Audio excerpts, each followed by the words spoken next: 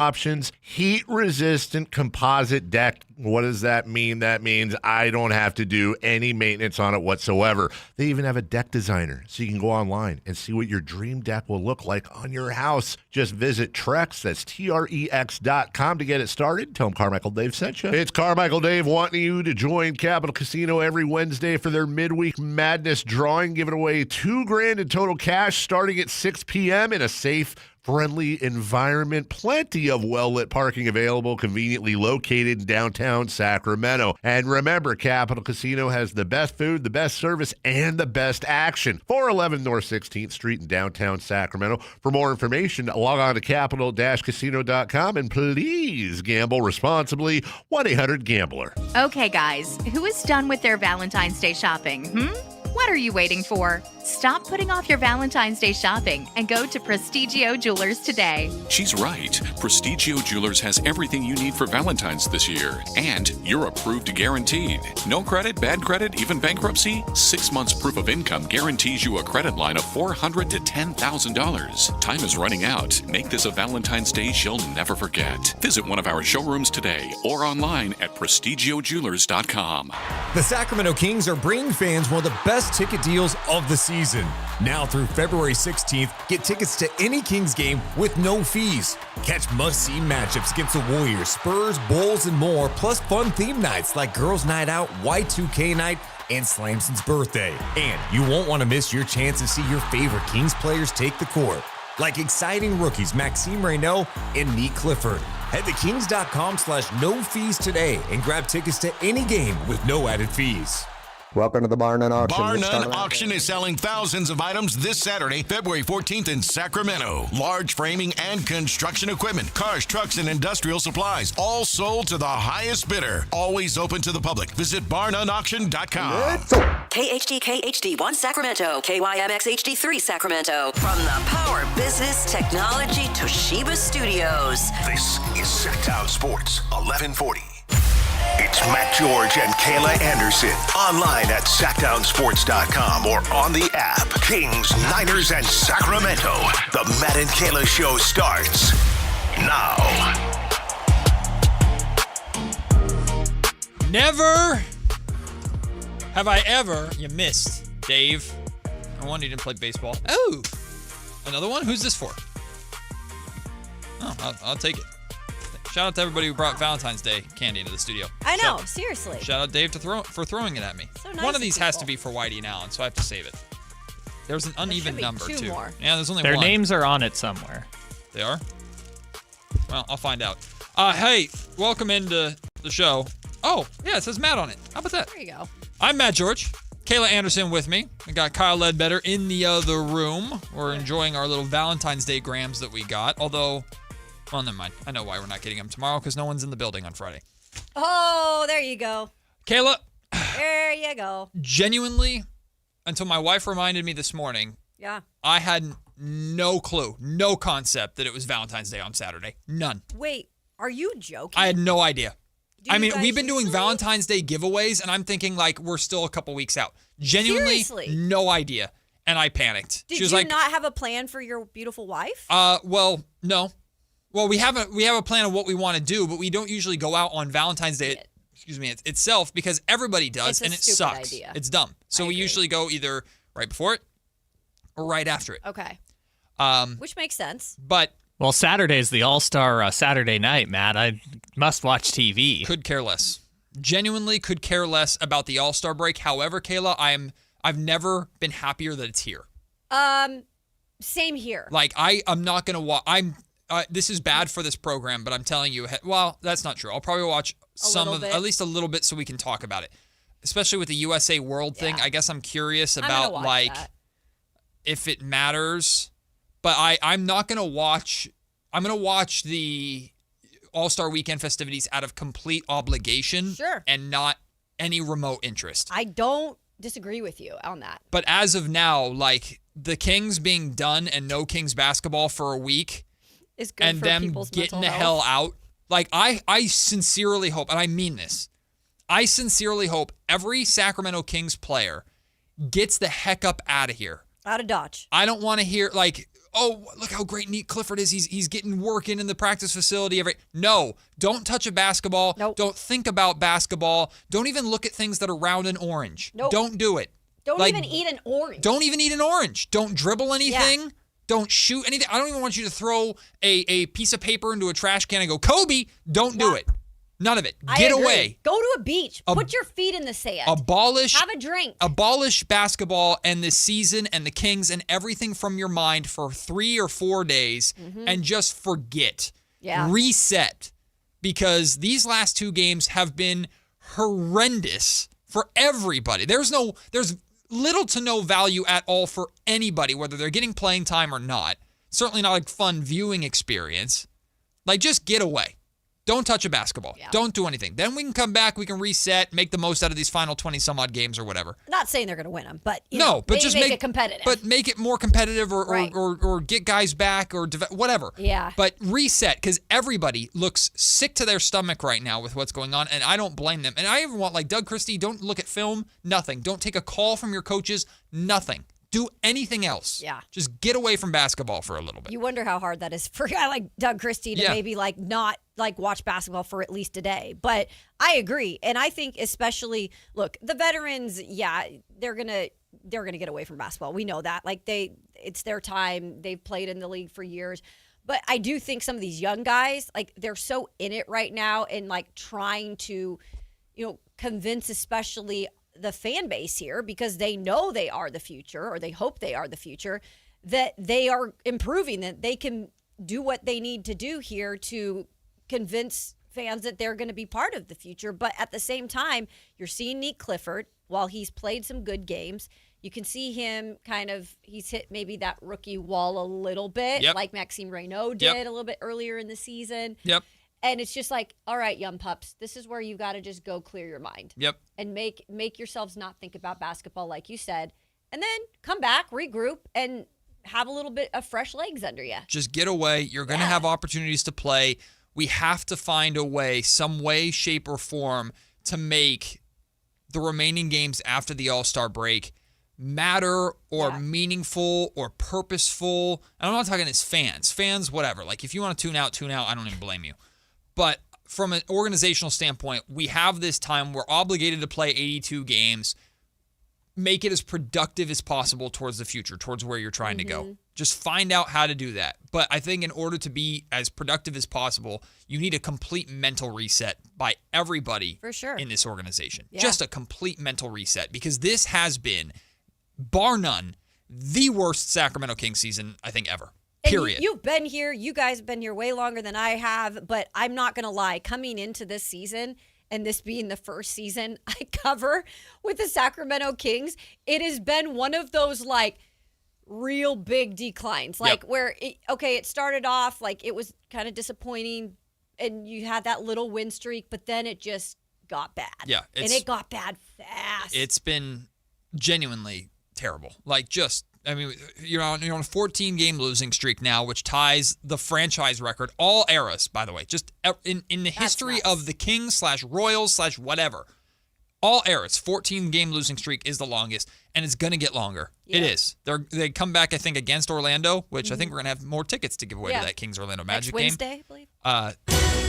Thursday. I think Thursday. Yeah, I think it's Thursday. Okay. Regardless, they're going to lose that game. They should lose that game. They're supposed to lose that game. It's going to make 15 straight. It's going to be history. And whether or not we can fully blame Doug Christie or Scott Perry or any of these players, it doesn't matter. Y'all own that. That's on your record. You've made the worst kind of history for the Sacramento Kings just a handful of years after the Kings made NBA history for having the longest playoff drought in the league. This is why you're such low-hanging fruit.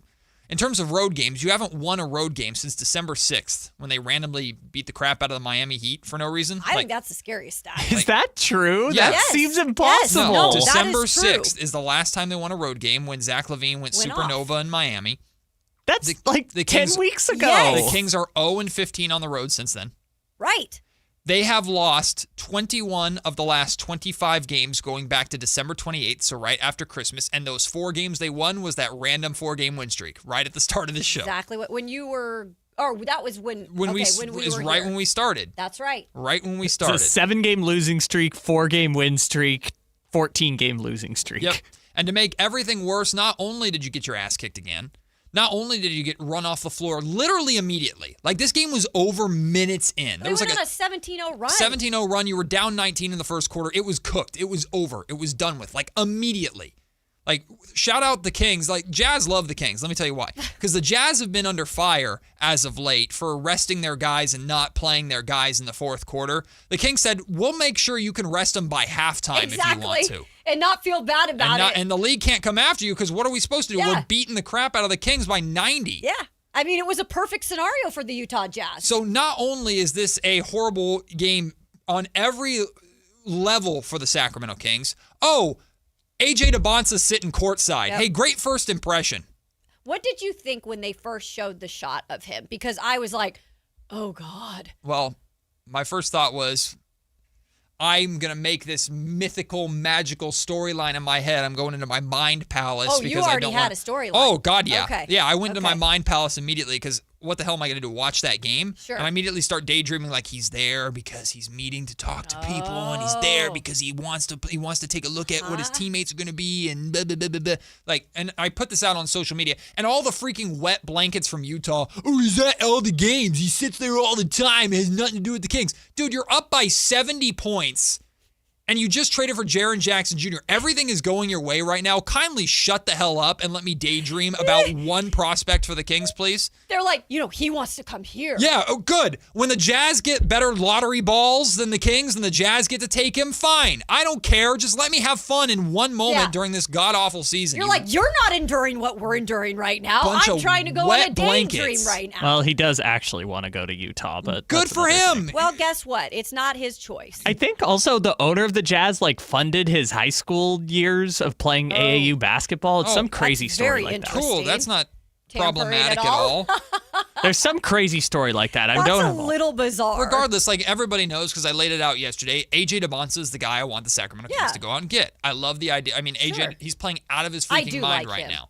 And I think AJ knows just like everybody knows. Like, I have no choice of where I go, and there's a very good chance either one of these teams, but especially the team in purple, could be where I'm ended up playing. I mean, we've seen there was a clip that went semi-viral of somebody in the background of a college basketball broadcast with a Dybantsa Kings jersey. I saw that. And that whoever you are, you're a national hero. I appreciate you for that. You need to find out who that is. So we do need to find out who that is. Get him on the show. I don't even know what game it was. I don't think it was even a BYU game. I have no idea. I just saw there was BYU just game. a Kings Dybantsa jersey, and it looked good. Respect. Those things aren't cheap either. I'll give them credit. Custom jerseys are expensive. People are actually they're manifesting this. I appreciate that. My suggestion was send Keegan Murray over to rizz him up. Like, hey, I heard Keegan, you kind of talk about Keegan, this. you are the team diplomat. And Keegan is the one guy. The reason why I talk so much about Keegan Murray when talking about especially AJ Dybantsa or Caleb Wilson is because that he's going to be their partner in the front court or on the wing. Like and Keegan is the one guy on this roster that I can say with absolute certainty he is part of the plan. Sure. He is. And he feels confident saying that. Yes.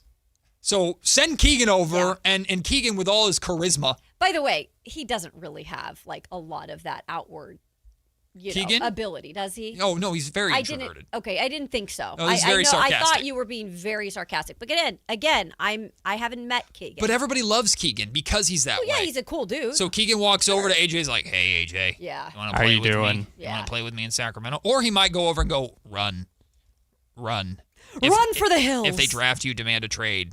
Yeah. Run. I'm actually Chris Murray. I switched with my twin brother in Portland. Is his brother more out of an out? No, Chris is kind of. Chris is pretty much the same way. His twins are, or they're not. They're twins. They're twins. They're usually opposite. According to their dad, Chris is more outward than Keegan, but in fairness, the bar is so incredibly low for Keegan. They're both like it's just different flavors of boring land. Whatever. Which there's nothing wrong with that. Nothing wrong with it at all. You need some people like that. Again, I think Keegan's hilarious because Keegan, in his own way, delivers things, and it's just funny. For sure. Like Keegan and Mike Brown's relationship was hilarious because Mike would always mess with Keegan, and he had his Keegan Murray voice, and then Keegan would just flip him off. Oh, that's really funny. What was his Keegan Murray voice? What you were doing? I'm Keegan Murray. That's how Mike would do it in press conferences all the time. That's awesome. Mike told the story of when he challenged Keegan, or like he got on Keegan a little bit his rookie season, early his rookie season, for like not being aggressive enough offensively. And Keegan then hit a shot or whatever, and as he's running up the floor, Keegan turns to Mike and goes, F you, like right to him. Oh, see, I like that. And then Mike loved him. I love that. To Mike, that was the best. It was like, yes, I got something out of you. Yeah. Type thing. So, no, send Keegan over to AJ and hey, work your magic, Keegan. Everybody loves you. So convince AJ that he wants to be your teammate in Sacramento, right? That was the only, and don't let him watch the game. Like, don't let him look at the score. Don't let him look at what the Kings were doing because Kayla, it was horrendous. I would have loved to have had an entire game camera on AJ. Ugh. Just the whole entire time. How funny would it be just to get his expressions when they were literally missing the Kings, like every shot. Mm-hmm. And it just would have been hilarious, like play-by-play of AJ watching the Kings play really poor basketball last night. Seriously, this is a genuine question. If you're AJ Dybantsa or any of these prospects, what about Sacramento at all is endearing to you? And the Kings aren't alone in this. Like the Wizards now have Anthony Davis and Trae Young, so they're definitely more compelling, I would say, than the Sacramento Kings are. But I mean this seriously because what everybody will say is the fans. The fans, the city, great. Mine's a different answer. Well, I think most people in the around here would say the fans are great. The fans support, like you have a chance to be the guy, the green light. But I couldn't put together a compelling argument for why AJ would want the Kings over quite literally any other team that is in that lottery high draft pick picture. Genuinely. I think it's hard, and you just mentioned the one, because obviously the crowd, all of that, but I think it's hard for guys like these young players right now to really know like what Sacramento is. Like they probably heard like things are great in terms of the fans there. They support the team.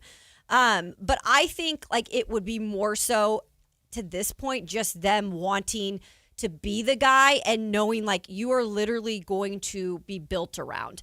And I don't know Dybantsa's like personality per se. He doesn't necessarily come across as like, it's all about me. But he could be a type of guy that would love and appreciate that embrace and know that like, I'm going to be the dude. Because it rallies people different. Some people don't want to necessarily have that on their shoulders.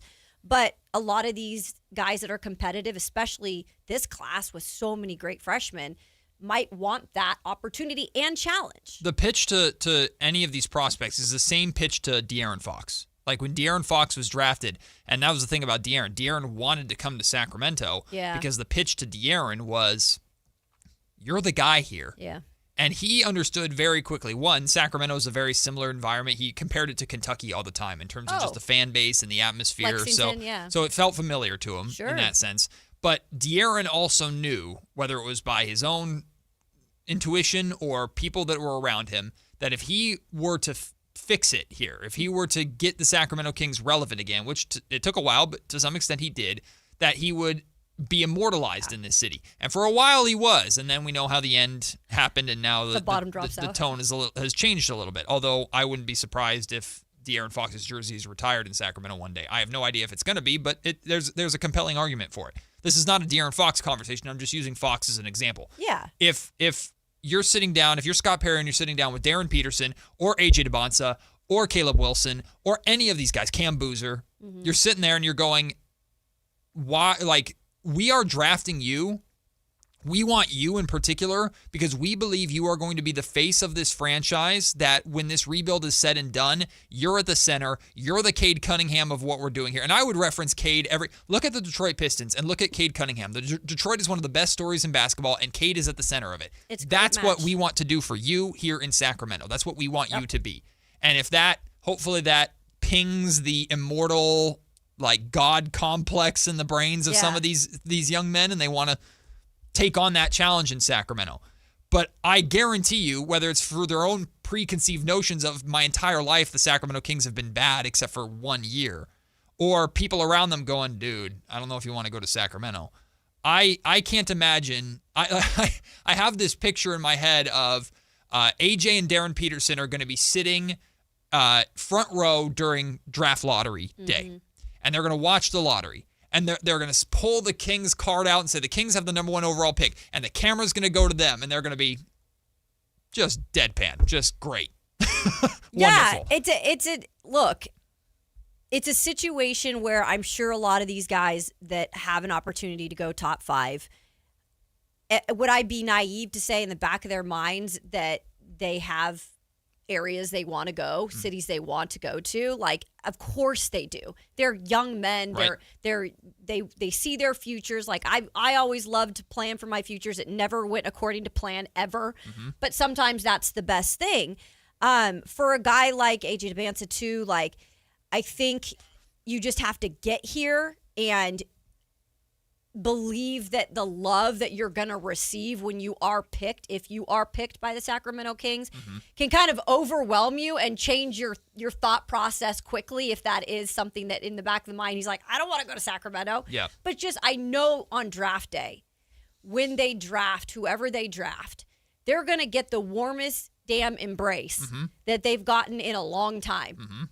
And I think that immediately will give that young guy that they're going to develop around, hopefully, that sense of, okay, maybe this isn't going to be as bad as I thought. To some extent, Perry's already sold it in a way because he did it with Jonathan Kuminga.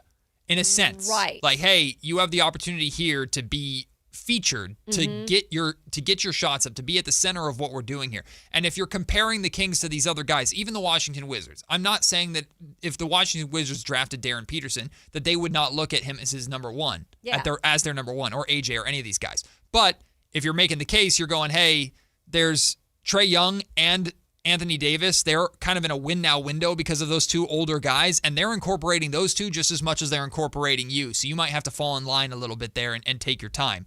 In Atlanta, because Atlanta would get New Orleans pick. In Atlanta, you're kind of getting plugged into, maybe you will be the number 1 guy, but Risa Shea is still there. Dyson Daniels is still there. Like, you're going to have more opportunity in theory in Sacramento. Again, this is how I'm trying to sell it if I'm a used car salesman in Sacramento. Indiana, you're going in there to be a role player on a team that's probably competing for a title. You might like that, but that's Tyrese Halliburton's team, unless you're coming in and taking the ball from him. Brooklyn, it's New York. It's New York. You're going to be the guy in Brooklyn. It's the B New is what? Yeah, you're it's the your little brother. Part of New York. Your little brother. Yeah. You're a little brother in New York, but you're going to be the guy there. Hey, Utah, AJ, you want to go to Utah? That's great. Plugging you next to Jaren Jackson Jr. and Larry Markkinen and all these big guys and Keyshawn George and all that. Like, this sounds good, but you're number 2, number 3 there. Hey, in Sacramento, brother, you're number 1. Yep. You are number 1. The second you walk in the door, this is your team. Yeah. Regardless of if DeMar DeRozan's still here, Zach LaVine's still here, Keegan Murray, it doesn't matter. Everybody knows the assignment.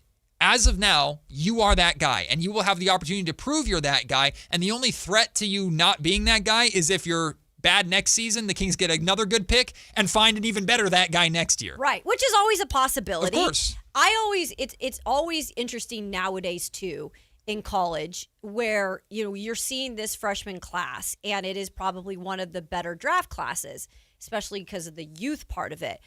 But, a lot of these guys are coming from big-time winning programs where they're spending a year there, and all they really know is like a winning culture right now. Yeah. And so it is always interesting on the mental side of it and the competitive side of it, knowing that and accepting that you are going to go from a place where you were not only making money, not only winning games, but it's a lot less games you're playing. Yeah. And now you're going to a place that's the bottom of the league that has great fans regardless, but you're going to at least be rebuilding and on a losing team for at least 2 years. And that, like, for a guy that is this young or guys that are this young, that is a very quick, like, turn of events. Yep. The sell, too, is this. Like, everybody's going to love you where you get drafted. Everyone's going to be excited about you. Every fan base is rabid about their team. You step off the plane in Sacramento for the first time, you're the biggest name in the city. You are. If AJ Dybantsa or Darren Peterson, Cam Boozer, any of these guys, the literal second they step off the plane, they are the biggest name in the city. Yeah. That's the reality of the situation. That's a lot of pressure, too. Don't get me wrong. Like, you're looked at as, and what I've said, what we've talked about is the worst case scenario, what has to be the worst case scenario for Scott Perry is he walks out of this draft with Robin, like a damn good Robin. That's the worst case because he has to hit. And you could maybe go get your and maybe Batman next year. Maybe your Batman is down the road. Yeah. But if you're number 2, if you're the De'Aaron Fox to Victor Wembanyama, if you're the Jaylen Brown to Jason Tatum, you're still extremely important. Sure. And that's what you have to walk out of this draft with, bare minimum. But I think the Kings are looking at some of these guys going, you're Batman. And you're going to have the chance to be Batman as soon as you arrive here. Hopefully that's compelling enough. But, of course, there is pressure to that, too. Maybe we can get you the Batmobile as a little extra prize. I think the Kings will give you a lot.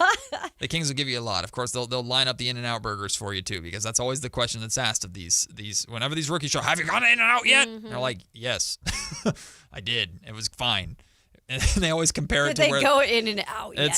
Okay, cool. It's our California thing. Yeah. We're going to take the break. When we come back, there was I found this right before the show started, so I haven't talked to my showmates about this yet. But apparently on Run It Back, which is the FanDuel show, Chandler Parsons, I guess, ripped into the Sacramento Kings for how they're tanking. I haven't heard this yet, but Kings fans are reacting pretty negatively to what Chandler Parsons had to say. Okay. So we'll hear what Chandler Parsons said. We'll react to it. Oh, yeah, by the way, 105 today, y'all. All-star shortstop Jacob Wilson from the A's will be joining us on the show at 105. We also have the Sacramento Bees, Jason Anderson. He was on that road trip. He had to sit through those 2 games live, but he talked to DeMar DeRozan after the water bottle incident. Watergate, our own Sacramento version of Watergate. Jason Anderson from the Sac Bee will join us at 12:05. It's going to be a fun show for you on this Thursday. I promise you it's going to be more fun than those last couple of Kings games. It's Matt and Kayla on Sactown Sports. Hurry in and save big during Honda's President's Day sales event at Folsom Lake Honda, your one-stop Honda shop. Hurry in and save on our best selection of new Hondas. Each is priced to sell now. Folsom Lake Honda is your one-stop Honda shop for great pricing on a giant selection of new CRVs, HRVs, Civics, and Accords with low finance and lease options. Plus, get an instant cash offer for your trade. Get to Folsom Lake Honda or go to FolsomLakeHonda.com. Folsom Lake Honda, yeah, your one-stop Honda shop. If you're serious about your golf game, then you need to know about Total Game Fitting at the Hagen Oaks Golf Super Shop. Whether it's the TrackMan-powered player performance studio for your best fit clubs, or the cutting-edge technology putter fitting studio, or the free Ballnamic ball fitter and 3D foot scanner, the Hagen Oaks Golf Super Shop offers you total game fitting from head to toe with equipment and apparel. Find your advantage at the Hagen Oaks Golf Super Shop with the latest offering of new golf products in Northern California. Fulton Avenue at the Cap City Freeway. You still thinking job change in the new year? Yeah, I need something that's in high demand and more stable in this economy. IT? Yeah, cybersecurity, maybe even AI. That's what I did. Really? How? Went to My Computer Career. You don't need any prior experience, and you could start your new career in a matter of months. A lot of IT pros go to school there, too, to level up. Sweet. Are classes online or on campus? Both. Wow, I'll check it out. Thanks. Make this your year. Take the free career evaluation now at mycomputercareer.edu, an Elite CompTIA certification partner. Financial aid is available to those who qualify, including VA benefits.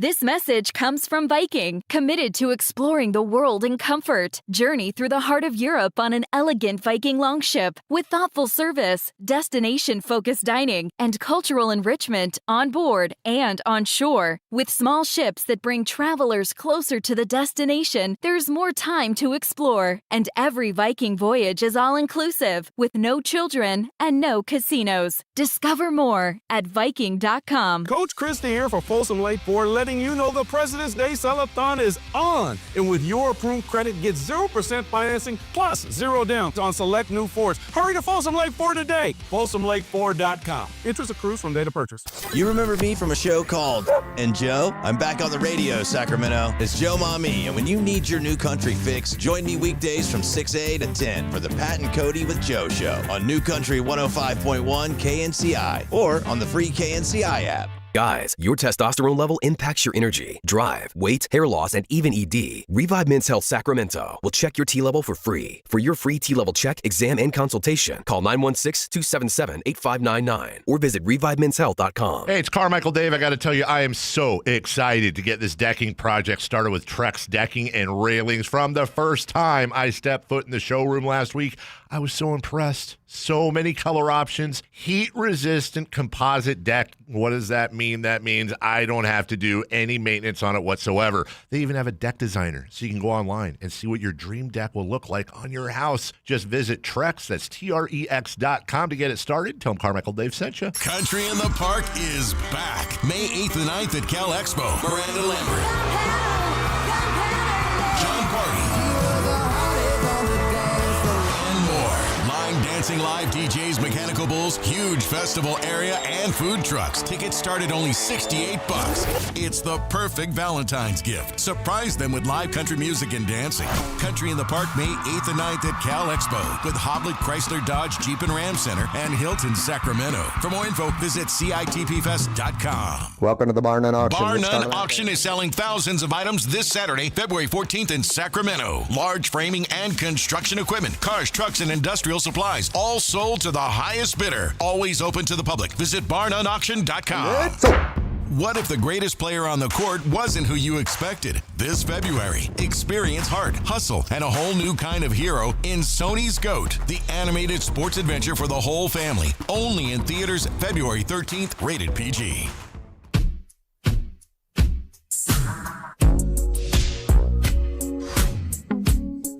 Matt and Kayla on Sactown Sports 1140. For a while, it felt like the Kings were kind of sliding under the tanking radar. People were getting frustrated about other teams and what they were doing, especially the Utah Jazz as of late. They've been under fire. Now, I guess they have a little more legitimate reason for Jaren Jackson Jr. not playing. He's going to be out the rest of the season. Has to have surgery on his knee. Yeah, like there's a tumor. There's a tumor in there. It's not like super. Not cancerous. It's not like super bad, but it could be worse. So they're taking the opportunity now, which makes sense. Like for sure, it makes sense. It's convenient, but it makes sense. There's going to be no jokes about that, at least on this program necessarily.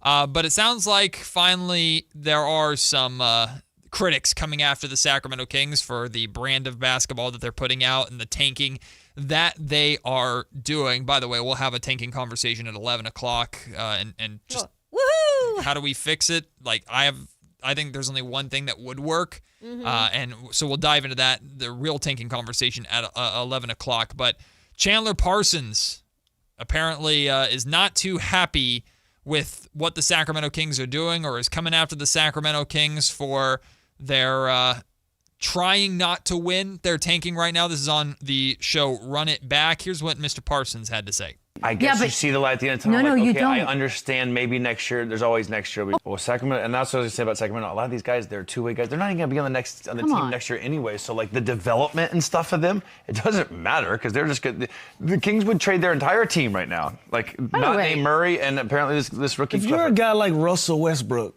how the hell are you there? Ask to be bought out or waived or cut. Get me out of here. Yeah, get me out of here. He doesn't need the money. Like, get the hell out of there and go somewhere where at least you're valued and can compete to win. You play basketball to win. There's 7 teams right now that are playing to lose. On top of this, okay, well, 7 people were talking at the same time during that clip. Michelle was just trying to get a word in. I know.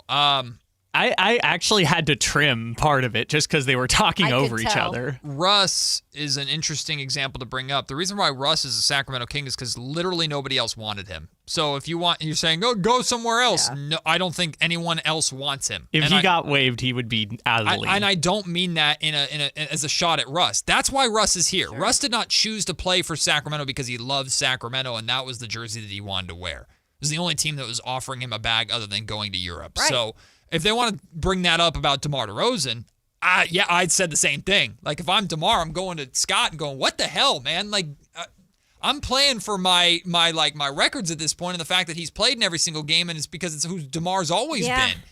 If I'm DeMar, I'm going, but get me the hell out there's of no here. market for him either. Right. I mean, that's the other thing. I'll sit and fend and fight for DeMar DeRozan, and this is my first full season, like, watching him in every game, but I feel he is valued. But obviously, the teams around the league don't feel that way because they weren't willing to do anything to get them on their team during the trade deadline. Mm-hmm. I mean, maybe he get picked up if they cut him loose, but they can't really do that right now. And can we be honest here? Because I know none of these guys, no one on this show is actually watching Kings basketball, and I don't blame them for it. Like, I'm obligated to, and I don't want to. Like, the last 2 games, I've sat on my couch, and I'm, like, staring off into space. I've had to pry my eyes open at times, I'm not going to lie. It's horrible. I don't blame anybody, Kings fan or non-Kings fan, national media specifically. Yeah. Like, if y'all ain't watching Kings basketball, I don't blame you one bit. And if you're only going to talk about the Kings in passing and mention and throw a barbed comment their way because that's all you know how to do, I don't really blame you necessarily for that.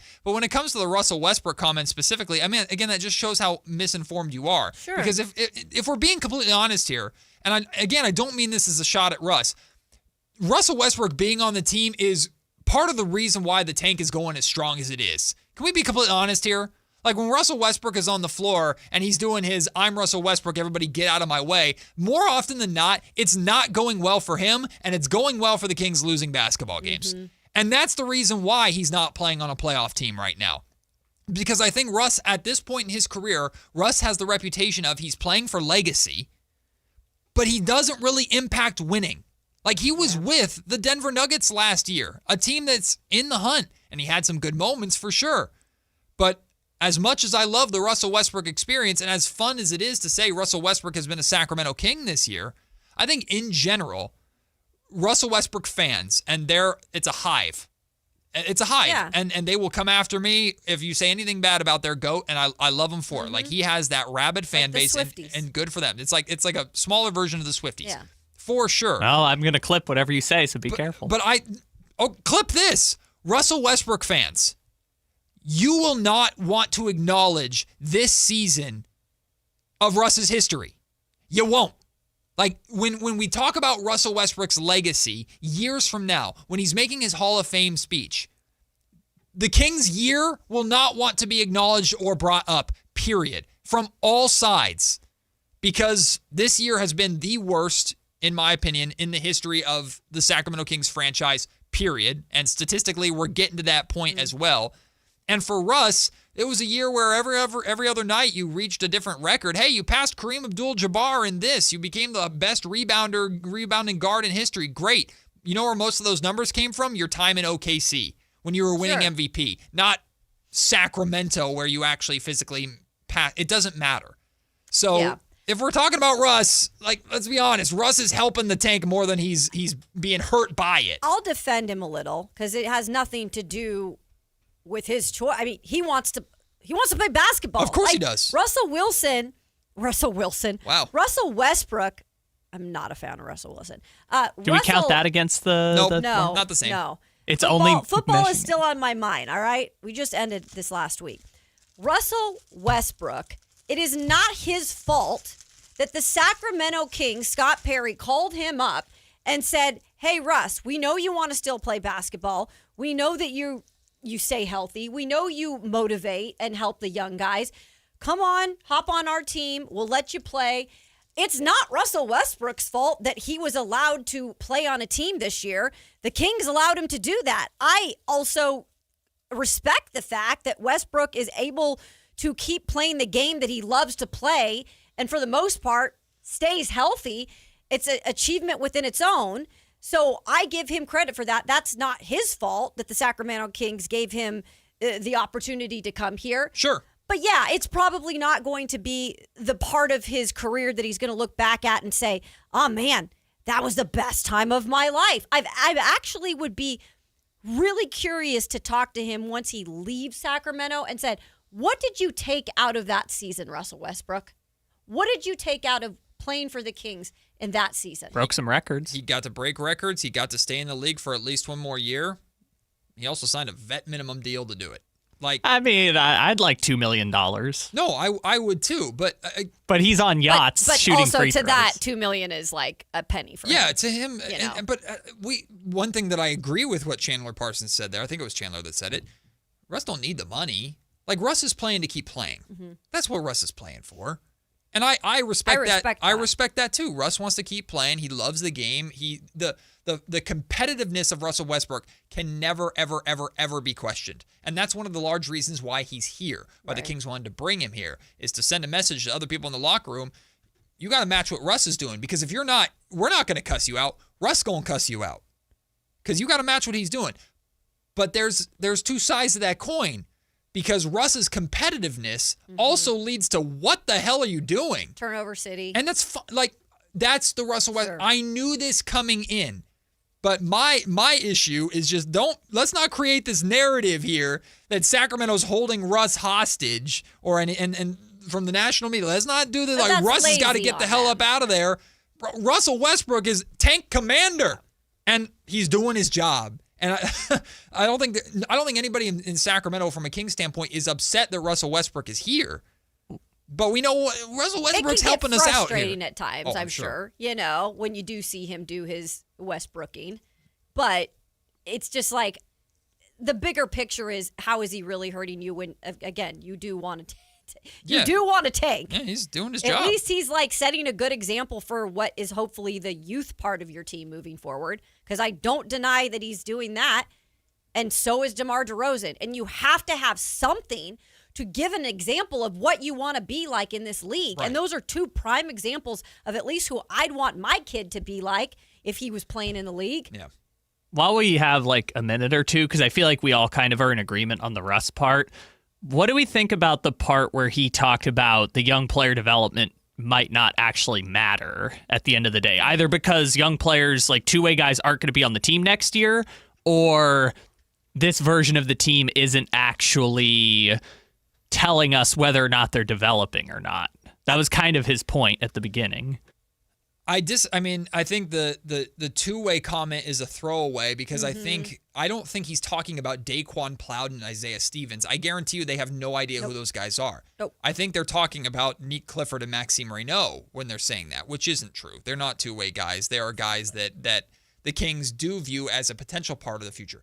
But where I will, I guess, try and meet them halfway is I think all of us understand that Nick Clifford at his best is not a franchise guy in Sacramento. Right. Nick Clifford is, in theory, a really, really important rotational piece. Correct. Maxime Reynaud, at his best, is a modern, very skilled center that the Kings would have loved to have had.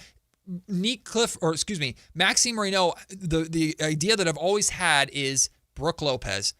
Yeah. Currently, not Brook people forget Brook Lopez was a bucket back in the day, and he was a beast in the post, and he completely changed his game to be a rim-protecting, three-point threat that won a title and was perfect next to Giannis in Milwaukee. Like, that is what the Sacramento Kings, I think, would love Max to turn into. Dylan Cardwell is Mitchell Robinson. Yeah. Like, these are not very a franchise important name, though. Exactly. Right? Very important players that have a future and could be a big part of what the Sacramento Kings are doing. But you're not looking at them the same way you're looking at whoever walks through that door on draft night. And they're from afar, and again, not watching Kings basketball like you guys are, the fans, and us, the media. They're looking at it as like there's no big names really there, except for the guys that are veterans that are not going to be here in a year. So they're not getting into the weeds about how development can still happen down the stretch of these 20-so games left. We are, because there is development that is important that will happen. It's funny, though, that Chandler Parsons is the one talking about that, because Chandler Parsons was a career role player. Exactly. Chandler Parsons should understand, but again, he's not watching. I don't blame him, but Chandler Parsons should understand what Nick Clifford's role should eventually be with the Sacramento Kings. Now, if you have this inherent disbelief that that'll never come to fruition because it's the Sacramento Kings, I don't really blame you. Well, yeah, but I mean, if they really knew what they'd mention names, right? And they're not really mentioning. They're just talking about two-way guys because they look at what we all look at, which is the bottom of this roster, the Doug McDermotts. Correct. The vast majority of this roster is not part of the future. We all know that, but the Kings are trying, at the very least. Yes, they're trying to lose games, but they're putting Devin Carter out there in his first career start. They're giving Nick Clifford almost 40 minutes because they want them to develop. I can't tell you how much they're learning from this opportunity right now with how these last two games have gone. Question. But they're out there. It's at least a little bit of something there. Well, like I said, I'm not too interested at all in the All-Star break or the All-Star game.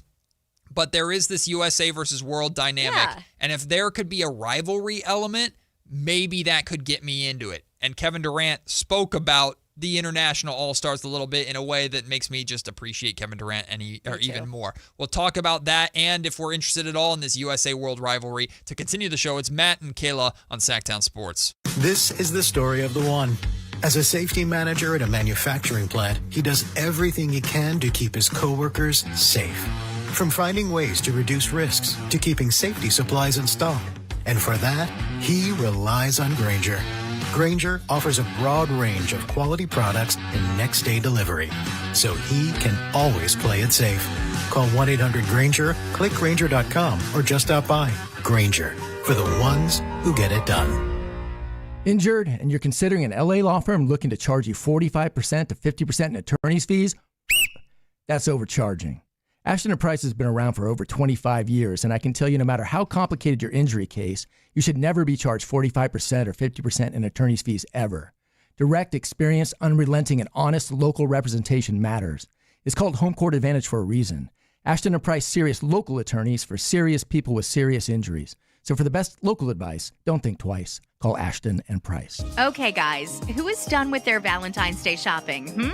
What are you waiting for? Stop putting off your Valentine's Day shopping and go to Prestigio Jewelers today. She's right. Prestigio Jewelers has everything you need for Valentine's this year. And you're approved guaranteed. No credit, bad credit, even bankruptcy? 6 months proof of income guarantees you a credit line of $400 to $10,000. Time is running out. Make this a Valentine's Day she'll never forget. Visit one of our showrooms today or online at prestigiojewelers.com.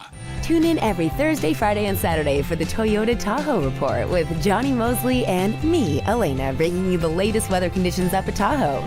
Brought to you by your local Toyota dealers. Toyota, let's go places. It's Carmichael Dave wanting you to join Capital Casino every Wednesday for their midweek madness drawing, giving away $2,000 in total cash starting at 6 p.m. in a safe, friendly environment. Plenty of well-lit parking available, conveniently located in downtown Sacramento. And remember, Capital Casino has the best food, the best service, and the best action. 411 North 16th Street in downtown Sacramento. For more information, log on to capital-casino.com and please gamble responsibly. 1-800-GAMBLER. Welcome to the Bar None Auction. Bar None Auction is selling thousands of items this Saturday, February 14th in Sacramento. Large framing and construction equipment, cars, trucks, and industrial supplies, all sold to the highest bidder. Always open to the public. Visit barnoneauction.com.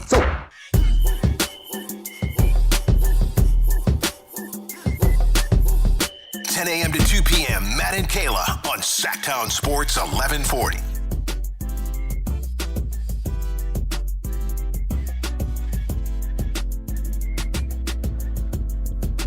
One of the best things about sitting in this chair after Carmichael Dave is we share the same computer screen here. And every once in a while, he'll leave tabs open. And just that's interesting. Just puts you into the mind of Carmichael Dave.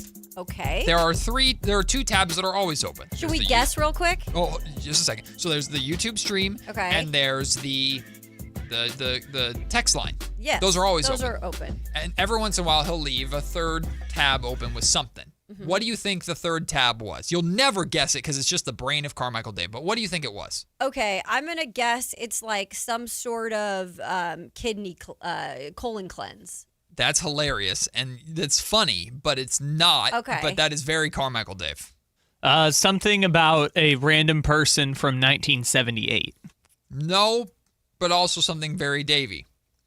It is 5 Mexican foods that should have never been sold in a can. Oh, my gosh. But were or are. Well, now I want to know. What? Number 5, menudo in a can. Yeah, that's fair. Number 4, mole in a can. Number 3, palque in a can. I'm sorry if I'm saying it. Pulque? I don't know. Number 2, tamales in a can. And number 1, tortillas in a can. Tortillas in a can, that's fine. What in the world? Was he trying to make a dish and seeing what cans were still available to make a Mexican dish or something? The brain of Carmichael Dave is a magical place. We've got to talk to him about that tomorrow, by the way. You know, they have this magical thing called search history. Let's go into this search history. By the way, while he's looking that up, this could get very dangerous. One of my favorite things at the end of a show, because I'm one of those people that just opens a bunch of tabs while I'm doing the show. One of my favorite things is just to go back through my tabs and be like, wow, what a crazy show of things that I looked up. So I understand this exercise. So but you have sports stuff. Today, not always. Today we had a Phil Jackson Wikipedia from Dave. Okay. Michael Malone Wikipedia from Dave. Those are normal. Jordy Fernandez Wikipedia from Dave. How do we connect all those? I guess Jordy and Michael were on the same staff. Genera Hypercolor T-shirts. Oh, I did hear this convo. It was like 80s T-shirts that were like a big thing, like Body Glove, and there was like a whole bunch of different ones. And he was asking the chat if they knew the ones that you could put your hand on it and it like changes colors. And they found out what it was, which was that. How long has the NBC had the Olympics? That was a search. Okay. My entire lifetime. How much does California make in jock tax? Oh, that's actually a really interesting question. Yeah, that was on there from him. Okay, I would think a lot. Here it is. Canned tortillas was a search. Oh, that's how we got here. Okay, that's why that one stayed open. So he specifically wanted the canned tortillas, or he's discovering that they're canned tortillas? I don't know. What do we think? I think he wanted to make a dish and was seeing if there was any way that he could use, canned Mexican food. And then he discovered there's 5 that had been or should no longer be made or something, or no longer made? I don't know. I like the canned tortilla idea. I don't feel like that's the one that I had the biggest problem with. This is less interesting than than I thought it would be, because most of this is sports related. But dang it, Dave! Into the brain of Dave. But that tab was just open. I just realized that's the best tab. That's why it was open, because it's just on Dave's brain, I guess. You wanted it to be like a crosstalk style. This is the most insane things we've ever thought of. I guess so. Well, sometimes. I can tell you this: Carmichael Dave's brain, to me, is a whole heck of a lot more interesting than the NBA All-Star Game. I agree with you. I don't care. Great segue, Matt. You. The All-Star Game sucks. And I went getting to cover the All-Star Game in Utah a couple of years ago when both Domas and De'Aaron Fox made it was a really cool experience. The games themselves, the events themselves sucked. There's no energy in the building. It's all corporate people. Like not even the 3-point, the jam contest. I mean, that's okay. That was the first year of Mac McClung. So no one knew who he was. Okay. And he put on a show. Yes, he did. That was pretty sensational. Yeah, you got a surprise, let's say, with that. The 3-point contest was cool, not because Kevin Huerter was in it, because that was a horrendous performance that we all want to erase from our memory, but because Dame Lillard won it, and from Weber State, and Weber State's in Utah, so Dame Lillard is a fan favorite. By the way, there. Dame's back for the 3-point I know, contest and which is pretty cool. He's the favorite to win it this year, too, even though he hasn't played it all this season. But good to see Dame out there. Regardless, being there in person, it sucked. There's no energy. None. And it's just a bunch of corporate people. Dude, that's and it's just layup lines. It was not. It was cool to be there, and you're in the building with all these all-stars. Great. Yeah. It was. I'm not trying to be poo-poo on it. It just genuinely was. Do you think it'll be different in LA this year? Just with it. It's going to be a lot of stars there, but it's a bunch of suits. It's a bunch of corporate people, partners of the NBA or whoever can pay the money. In Utah, if there were fans there, they were in the nosebleeds in the upper bowl, and they just cheered when Lauri Markkanen did something because he was the hometown guy. Boring.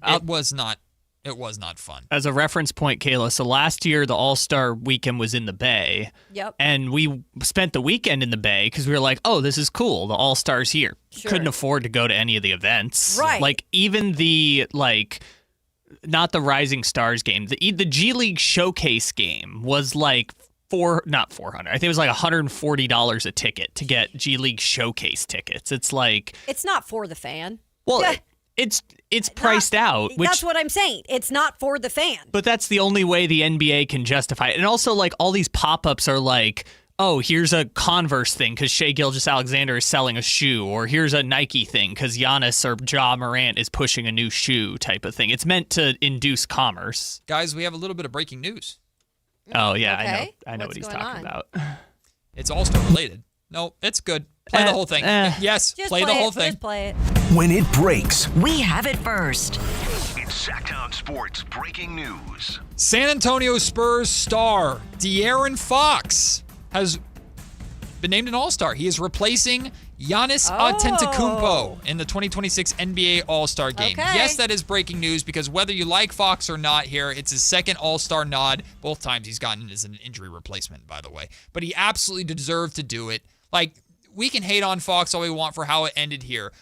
De'Aaron Fox kept the San Antonio Spurs not just relevant, but he won them a lot of games when Victor Wembanyama missed a big chunk of the season earlier this year. He's been a big part of that team this year. De'Aaron Fox has been playing extremely well. So has Harrison Barnes in San Antonio. Right now, it's why am I blanking on his name? Stephon Castle, who's balling out for the Spurs right now. But what Stephon Castle is doing right now in terms of like, oh my God, De'Aaron Fox was doing that earlier in the season. I'd take that. If you have people that are rotating wanted to be the guy, that's fine. Because that's what you need throughout a whole season. So, you can't do it this week or this month. That's what the other guy steps up. That's what makes Fox such a perfect addition and intriguing addition for that team is because Wemby is the dude, and everybody knows Wemby is the dude, but Fox is such an unbelievably talented number two. Stephon Castle has the ability to be the exact same thing. Maybe at some point it'll get redundant where the Spurs feel they need to move on from one of those guys and cash in. Could even be Dylan Harper. We don't know. They're not at that point yet. But De'Aaron Fox has had a phenomenal season.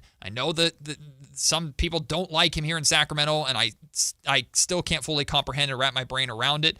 I'm a big fan of De'Aaron Fox, the person and the player. He deserves this, so congratulations to De'Aaron Fox being named as an all-star replacement. He will be playing for one of the Team USA teams against, it's this tournament system, and they have like the Rising Stars team or something. I don't know how. It's so complicated. It's all convoluted. I refuse to learn. I don't even understand it. But one thing I'm intrigued about is if you can create a USA versus world rivalry that the players actually give a damn about, then I will give a damn about it. Because a major conversation in the NBA is how all this international talent has come in and taken over the league. Well, it has. The last MVP was James Harden in like 2018. Luka hasn't won an MVP, but Luka's still one of the dudes here, now the face of the biggest franchise in the league in terms of the Lakers, right? Like, the international players and talent has taken over the NBA.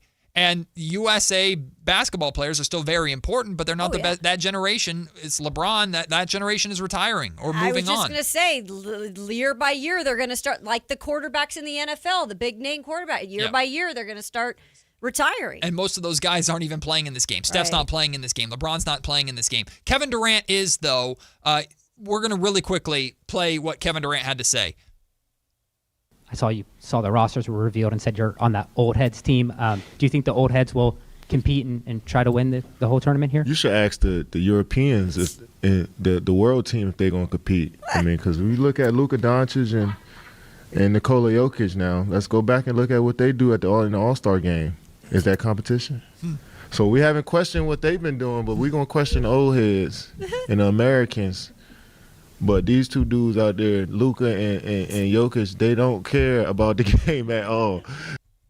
Kayla, I want to hear your thoughts on this. But for me, if I'm the league, I'm encouraging KD to do this. KD is the perfect guy to do this. I thought it was hilarious, first of all. And he went on to even say, like, he's like, yeah, they're like falling on the ground. And like, it was hilarious. Yes. But at the same time, it was like, go put that spark into the U.S. team. But there's truth to it, But there's truth to it as well. There absolutely is. And good for KD for pointing it out, but also making a little spark with the All-Star game. And we know KD can be an antagonizer and an instigator. Again, you need personality. This is where you need a Draymond Green. You need somebody to rile things up and get the world team to care a little bit more, get the USA team to then care a little bit more, and get the fans to care. Yeah. Like, if you can spark up some sort of controversy, rivalry, some kind of hate, some bad blood, anything that makes this game even a little bit more appealing, do it. Because that's how you get me. You get me with that story. You get me with some of that heat, that venom. Because right now, I could care less about the All-Star weekend. Snooze fest. We do really care, though, about tanking. Adam Silver is going to have a press conference during All-Star weekend. I think it's on Saturday. He's going to be asked about tanking. We'll talk about it. There's only one thing that I think they could possibly do that works. And I'm going to reference another thing that's happening right now as an example of that. I'm Matt George, Kayla Anderson with me. You are listening to Matt and Kayla on Sactown Sports. What's up? We're talking to Chad Hoblet of Hoblet Dodge Chrysler Jeep Ram in Woodland. Chad, what's happening for Ram Truck Month? If you've been looking for the right hard-to-find Ram heavy duty, Hoblet has it, and at the price that works for you. Right now, save up to $12,500 off MSRP on new 2026 Ram 2500s and 3500s. Plus, with over 400 new Rams available, you're going to find what you need at Hoblet. Heavy duty seemed to be a strong point for Hoblet. Absolutely. We are the only dealer in the area full of truck people. One of the many reasons we are consistently one of the top Ram truck dealers in the nation, and one of the only certified Ram truck centers in the entire country. You won't find a better combination of service and affordability in California. Search, select, and save through their whole inventory at HobletDodge.com. Unbeatable prices, unbeatable selection. Nobody beats Hoblet, period. 12,500 toll net savings on select new 2026 Ram 2500 Laramie after 3,500 factory rebates and 9,000 dealer discounts. Rebates may include 2,000 select inventory bonus cash on select inventory, 500 on the job upfit. Must show eligible upfit. 5 of the net savings. See dealer for details. Hi, Flo here from Progressive. You know, life changes quickly, so it's good to have flexible coverage. Oh, you mean like adding another vehicle? Yes, that's something we can do. Great, because I was thinking about getting a van so we could just keep the kids' softball stuff in the car. Oh, we don't need to get into specifics. Just saying it's easy to change. Oh, and Hannah wants to try the tuba. Again, we don't need the specifics. Last year, she wanted to be a tap dancer, but that only lasted 2 lessons. Okay. But she kept the shoes because they are adorable. Well, just know that with Progressive, you can easily add another car to your auto insurance because we know life changes. Progressive Casualty Insurance Company and Affiliates. At the UPS Store, we know being a small business owner means holiday time is still go time. Still get those orders shipped time. And still re-up on stamps and supplies time. That's why this upcoming holiday, while others close up shop, we'll be open. And happy to help you keep being unstoppable. Come into your local store today. Most locations are independently owned. Product services, pricing, and hours of operation may vary. See Center for details. The UPS Store. Be unstoppable. Welcome to the Bar None Auction. Bar None Auction is selling thousands of items this Saturday, February 14th in Sacramento. Large framing and construction equipment, cars, trucks, and industrial supplies, all sold to the highest bidder. Always open to the public. Visit barnoneauction.com.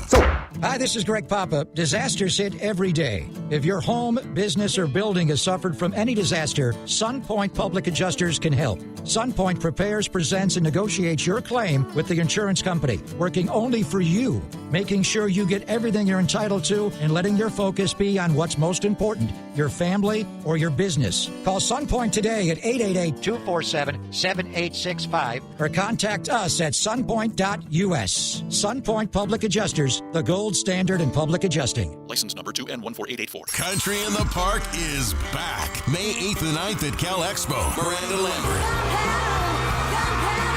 John Party. Dancing live DJs, mechanical bulls, huge festival area, and food trucks. Tickets start at only $68. It's the perfect Valentine's gift. Surprise them with live country music and dancing. Country in the Park, May 8th and 9th at Cal Expo with Hoblet Chrysler Dodge Jeep and Ram Center and Hilton Sacramento. For more info, visit CITPFest.com. At Stockton Honda, we know how to honor a great deal. Like right now during our President's Day sales event. Whether you're shopping new or pre-owned, you can find star-spangled savings on some of our best models. Why not stop in today and see for yourself? Come celebrate at Stockton Honda and get huge savings on our giant selection. Plus top dollar for your trade. Anytime, anywhere, it's all here. StocktonHonda.com. KHD HD1 Sacramento, KYMX HD3 Sacramento. From the Power Business Technology Toshiba Studios. This is Sac-Town Sports 1140.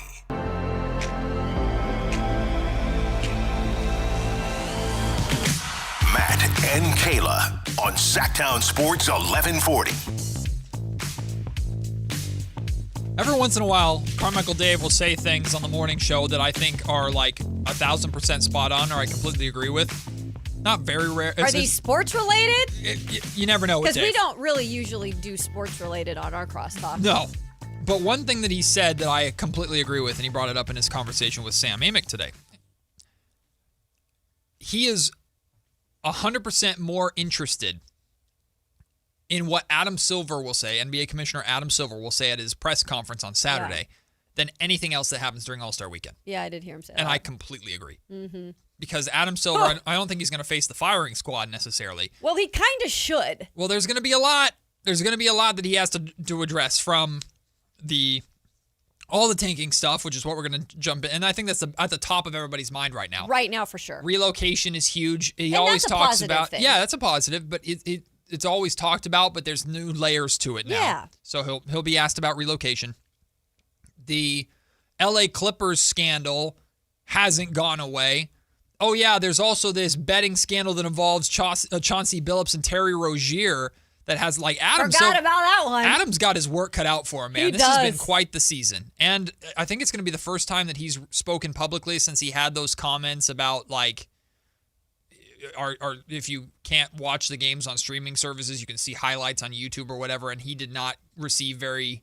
You mentioned that yesterday, Yeah, right? it was very tone deaf, Yeah. and it was not received well. So Right. I don't know if he's going to try and walk those back or anything like. There's a lot that Adam Silver has to address on Saturday, and I'm almost bummed that we don't have a show on Monday because that's going to be one of the main things that we're. So on Tuesday's show, Right. regardless of what happens, we're going to be talking a lot about what Adam Silver has to say. I always wonder, you guys, like, leading up to a presser like that. And by the way, Roger Goodell got some crazy questions coming his way when it came to the NFL, Super Bowl presser with him.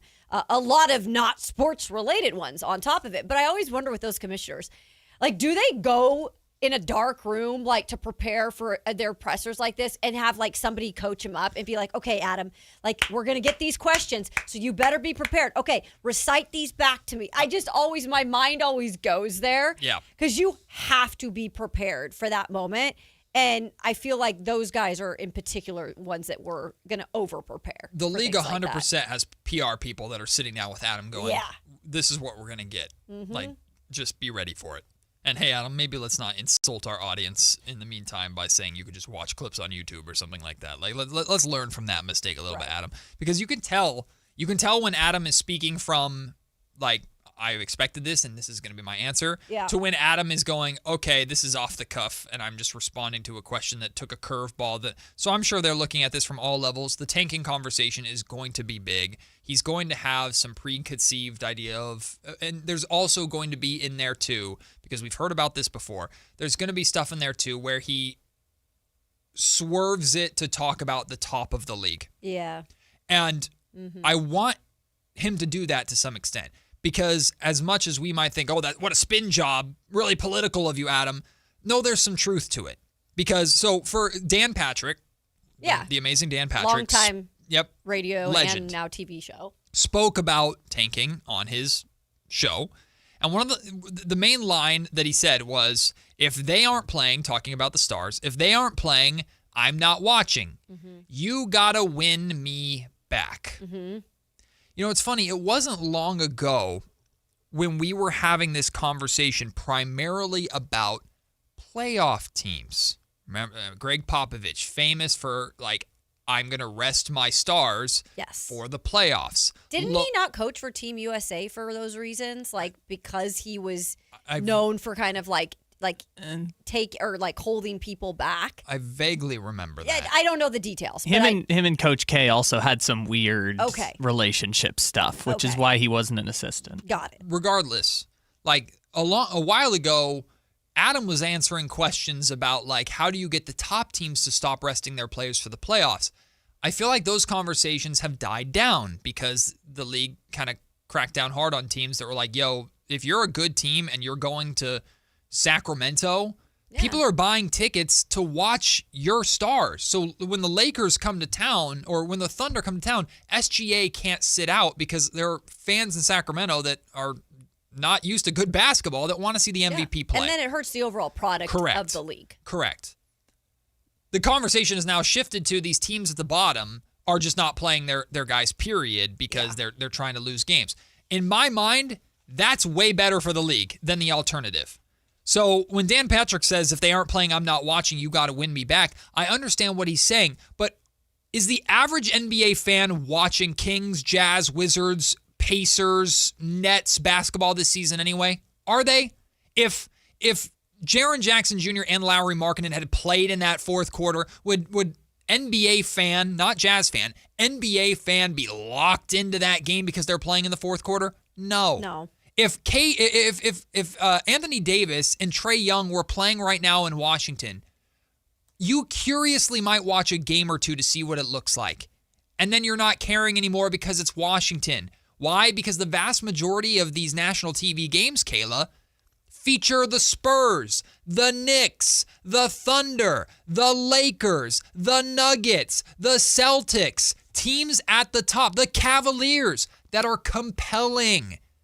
Those are who you're watching anyway. So I'm not saying tanking isn't a problem, but I'm saying the outrage for it feels a little fabricated because you're not watching these teams anyway, casual NBA fan. I think right now what's happening, look, the trade deadline ended up being a lot more entertaining towards the end than we expected. But overall, the big underlying story, Giannis Antetokounmpo being traded, never happened. Yeah. It was a big chunk of like what I feel like media, especially national media, could focus on and who could carry out throughout, getting to the all-star point, because we are in that kind of tough part of the season where you do feel like load management, if anything, comes into play about now. The tanking comes into play about now. And it's like everybody seems to be piggybacking on one thing, and it is absolutely the tanking. And I think it's because you have teams this year that actually traded for pieces to make them more competitive. And those are some of the teams that are actually still continuing to tank and make it very known that they're tanking. And so it's a topic of conversation. And I think you guys have people like Dan Patrick, who has watched the NBA his whole life. I think he really is a true NBA fan. And it's like, he has to take a stance. So it's like, okay, well, I don't really want to watch right now, or you have to win me back because the whole topic right now is like NBA tanking. So he's not really watching the Kings. He's not probably watching the Utah Jazz either. But it's like these guys have to take a stance. This morning, I heard on Get Up, Jay Williams. Obviously, we know he's a big college basketball. It follows the game very closely.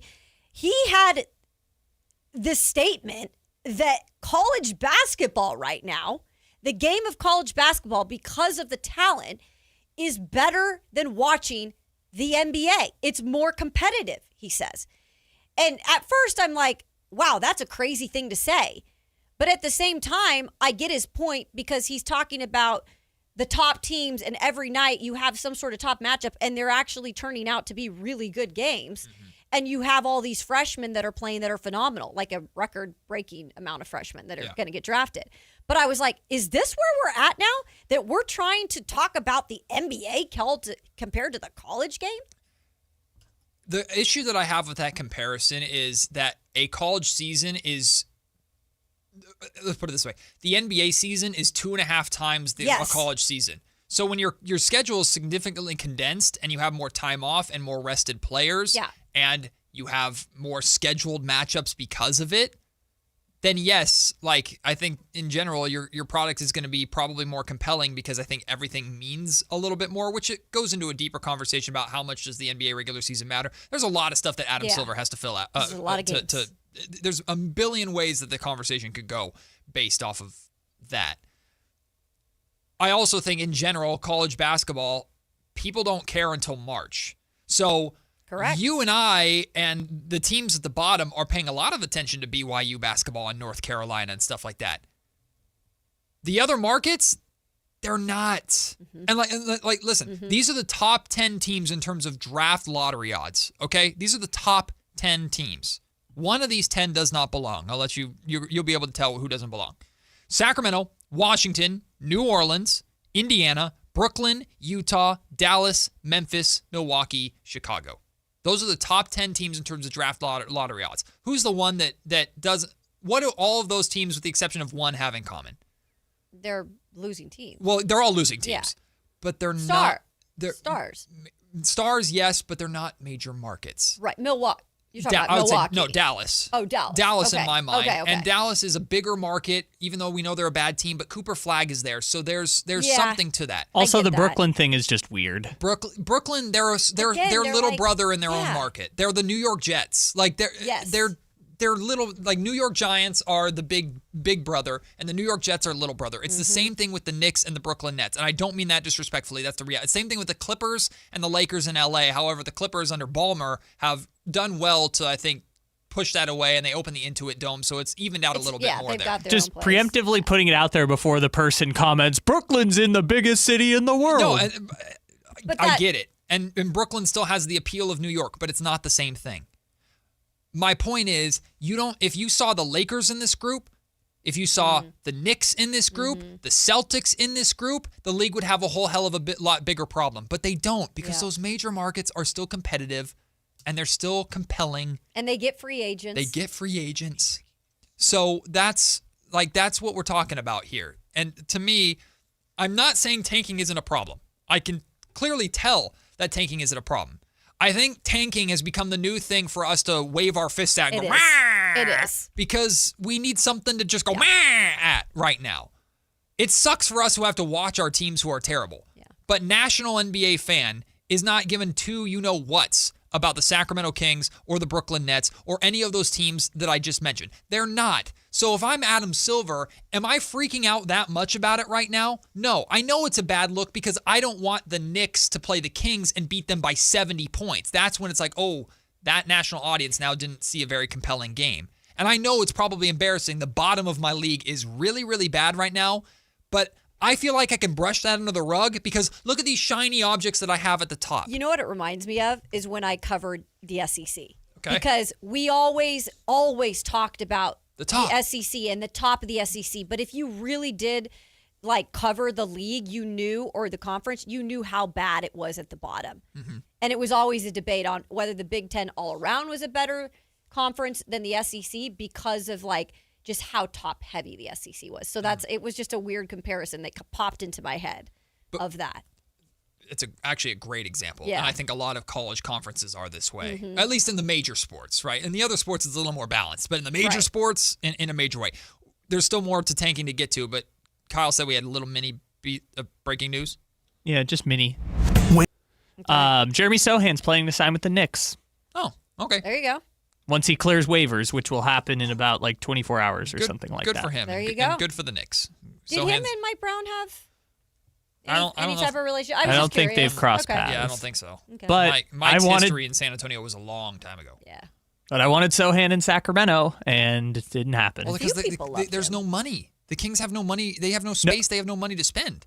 But I wanted him in the Fox trade. I was like, we couldn't even get okay, you can't get Castle, you can't get Harper, fine. We couldn't even get Sohan in the Fox trade. We couldn't even get him. Kyle, we're in Sacramento. No. Because they didn't even want him, and they couldn't get him. Sacramento. It's that they wanted shiny object Zach LaVine. Even if they wanted him this year, though, Kyle, you sent us something yesterday. They couldn't get him.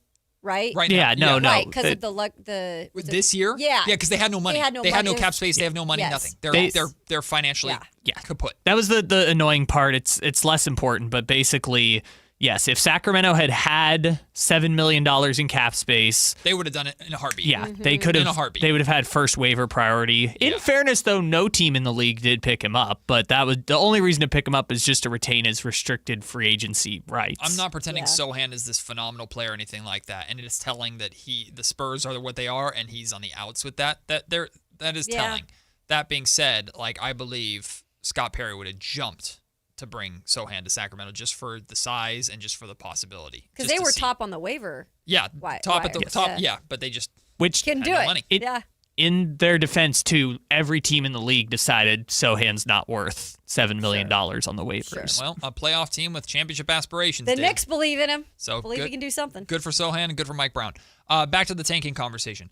I have what I think the only thing that will actually work. But before I get to that, I want to talk about something that popped in my brain that I think is a massive cause of the tanking frustrations and the tanking problems, especially this season. I think the reason why we have so many teams tanking this year, it's not because it's a 7-team race for Darren Peterson. I think the league might need to reel in draft pick protections.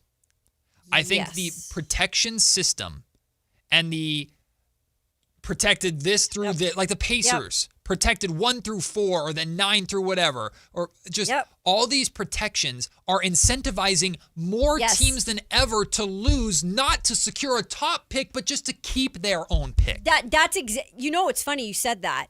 That was also something Jay Williams brought up this morning. That he was trying to figure out a way to help the tanking, and he had mentioned like teams in the middle needed more incentive. Yeah. And then also had mentioned the protected picks. Yeah. And to that, that's funny you brought that up, because I was thinking to myself, oh, I haven't thought about that. And then I'm like, the NBA, it's so detailed sometimes in how they choose to do everything. Yeah. And it almost like hurts sometimes with so much detail that is involved. I just feel pick protections have gotten out of control. Right. If you were to simplify it to simply, it's either the pick straight up or lottery protected. That's it. Mm-hmm. Because a lottery is a lot more broad, because you can have a team still trying to compete for the play-in, not make it, and end up in the back end of the lottery. That to me would be way better. Way better. I'm not saying that fixes everything, but I think you get less of a situation like this where you have a hornet nest of suck because so many teams have their own reasons outside of the number one pick to want to increase their draft lottery odds just to keep the assets that they had, to basically get a get-out-of-jail-free card in a trade that may or may not have gone well. And your interest level in retaining that pick varies based upon how that trade went. So if I'm cashing in on a pick 3 years after I made a dumb trade, I need to save face by keeping that pick because the trade was so bad and it didn't work out that I need to keep that pick by all means necessary, or it's going to look even worse. Mm-hmm. Like you add unnecessary layers. It's very complicated. It just makes it more complicated. And again, I'm speaking from what I've heard from the casual, like plugs in during the playoffs of the NBA fan, like being, again, down in the South where football is kind of a bigger deal. Mm-hmm. This was always a comment that would be brought up to me. It was like, well, it's just like everything's so complicated. Like even the draft, like how they get to where they get to or what happened. And I'm like, I don't know what to tell you. I'm very curious of your opinion on it because it grinds my gears. When a team drafts a player and it is known that that pick is owned by another team, but they wear that the team that drafted them draft hat. So I get drafted by the Kings, but I know that's the Lakers pick. But I wear a Kings hat for my draft picture. Nope, can't handle it. I hate it. I can't handle it. I think it's tacky. I think it's like it's bizarre. Yeah. I'm picturing it like in the NFL. It would never fly. It would never in the NFL. I think that's embarrassing. Yeah, because they intentionally have the commissioner, or not the commissioner, you walk through the tunnel at the NFL draft, they hand you your hat, and you get to put it on while you walk out there. Do that for the team that you know owns that pick. I agree. And guess what? It's very confusing to, again, the casual NBA viewer that tunes in for the draft. Yes. And they're going, wait, well, wasn't he just wearing the hat and shaking Adam Silver's hand? But wait, now he's going. It's very bizarre. I'm pretty sure Luka's draft picture, he's wearing an Atlanta Hawks hat. Yep, and Trae Young, it's Mavericks. It just looks so stupid. It's not a good look on the league. It looks dumb. But it looks dumb from the sense of not the day of, but when you look back at their history and you're like, Dallas Mavericks legend Luka Doncic is wearing an Atlanta Hawks hat. I also think DeAndre Hunter was wearing a Pelicans hat, which was like 2 trades before the actual pick that he made. It's dumb. It's just dumb. Fix that, NBA. That's like that's up there with like the cosmetic fixes, like putting because they're going to put the trophy now at center court again for the NBA Finals, or at least they're rumored to do it again. Love that. Like these are just little cosmetic things. Tanking's a bigger problem than that, of course. But here's the thing. All these proposals of how you fix tanking, they are league changing, like league altering things. Like who pitched like getting rid of the draft altogether? I think it was Bomani Jones pitched like get rid of the draft altogether. That's completely league altering. You have this change the system, get rid of the lottery system in general, league altering stuff. And if you're going to make a massive change like that, it's going to have significant ramifications. When is the last time we've seen something like that happen recently that has had ramifications and long-lasting ramifications? It's something we've talked about a lot this year and this past summer. The apron system. Oh, yeah. Yep. And that definitely had league-changing ramifications. And it changed so much because it instilled fear. Yep. There is a threat to, if you do this, it will hurt you. And that has stopped. I mean, it was maybe too extreme, but it completely swung the pendulum the other way to now teams are like, okay, I'm not spending money at all then. Hell, that's scary. Yeah. So my point is, and I don't know what the answer is, Kayla, and you can help me brainstorm this. The way you fix tanking, the way you de-incentivize teams to just blatantly tank for high draft picks is you make the punishment and the fear severe. And by doing the way you do that is you have some competitive changes, some things that they can and can't do. A tanking tax? Yes, you impact the bottom line. That's what all these teams are talking. It's all money. It's all money. If you are blatantly tanking, you're not going to pay a little fine of, here's $20,000. No, if you are obviously tanking, you are going to get hit with a fat bill at the end of the year. And there should be competitive ramifications on top of that, or implications on you have to lower season ticket prices, or you're not able to make a trade on draft night because you're doing like that. You have to instill fear. The apron system is proof that the only way you can change things is to strike fear in these organizations. Do you think that would really, really damage, though, even further organizations like the Kings, like the Pelicans, that seem to be in basketball hell year after year, because they're going to be taxed or whatever whatever the slap on, it's not a slap on the wrist, cutting off your wrist is going to be. Yeah. Like, does it keep them further down in basketball hell? I think there's definitely a symptom of that. Yeah. Right. Because it really leaves it up to lottery is lottery, chance is chance. You can field a bad basketball team and do essentially what the Kings did for the first 50 games this season, have talent that just sucks, because somebody's got to be the worst. Like, somebody's going to be bad. But when you're doing things like Zach LaVine's fifth finger hurts, or what the Jazz were doing before this Jaren Jackson Jr. surgery. Or even like Washington that has traded for people. You traded for two stars and you're just intentionally keeping them out, even though they have injury history. If you're doing that, the league, this is where it gets a little tricky because what's the gray area? But the league, whether it's they have to have some committee or something, can look at this and go, we know what you're doing. Bam, you can't do that nonsense anymore. It's way more complicated than I'm making it sound. But my point is, you found a way with the apron system to impact change, almost too much so, and that probably would happen. You'd have to reel it back a little bit with these draft lottery tanking fines or whatever. But you found a way to impact change because you had it, one, hurt the money in the pocket of the owner, and two, severely limit what a front office could do to fix a team or help a team or anything. Yep. And that worked. The owners would not be happy. And that's collective bargaining agreement and all this stuff. It's very convoluted. But I'm saying the league found a way to get there with the apron system. That's how they create change without completely fixing or completely turning the league on its head. Like you can't just change the league fundamentally. It's an interesting concept. So I don't know if it would ever work, and I'm not smart enough to figure out how it works. But that's what makes sense to me. When we come back, switching gears to Sacramento Kings talk. When the Kings get back from this All-Star break, what's the expectation? What do we need to see? One? And should Keegan Murray even come back at this point? We'll discuss. Matt George, Kayla Anderson. This is Matt and Kayla on Sactown Sports. Time to check out Capital Casino, conveniently located at 411 North 16th Street in downtown Sacramento. Welcome to guided meditation. Close your eyes. You're at the beach. The seagulls are calling. You take out your iPhone 16e you got from Cricket and use Apple Intelligence to clean up that selfie you just took. It's a good one. You send it to your friends instantly thanks to reliable nationwide 5G. They're totally jealous. Get iPhone 16e for $49.99 when you switch. Smile, you're on Cricket. Requires new line on the Supreme Unlimited plan. First service charge and tax due at sale. $25 activation fee. Terms and restrictions apply. Cricket 5G is not available everywhere. See store for details. Why'd I go to the doctor? Working on the farm, my heart kept skipping a beat. I didn't think much of it, but my daughters made me get checked out. Turns out I have atrial fibrillation, which increases the risk of stroke about 5 times. Symptoms like irregular heartbeat, heart racing, chest pain, shortness of breath, fatigue, or lightheadedness can come and go. But if it's AFib, the risk of stroke remains. If you have symptoms, contact a doctor. I'm so glad I did.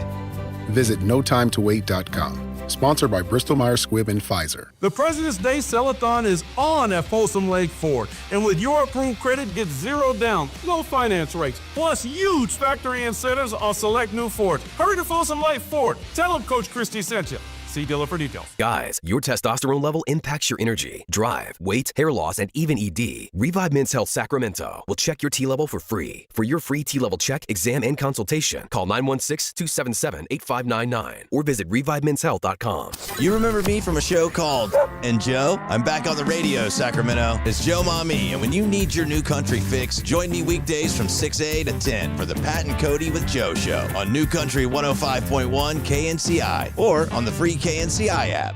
Golf to Go is brought to you by the Hagen Oaks Golf Super Shop. Here's Frank LaRosa. Many driving ranges have turned to hitting mats, with many of them using mats year-round. But according to golf top 100 teacher Martin Chuck, hitting off mats can give you a false sense of security, giving you the impression that you're a decent ball striker. There are a couple of ways to make sure you get the most out of your practice, and he shares them in Golf Magazine. First, approach the ball with purpose. Treat every shot like you would on the course. Stand behind the ball and visualize what you want the ball to do. Then walk in and go through the same routine you use during a round on the golf course. Second, try the towel drill. To make certain you aren't skipping the club head into the ball, place the towel a few inches behind the ball and try not to hit the towel on the downswing. This will help promote ball first contact. If you disturb the towel, then you know you're hitting the ground too early. Ball first contact is imperative. That's your Golf to Go. I'm Frank LaRosa. There's the hard way to buy a car, and then there's the Hoblet way. Transparent prices, fast paperwork, and a team that's there to help, not hover. We've spent 77 years refining this process so you can get in, get out, and get driving with zero drama. Car buying doesn't have to be stressful. At least, not when you do it the Hoblet way. Experience the difference at HobletDodge.com. The easy way to buy. What if the greatest player on the court wasn't who you expected? This February, experience heart, hustle, and a whole new kind of hero in Sony's GOAT, the animated sports adventure for the whole family. Only in theaters February 13th, rated PG. Card collectors know there's nothing as special as a rare one-of-one card. And now you can hear a very rare one-of-a-kind sports card show right here on Sactown Sports. Whitey Gleason here inviting you to join me and Mr. True Sports Cards himself, Imran Pilati, for the True Sports Card Show every Saturday morning at 10 on Sactown Sports. It's the only sports card radio show in the nation. For all your hobby needs, get to True Sports Cards, 6661 Stanford Ranch Road in Rockland. And for hobby, insight, and fun, join us for the True Sports Card Show Saturday mornings at 10 on Sactown Sports. Welcome to the Bar None Auction. Bar None Auction is selling thousands of items this Saturday, February 14th in Sacramento. Large framing and construction equipment, cars, trucks, and industrial supplies, all sold to the highest bidder. Always open to the public. Visit barnoneauction.com.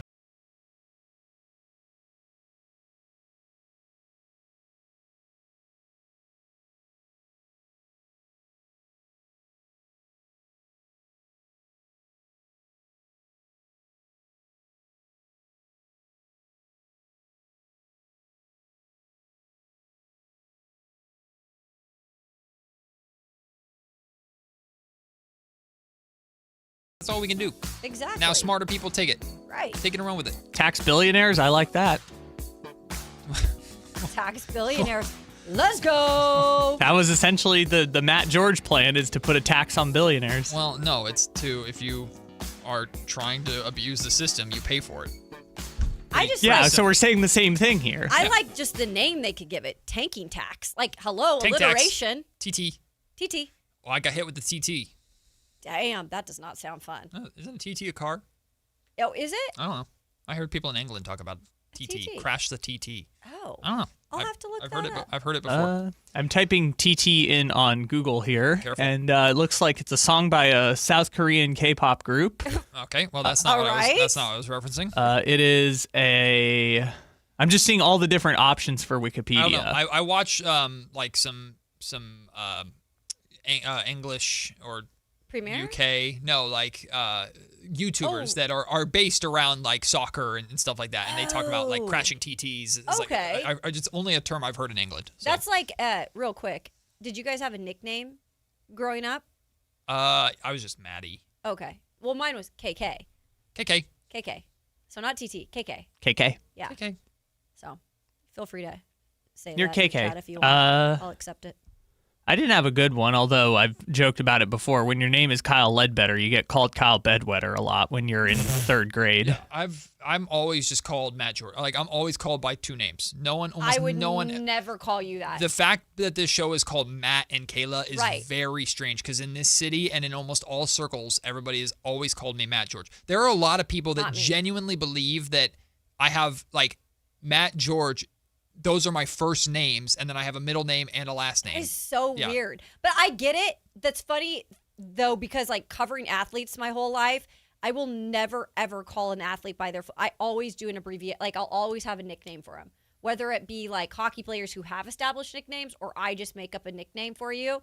I can never say someone – I don't like some You the do full that name. from the jump before you, like have met them?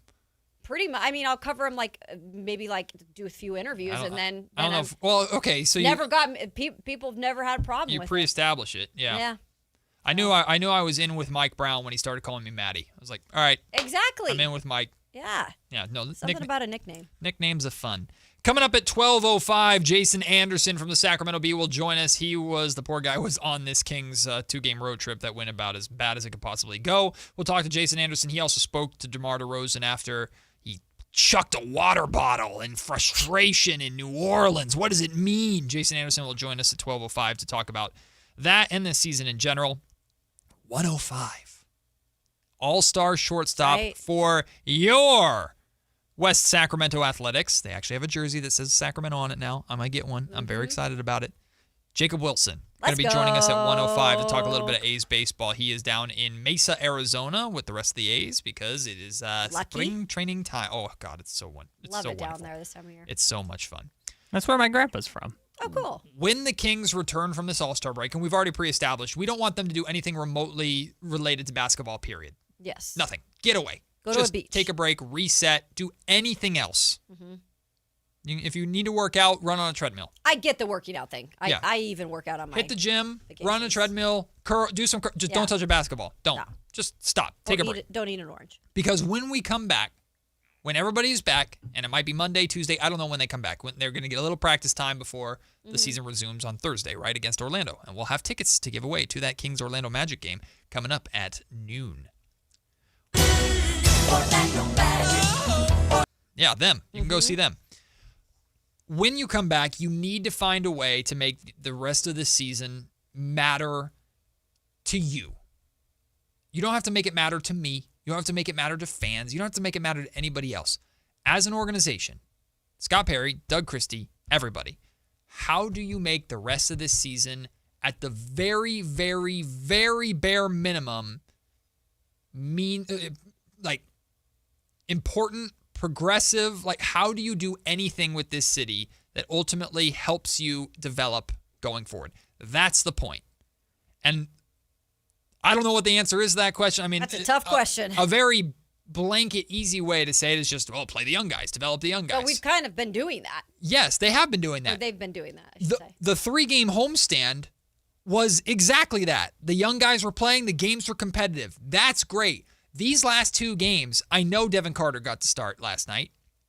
I know Nick Clifford got to play a boatload of minutes. I know Maxime Reynaud should have had a 2020 game, but had a rebound stolen from him in New Orleans. Great. Individual stuff. Yay. What in the hell do you think those guys and this organization learned, grew, developed anything from those last 2 performances? Get me out of Dodge. Like, yeah. I'm frustrated. I need to, that's what, and it seemed like it. The way they were playing, it's almost like they had already gone to the All-Star break. Yes. The last 2 games. Absolutely. That's what the vibe I caught Yeah, from it was a getaway game. Right. I think they all knew that they were heading to the airport and going their separate ways after that game in Utah. They were down by 19 in the first quarter. The game ended in minutes. And we knew we had to watch the rest of it. Well, yeah. Sadly. That's what we have to do, and they had to play in the rest of it. And I'm not saying that, nobody tried hard or nobody played hard. That's not what I'm saying at all. But you need to find a way for the vast majority of these final 20-some-odd games to have meaning, competitiveness. Just don't waste your time.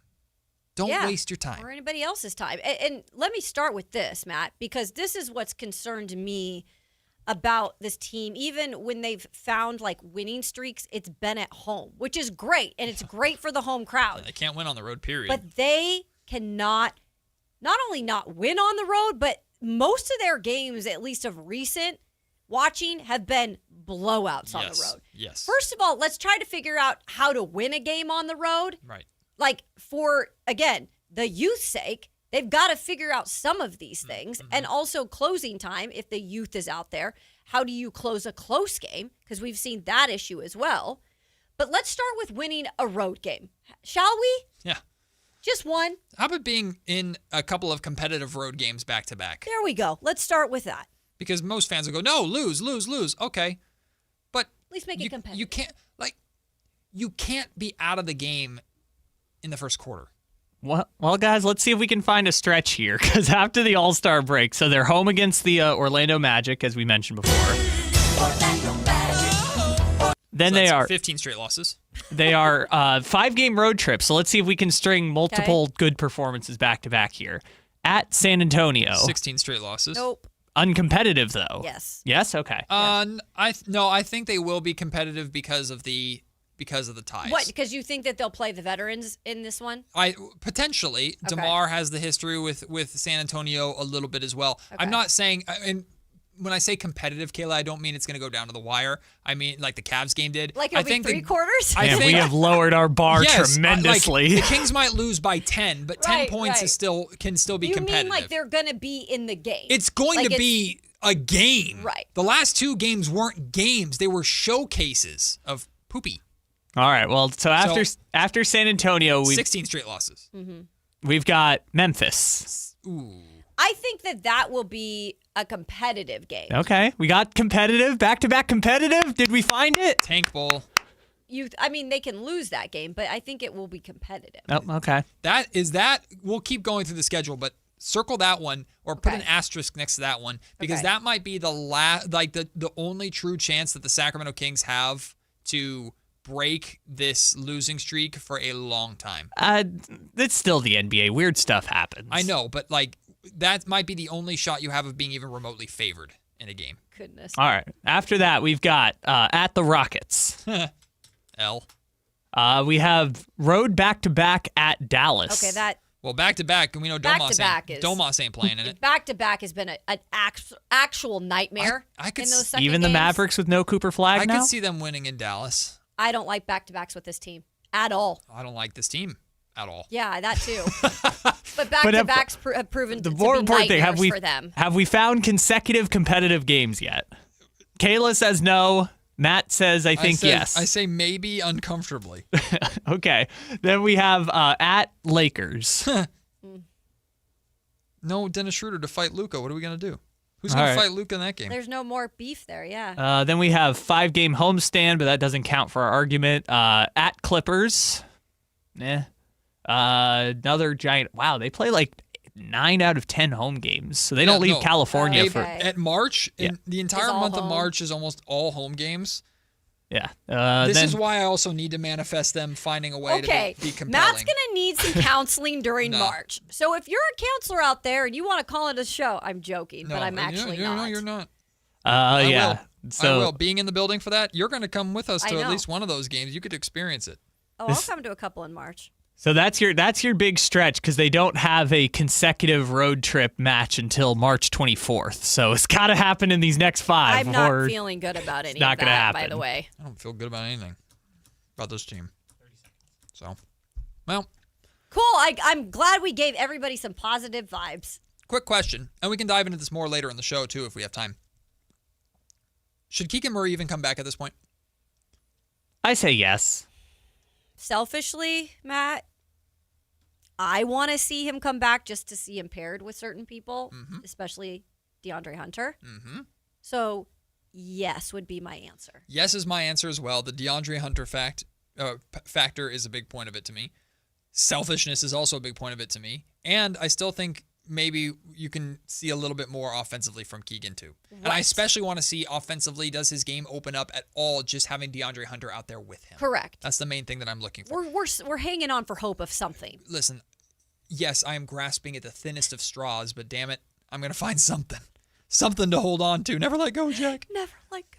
We will take the break. When we come back, it is time to pick a side. Matt and Kayla, Sactown Sports. Hurry in and save big during Honda's President's Day sales event at Folsom Lake Honda, your one-stop Honda shop.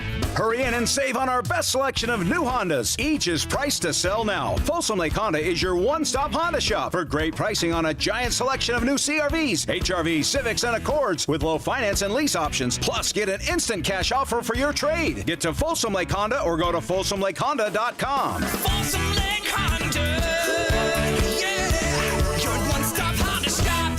Okay, real talk. Valentine's Day is almost here and time is running out. But you're covered at Gazetta Jewelers. Personalized service, incredible craftsmanship, and people who help you get it right. From classic diamonds to one-of-a-kind custom pieces. Find something she'll never forget. Shop in-store or fast and easy at GazettaJewelers.com. This Valentine's Day, don't forget your sweetheart. Gazetta Jewelers, because love deserves the effort. GazettaJewelers.com.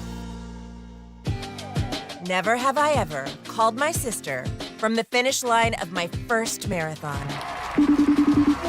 Hello? You won't believe where I am. Are you running? Mile 26. I'm gonna make it. Switch to T-Mobile's 55 Plus plan and get iPhone 16e with its advanced camera system on us. Plus, 2 lines for just $30 a line. Guys, I can't believe it. I knew you could do it, babe. That was amazing. Mom, how do you feel? I feel great. I can't feel my feet.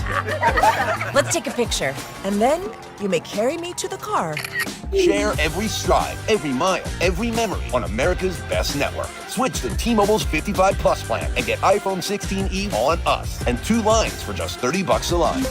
With 24 monthly bill credits and 2 eligible port-ins on Essentials 55 Plus for well-qualified customers with autopay plus taxes, fees, and $35 device connection charge. Credits end and balance due if you pay off early or cancel. Contact us. Finance agreement 128 gigabytes, $599.99 required. Best mobile network in the U.S. based on analysis by Ookla Speed Test Intelligence data 1H 2025. Visit T-Mobile.com. Welcome to the Bar None Auction. Bar None Auction is selling thousands of items this Saturday, February 14th in Sacramento. Large framing and construction equipment, cars, trucks, and industrial supplies, all sold to the highest bidder. Always open to the public. Visit barnoneauction.com.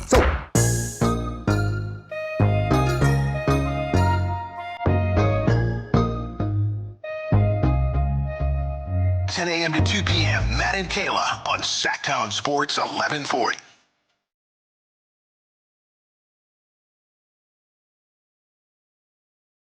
Something dawned on me while I was perusing Twitter just now. And eating those awful Smarties. Hey, man, I like Smarties. By the way, shout out to the Culture Crew that gave us our bags of candy. Thanks for the Valentine's Day That candy. was very nice of you. We love you too. Well, we never said we love them. Well, I do. Just said shout out. I do. Heart. Cooper Flagg, there hasn't been a replacement name for Cooper Flagg in the Rising Stars game, I know has where there? you're going with this. There has. Oh, there has? There has? Yes. Okay, Who was it? You want to guess? No. It's not Maxime Reynaud. And the reason why I figured it wouldn't be is because Max would be on like the world side, not the team, not the USA side, because there's a mix of international and USA. It is Ace Bailey. Oh. All right. Well, okay. That's less fun. All right. Well, there goes that. Wah, wah. Wah, wah. We're trying to be positive.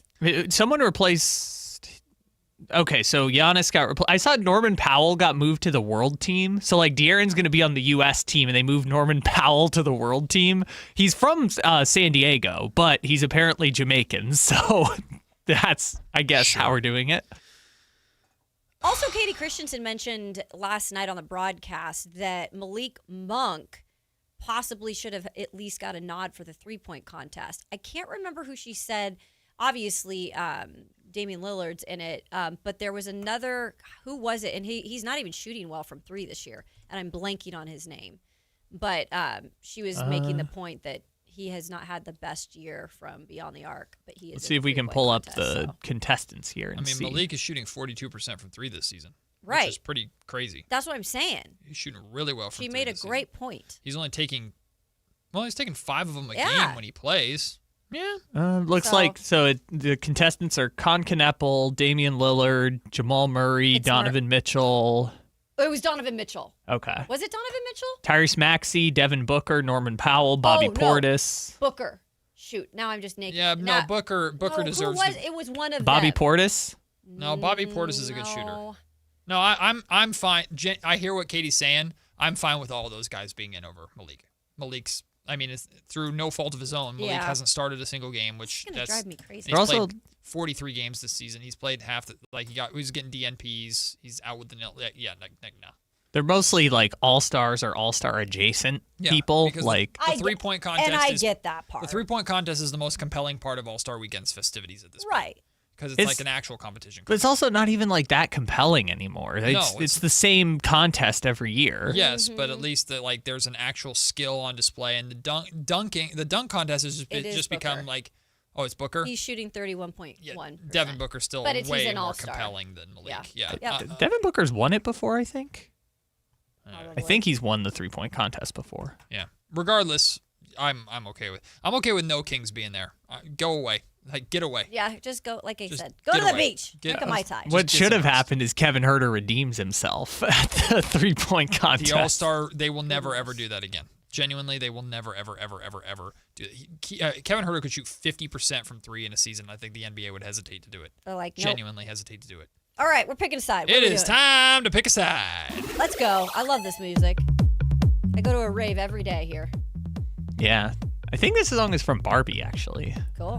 Yeah. Anyways, pick a side number 1 for today. What is the sport that is super fun to watch on TV that nobody really talks about? We got it on our TV now. I'm going with that too. It's softball. It's softball 100%. Watching college 120%. softball on TV is fantastic. Yep. I married a softball player, so I'm a little bit biased in that sense. I played softball. But the College Softball World Series, which we're a long way from, softball season's just getting started. But when the College Softball World Series is on in OKC, or Oklahoma, it's great.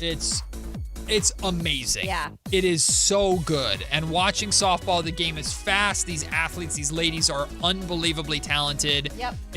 I think watching softball on TV is incredibly compelling. I will have that on over any other college sport easily, with the exception of March Madness time. When I covered Arizona down in Tucson, they have a great program there. And as much as I love baseball, covering softball and shooting softball way better was so much more fun. Yeah, shooting baseball sucks. It does. It's harder to follow the ball. It's not as fast moving. Nope. Softball, all of those things. A lot of action and softball. A lot of great fans. I don't watch college baseball at all, and I don't mean that disrespectfully. I don't find it compelling at all. College softball, extremely compelling. Yeah.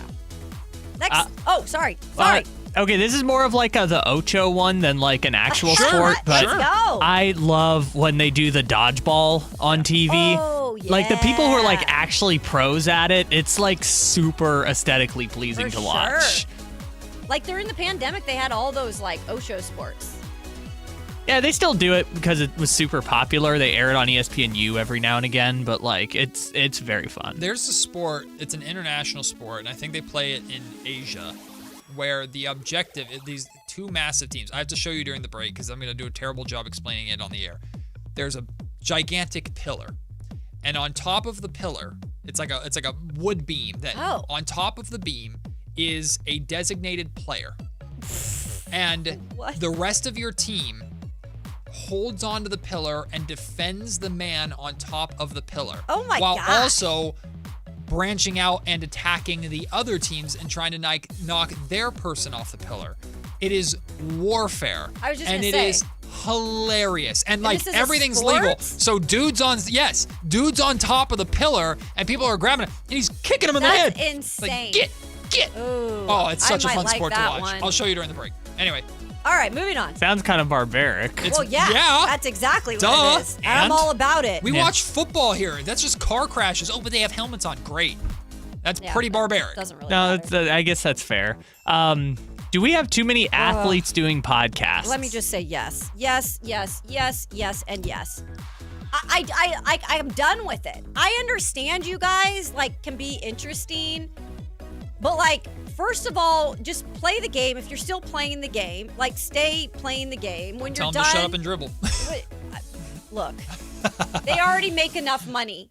I'm a broadcast journalism major. You're taking my thunder. Yep. And I couldn't be a pro athlete and make all this money. So no, wait till your time is up. to go do this stuff. My argument is the exact same as yours. Hey, Selfishly, I'm mad about it. Stay in your lane. Listen, Stay in your lane. we're here because we're Taylor not. Lewan and Will Compton. We're not good enough to play your damn sports, so Right. let us talk about it. Yeah. But That's what I'm like saying. I like some active I just think it's a little overwhelming right now. There's a bunch of stuff out there, but that's also the blessing and the curse of podcasts and the internet, Yeah. the space. Like content creation is for everybody. That doesn't mean guess. everybody makes good content though. But I also think there are things being divulged on some of these podcasts. It happened at the Super Bowl where, like, some of these things probably shouldn't be said. Oh, it's probably. like player stuff sometimes has to stay within the players, locker rooms and stuff. And we're hearing stuff. I'm like, I don't want to hear any of that. A little problematic. Yeah. Anyway. I think some of the athlete podcasts are interesting, but the ones that end up being annoying is when athletes kind of try to do the professional journalism thing, just because I feel like the analysis is not usually as good. But if someone like Kenny Smith did a podcast, I'd be like, oh yeah, I'm interested what Kenny Smith has to say, just in terms of his actual like basketball analysis. I like more reactionary player podcasts. Like that's why I kind of like the Draymond Green show. I think Draymond's a doofus in so many different ways. He's also brilliant in so many other ways too. But when Draymond Green would do a podcast the day after playing in a playoff game and tell you what went down, granted it's from his point of view, but there's entertainment value to that, and that's unique. So I'm okay with that kind of stuff. I like to be entertained more with like just comedy, which is why I like that Jeff Teague podcast. But the question is there too many? Yes. Oh yeah, I mean, duh. There's too many podcasts in general. Sure. All right, number 3. Are you a shower in the morning or a shower at night kind of person? That wasn't mine. That's mine. I want to know this because I get made fun of at home because I shower all the time. Well, I get in trouble because I shower both in the morning and at night. I am a very clean person. I do hot yoga 5 days a week. It's a water bill. Do you think that I am not showering after hot yoga? I've got to get up in the morning. I need to feel fresh. I've got to shave. So, yeah, I'm a morning and an night. So you're showering 3 times a day? I shave my legs every day. I know. Every single day. And my armpits. Just Matt's a child. No, I know. No, I know. no. I know. No, the conversation just made me laugh. Wait, you shower, like you said, I shower all the time and people make fun of me for it like that's a bad thing. Yeah, in my Aren't you house. supposed to shower all the time? No, I mean, you're supposed to shower once a day. How many times do you shower a day? Like two or sometimes 3. Wait, you shower 3 times a day? Why? Sometimes. So here's the thing. I'm very particular. Always shower before you get into bed, or at least just rinse off. Doesn't have to be a long one. You're hopping in the shower before you go to bed. Exactly. After a workout. You want to go to bed clean. After a workout, I don't like staying sweaty, so I hop in right away. But then sometimes I also shower in the morning if I wake up like sweating in the night or something like that. Okay.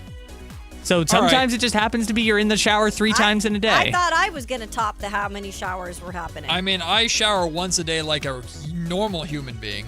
No, I'm just kidding. At night, or are you getting in a big workout? I will take a shower after a workout, Okay. or if like working in the yard to get super. Yeah, because I hate being like sweaty and sticky. Yeah, and it's great. And going to bed like sweaty, that's disgusting. But I am a shower in the morning person because my showers are sauna sessions. My showers are hot as hell and long. I take long. I get my thinking done in the shower.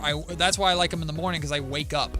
I wake up in the shower. Fair. So I'm a morning shower. But you're person. dirty. And you're sleeping in a bed with another person while you're dirty. I mean, I just change out of my clothes. But you're dirty from the day. Okay. You could do body wipes. I mean, I brush my teeth. I go to shower. I change into pajamas or different clothes and go to sleep. I knew this was going to be one that would tear us apart. Okay. I mean, last one real quick. It just felt so judgmental. Like, why does it matter to you when I shower? It has nothing to do with you. You get into bed dirty with another person and don't clean yourself off? That seems kind of inconsiderate. Sure, bud. Next! Worry about something else. All right, real quick. Breakfast is a must in the morning, yes or no? I'm weird about this. I don't eat in the morning very much. But yeah, you do. You have muffins and stuff. I bring everything in here and I eat them at like 10 because I don't have much of an appetite first thing in the morning unless like there's a big thing happening. Sure. And I also like in the morning, I'm not a morning person. I'm just and I don't want to do Guys anything are in the not morning. morning people. So the idea of like if I'm making breakfast for my family on like Christmas morning or something, yeah, great. But like the idea of waking up on a daily basis and making stuff, gross. Oh, grab me a muffin, I'm out the door. I don't make stuff, but if I don't have something like in my stomach with my coffee in the morning, like that is not good. So a toast with peanut butter is my go-to. Yeah, 100% sourdough with peanut nice and butter. quick. It's all I do, but I have to have it every morning. Yeah. I like that. Right there with you, Kayla. I am a 3 meals a day person, timely, and I'm a morning person, so you got to get something going. All right, we'll take the break. When we come back, Jason Anderson from the Sacramento Bee joins us. He'll tell us what the unbelievably entertaining. You're speechless. I don't know. Poor Jason. He had to sit through these last couple of games in person while we at least got to cry into pillows on our couches. You're listening to Matt and Kayla on Sactown Sports. This is the story of the one. As a safety manager at a manufacturing plant, he does everything he can to keep his coworkers safe. From finding ways to reduce risks to keeping safety supplies in stock. And for that, he relies on Grainger. Grainger offers a broad range of quality products and next-day delivery, so he can always play it safe. Call 1-800-GRAINGER, click Grainger.com, or just stop by. Grainger, for the ones who get it done. At Fisher Investments, we may seem like other money managers, but we're different. Are you really that different than the rest of us? We are. As a fiduciary, we always focus on what's best for our clients. What services do you offer besides investing? We have a team of specialists in financial planning, estate planning, and more. Your clients rely on you for all that? Yes, we ensure clients receive unparalleled service at every step of the relationship. Okay, but you still sell commission-based products, right? No, because we believe that's a conflict of interest. We prioritize service over sales goals. So, then how do your fees work? We have a simple and transparent fee that's a percentage of our clients' portfolios. So we do better when our clients do better. Wow, we're more different than I thought. At Fisher Investments, we're clearly different. Learn more at FisherInvestments.com. Investing in securities involves the risk of loss. At Stockton Honda, we know how to honor a great deal. Like right now during our President's Day sales event. Whether you're shopping new or pre-owned, you can find star-spangled savings on some of our best models. Why not stop in today and see for yourself? Come celebrate at Stockton Honda and get huge savings on our giant selection. Plus top dollar for your trade. Anytime, anywhere, it's all here. StocktonHonda.com. Okay, guys, who is done with their Valentine's Day shopping? What are you waiting for? Stop putting off your Valentine's Day shopping and go to Prestigio Jewelers today. She's right. Prestigio Jewelers has everything you need for Valentine's this year. And you're approved guaranteed. No credit, bad credit, even bankruptcy? 6 months proof of income guarantees you a credit line of $400 to $10,000. Time is running out. Make this a Valentine's Day she'll never forget. Visit one of our showrooms today or online at prestigiojewelers.com. Guys, did you know your testosterone affects everything in your system, including how you feel and perform every day?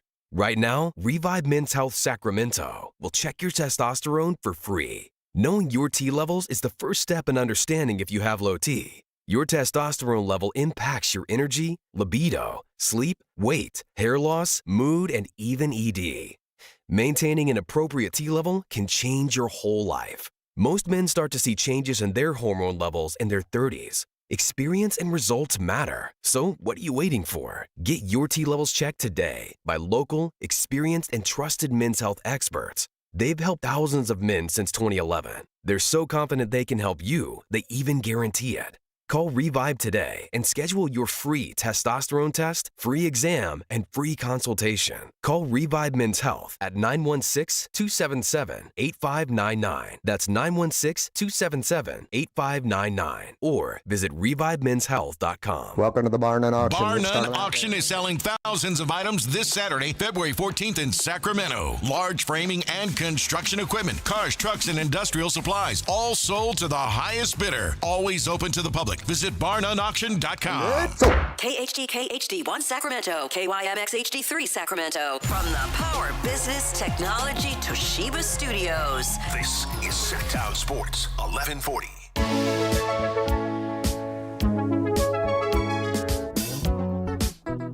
It's Matt George and Kayla Anderson on Sactown Sports 1140. Before we get to Jason Anderson from the Sacramento Bee, Sactown Sports is giving you a chance to win Sacramento Kings tickets all week at 8, noon, and 4 o'clock. And right now it is noon, and it means we're looking for lucky caller number 5 at 916-339-1140 to win a pair of tickets to see the Sacramento Kings versus the Orlando Magic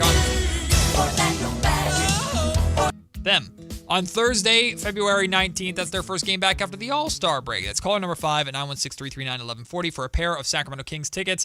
No, Jason Anderson, you cannot win. I'm sorry, bud. You don't get to go to the Kings game. I know that's going to be heartbreaking for you after the road trip you just went on. What up, Jason? Hey, I do get to go to the Kings game. I have to go to the Kings game, but I'm glad you can share those tickets with somebody else so they can join us there. Jason, my friend, look. You, me, Kayla, we're all obligated to watch this team via our job, and we're all very fortunate to do what we do. But my friend, at least I was able to sit on a couch at home, and as soon as that game was over, just go and detox with literally anything else. You are there watching both the New Orleans game and that Utah game. What do you possibly take away, both as a journalist and as a spectator, from what we witnessed from the Sacramento Kings on those two games? Well, I had to go take 3 showers. No, it was tough, man. It was hard to watch. It was, that Pelicans game at times.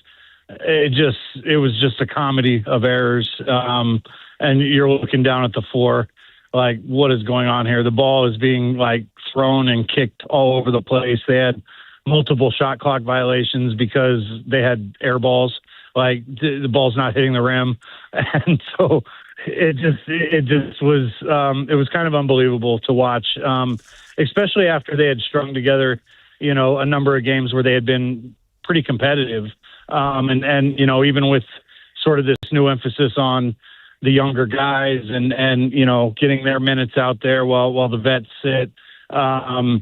They were competitive. It looked like. It was good basketball at times. And then, these last 2 games have just been a total regression. Probably for a number of reasons, but it just looked really bad, really sloppy. And I think this is a team that could definitely use a week off to recharge and refresh a little bit. Jason Anderson, kind enough to join us here of the Sacramento Bee. Kayla. Hey, I didn't know we were related, but I guess, maybe 4th, 5th cousins, Jason. You never know. Maybe we'll have to do get the genealogy out or whatever. For sure. But great to join you and talk with you. I love your work. And I'm Thank curious, you too. Jason, this has been so crazy on the road this year in particular. And lately on the road with just blowout losses. Can you put your finger on anything of maybe why the road games just haven't been competitive or why they just can't find a win on the road? No, I mean, they really haven't found many wins anywhere, just to be frank. So I don't know.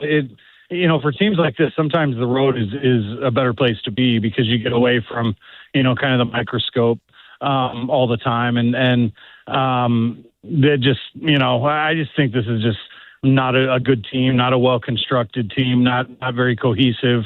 And, it's a little stunning given, that there are 4 former All-Stars and however many future Hall of Famers you want to say or could be there.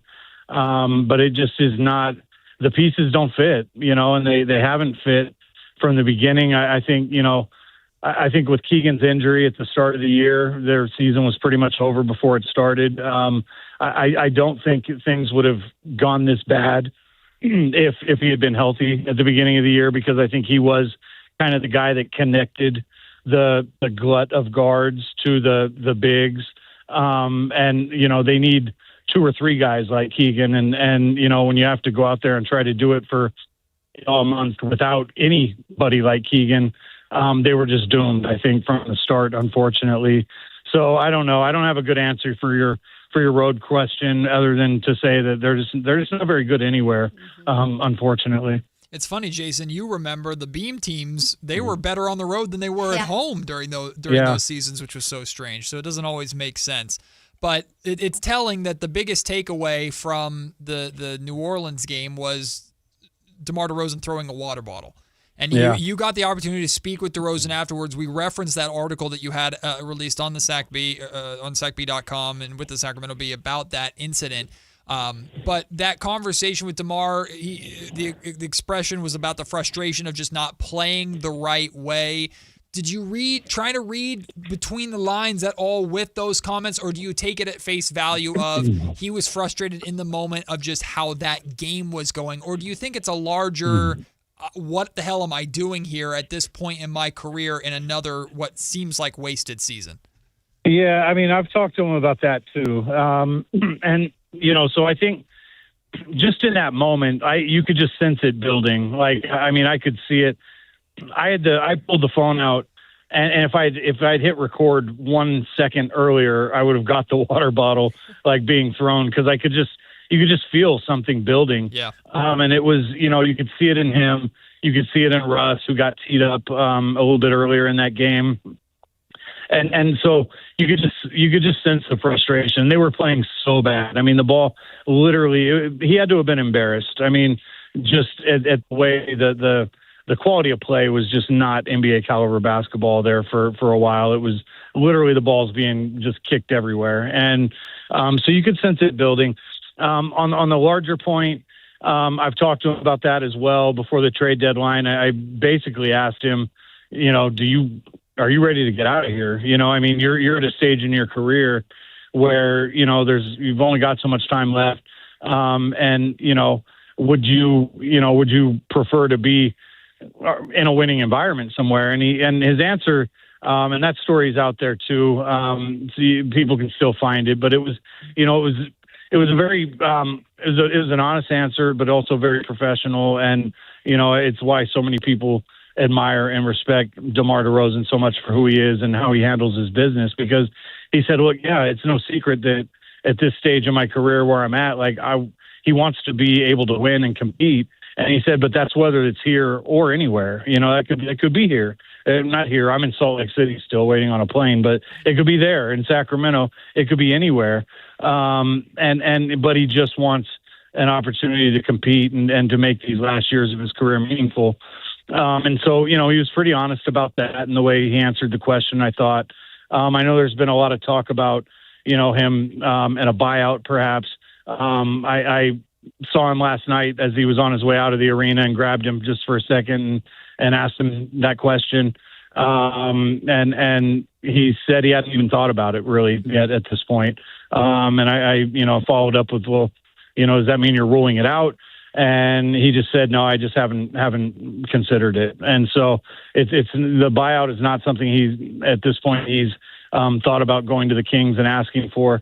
Doesn't mean it won't happen. It just means as of last night when I talked to him, it wasn't something that he had processed yet or given thought to. So, so we'll see. It's unfortunate. I don't think anybody wants to rush DeMar DeRozan out of town. I would take him on my team any day, any year. The dude is a consummate pro and a certified bucket getter. But almost for his sake, you'd like to see him have an opportunity to do something that matters. And not that the way he can mentor these young guys and those things don't matter here. He takes that seriously. The Kings value and appreciate that. But in terms of, being able to end his career in a situation where he has a chance to win, to compete, I on a personal level would love to see that for him, whether it's this year or next year or whatever it ends up being. So yeah, it's got that. I think all those things play in to the frustration that he's been feeling and not just him, but others as well. Jason Anderson joining the show. You can check out his great work at the Sacramento Bee. Jason, I think maybe one positive that's come out of the past week and a half or so in terms of the youth again, we can say the names we've said all season, but Devin Carter, he's gotten some time to get out there, showcase himself a little bit. Do you believe they're really giving him a look, Jason, or is this just kind of to do just that, see if he can grow and they can maybe get some, value out of him?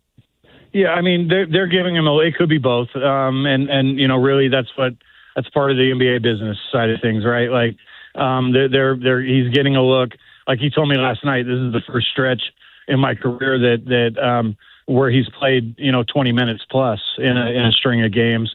And I asked him about the game slowing down. You hear that a lot for players as they kind of get acclimated to the NBA. For him, he's at the end of year 2. And he said, yeah, I'm seeing that. Like it mostly on the reads. He's still not happy with how he's shooting the ball. But he does see how the game is beginning to slow down and he's playing a little more under control and composed. And so, yeah, the Kings are going to want to see that. They're going to want to see if perhaps he could be a part of the future going forward.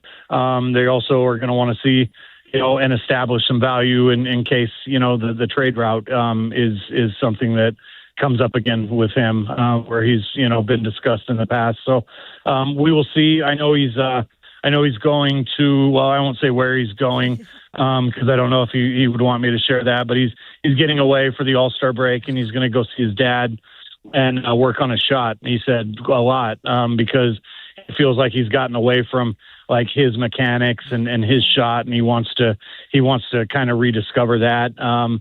He's got, he does have a unique, very high arcing, just moonball kind of shot, and he's always had that.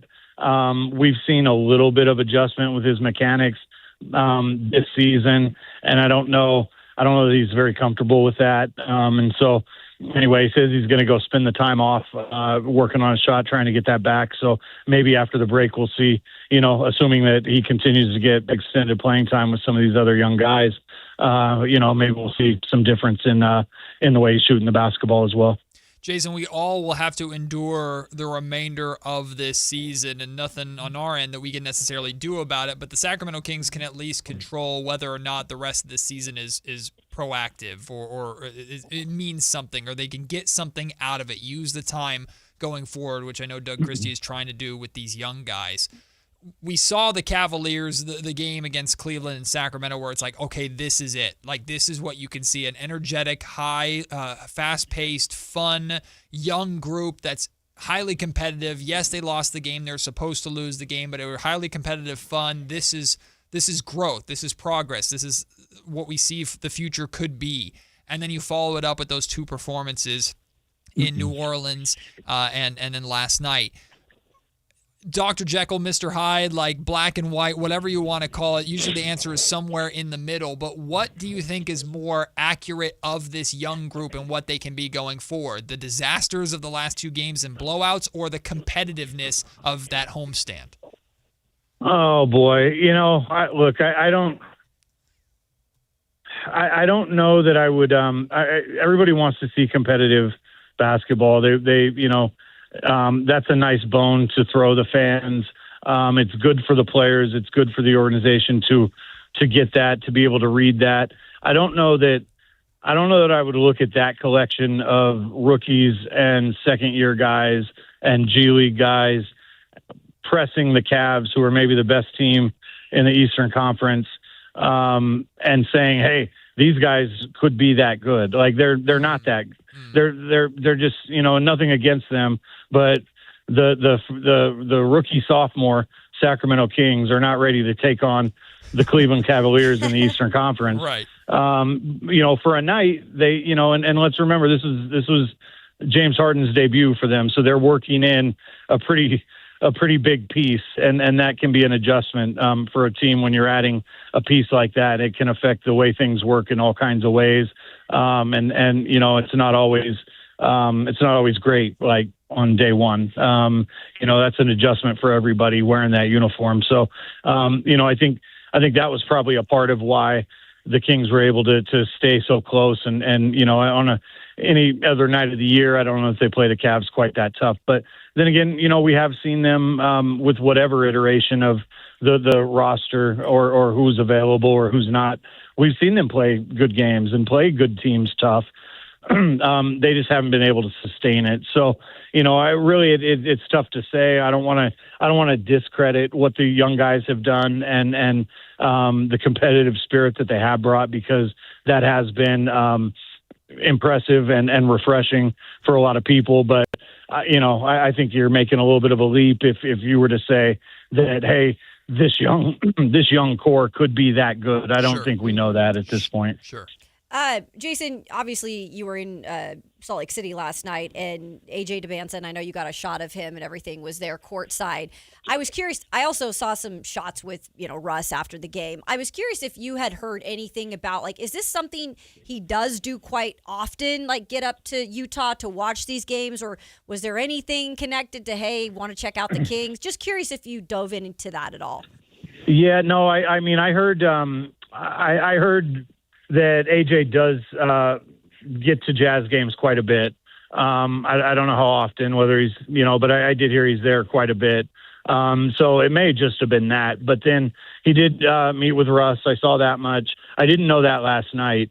And I don't know if it was before or after the game. I just saw pictures pop up on, social media today. And so I don't know. One thing is Russ has his brand, and will sign young guys to his brand. And why am I, Matt, maybe you could help me out. I'm blanking on somebody from last summer, one of the young guys he had added to his line. Yes, I know who you're talking about. Hold, I'll think about it. Keep going. Yeah. So, and so for, when I saw the pictures pop up, it kind of made me wonder if, Russ was recruiting a little bit for his line or his brand and the things he's doing there. So I don't know the answer to that. I wish I had an answer for you guys. But I don't. But yeah, clearly he had spent a little bit of time with Russ, and I wouldn't be surprised if that was the reason why.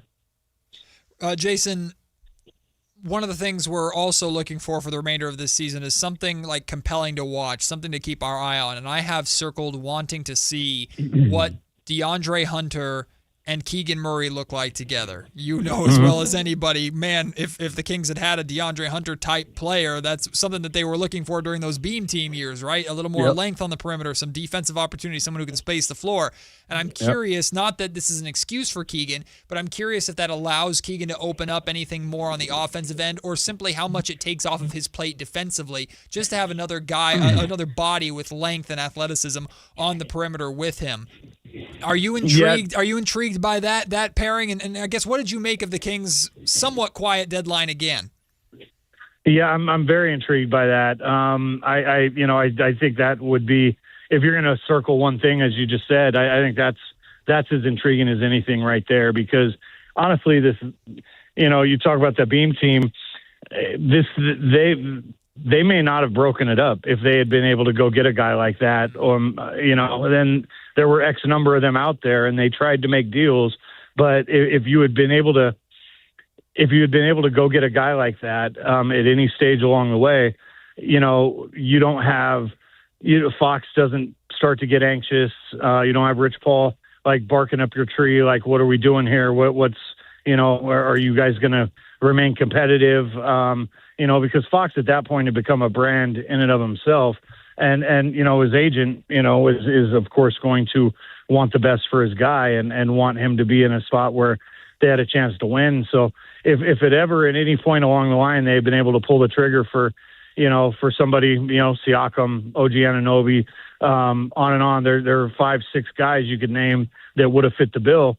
I just think the trajectory and the course might have been completely different. Like, Mike might not have lost his job. Fox wouldn't have wanted out. You'd probably have all of that still together. And to your question about, Keegan and DeAndre playing together, yes, I absolutely think that may unlock Keegan in ways that we haven't been able to see, because he's been asked to do so much defensively, where he's really the only guy that can guard the way he does. I mean, Keon had it to an extent, mostly off ball. I think his on-ball defense, some of the stuff got a little bit overstated with him. People got a little carried away with how good he was defensively. Definitely had elite tools, off ball, really good, steals, deflections, those kinds of things. But those things you're gambling a lot and then getting beat a lot of times when you're doing that. So for basic, like sound, fundamental, switchable, versatile defense, like Keegan's been the one guy that they've had who can do that. And if, in fact, DeAndre can do that, because we've seen numbers and metrics that show that maybe he's not as good defensively as maybe he has been in the past. I don't know. We'll see. But the two of them together, I know I've talked to DeAndre about it, and he says for him, yeah, it's nice when you look over and see another guy who can do what you do, and you can switch off. You can kind of take turns here and there. And, I think that might open things up for Keegan kind of to rediscover what's still in him offensively, I believe. Like we saw him break the rookie record for 3-point goals as his first year in the league. And then, his 3-point shooting has sort of, fallen off each year as they've asked him to do different things and more things, especially at the defensive end. So you get him a little help, and maybe his legs are a little fresher. Maybe he doesn't have to guard every possession that way. He can, they can, you do your turn, my turn kind of thing on defense with certain players, certain assignments. And yeah, maybe that does help him get back to who he was offensively and who I still think he can be. Because really, he still, to me, has potential to be a really high-level two-way guy, like one of the best two-way guys in the league, if he continues to defend the way he does and, can get his offensive game back, because we've seen him become a 3-level scorer. Free throws, if he's getting to the line, he's knocking those down. If he gets that 3-point shooting back up to like 39-40% plus, then he becomes really an elite, like two-way guy, and super valuable to any team in the league at this point. So, yeah, definitely looking forward to seeing that. If we get to see that over the last like 20, however many games. And then, I don't know, you asked about the deadline being quiet. Yeah, they made the one move and that we just talked about.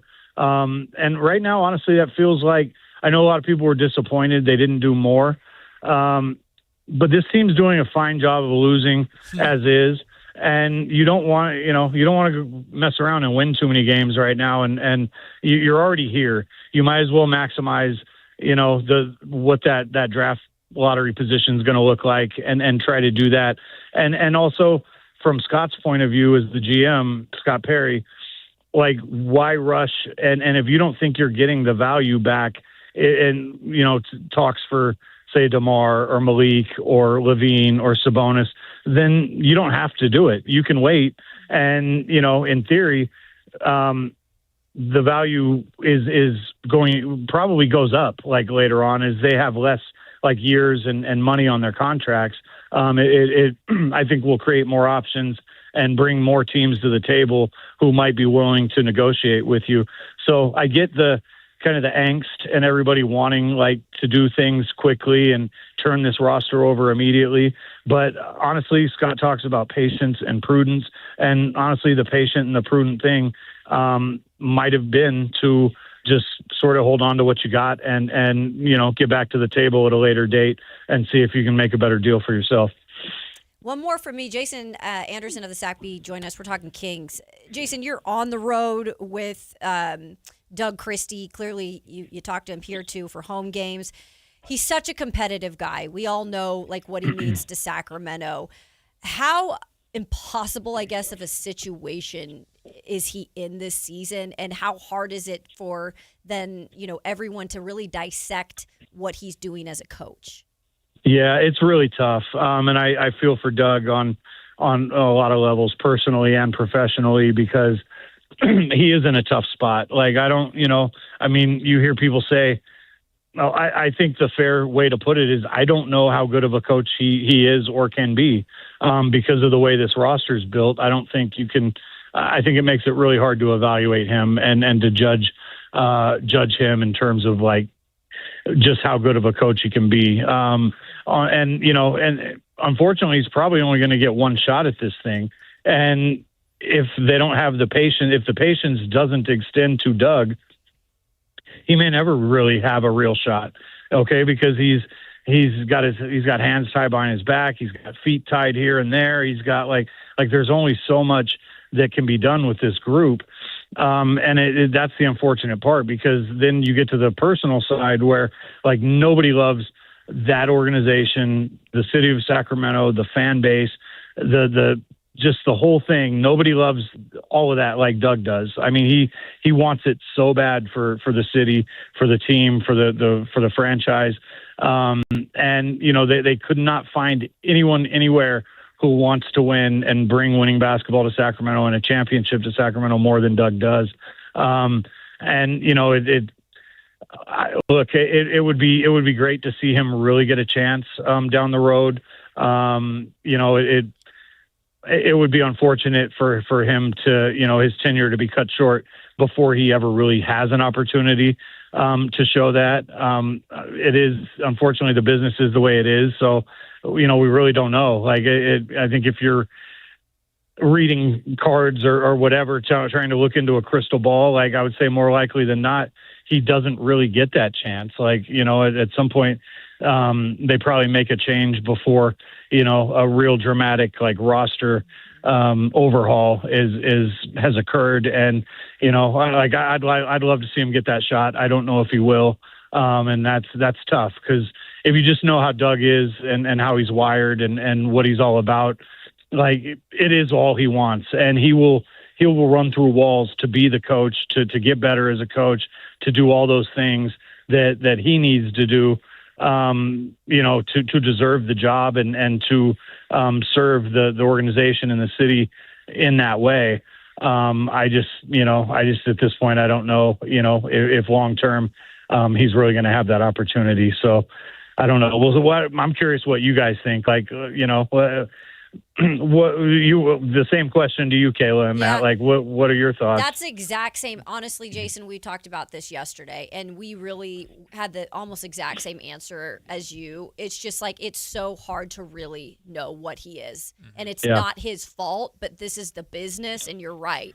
Like, you have to make decisions, you know, more so quicker than not, if you're trying to change your team around. So I think I'm with you on that too, Jason. I would say the one thing that's really working in his favor too is it seems like the young guys really, really do like him and respond to him. And if that's the direction that you're transitioning into, where the young guys are more important and next year is going to be more of a full-on developmental year instead of a bit of half and half, maybe that works in his favor to keep him around long-term as the right coach to start the rebuild with. We'll see when it gets to playoff and winning time, but maybe to start the rebuild with, Doug might be able to check that box for Scott Perry. So I think that's pretty much where we're at this point. You know, and I would add this, and if there are guys who are not listening and not bought in to what, you know, to who he is and what he's about and what he wants, those are the guys that probably got to go. Anyway, so what, you know, why make him pay for that? Because that's, you know, you can't. That's not his fault either. That those guys are here. He didn't do that. And you know, and then maybe you make those roster changes and you start to see how things start to improve. I'd love to see that. And you know, maybe. You know, a few months from now or a year or so from now, maybe we will.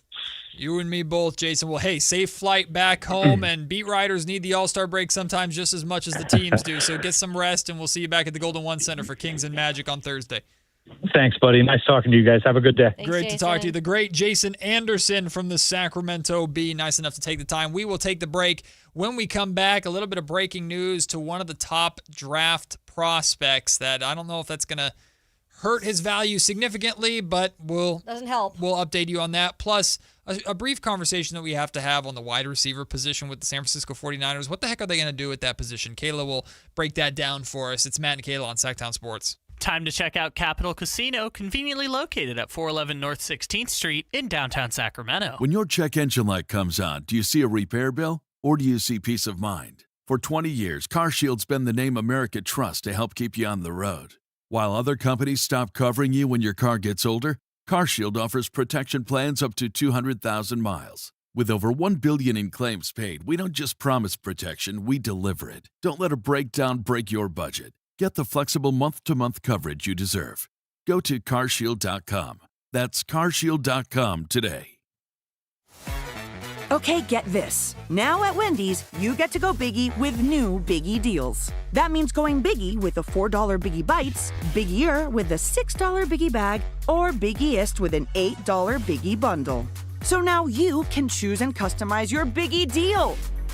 As you should. Sorry, I get fired up when I'm talking deals. More Biggie options so you can get more of what you really want at Wendy's. Price and participation may vary. Single items at regular price. Prices may be higher in Alaska, California, and Hawaii. Welcome to the Bar None Auction. Bar None Auction is selling thousands of items this Saturday, February 14th in Sacramento. Large framing and construction equipment, cars, trucks, and industrial supplies, all sold to the highest bidder. Always open to the public. Visit barnoneauction.com. Join Sactown Sports downtown before every Kings game and pick up an In-Shape Fitness Kings Rally Towel while supplies last. If you walk, lift, stretch, or sweat, you belong. Start the year strong and join today at InShape.com.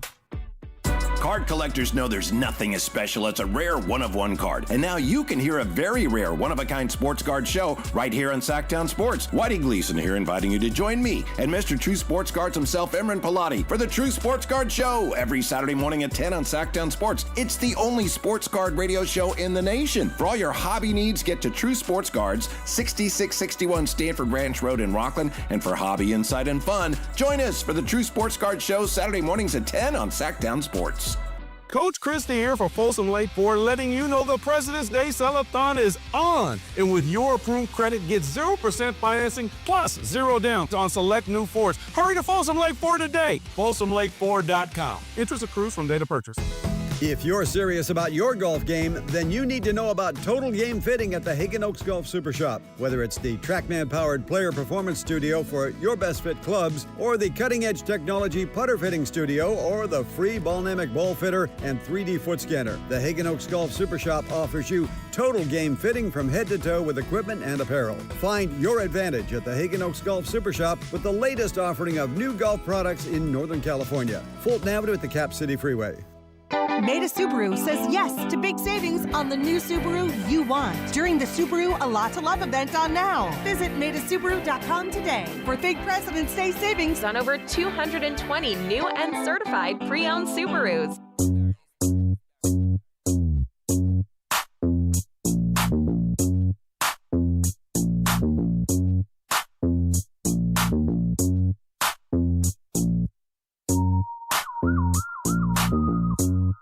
A.m. to 2 p.m. Matt and Kayla on Sactown Sports 1140.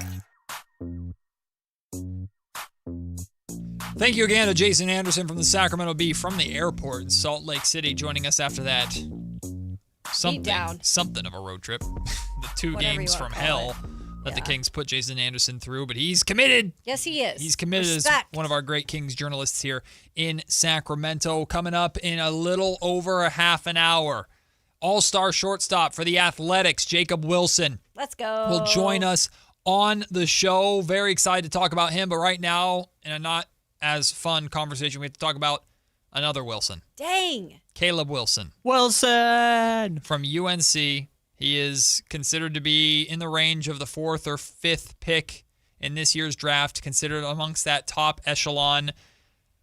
Caleb Wilson will be out for the... No, it doesn't say for the remainder of the year.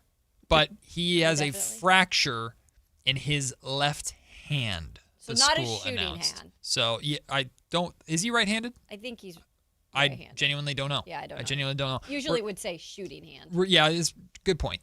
Regardless, I don't expect something like this to drastically, because it's not like it's a ACL or, knock on wood, God forbid, like a knee injury or anything like that. You break your hand, it sucks, but you can recover from it and We've done it. You can be just fine, right?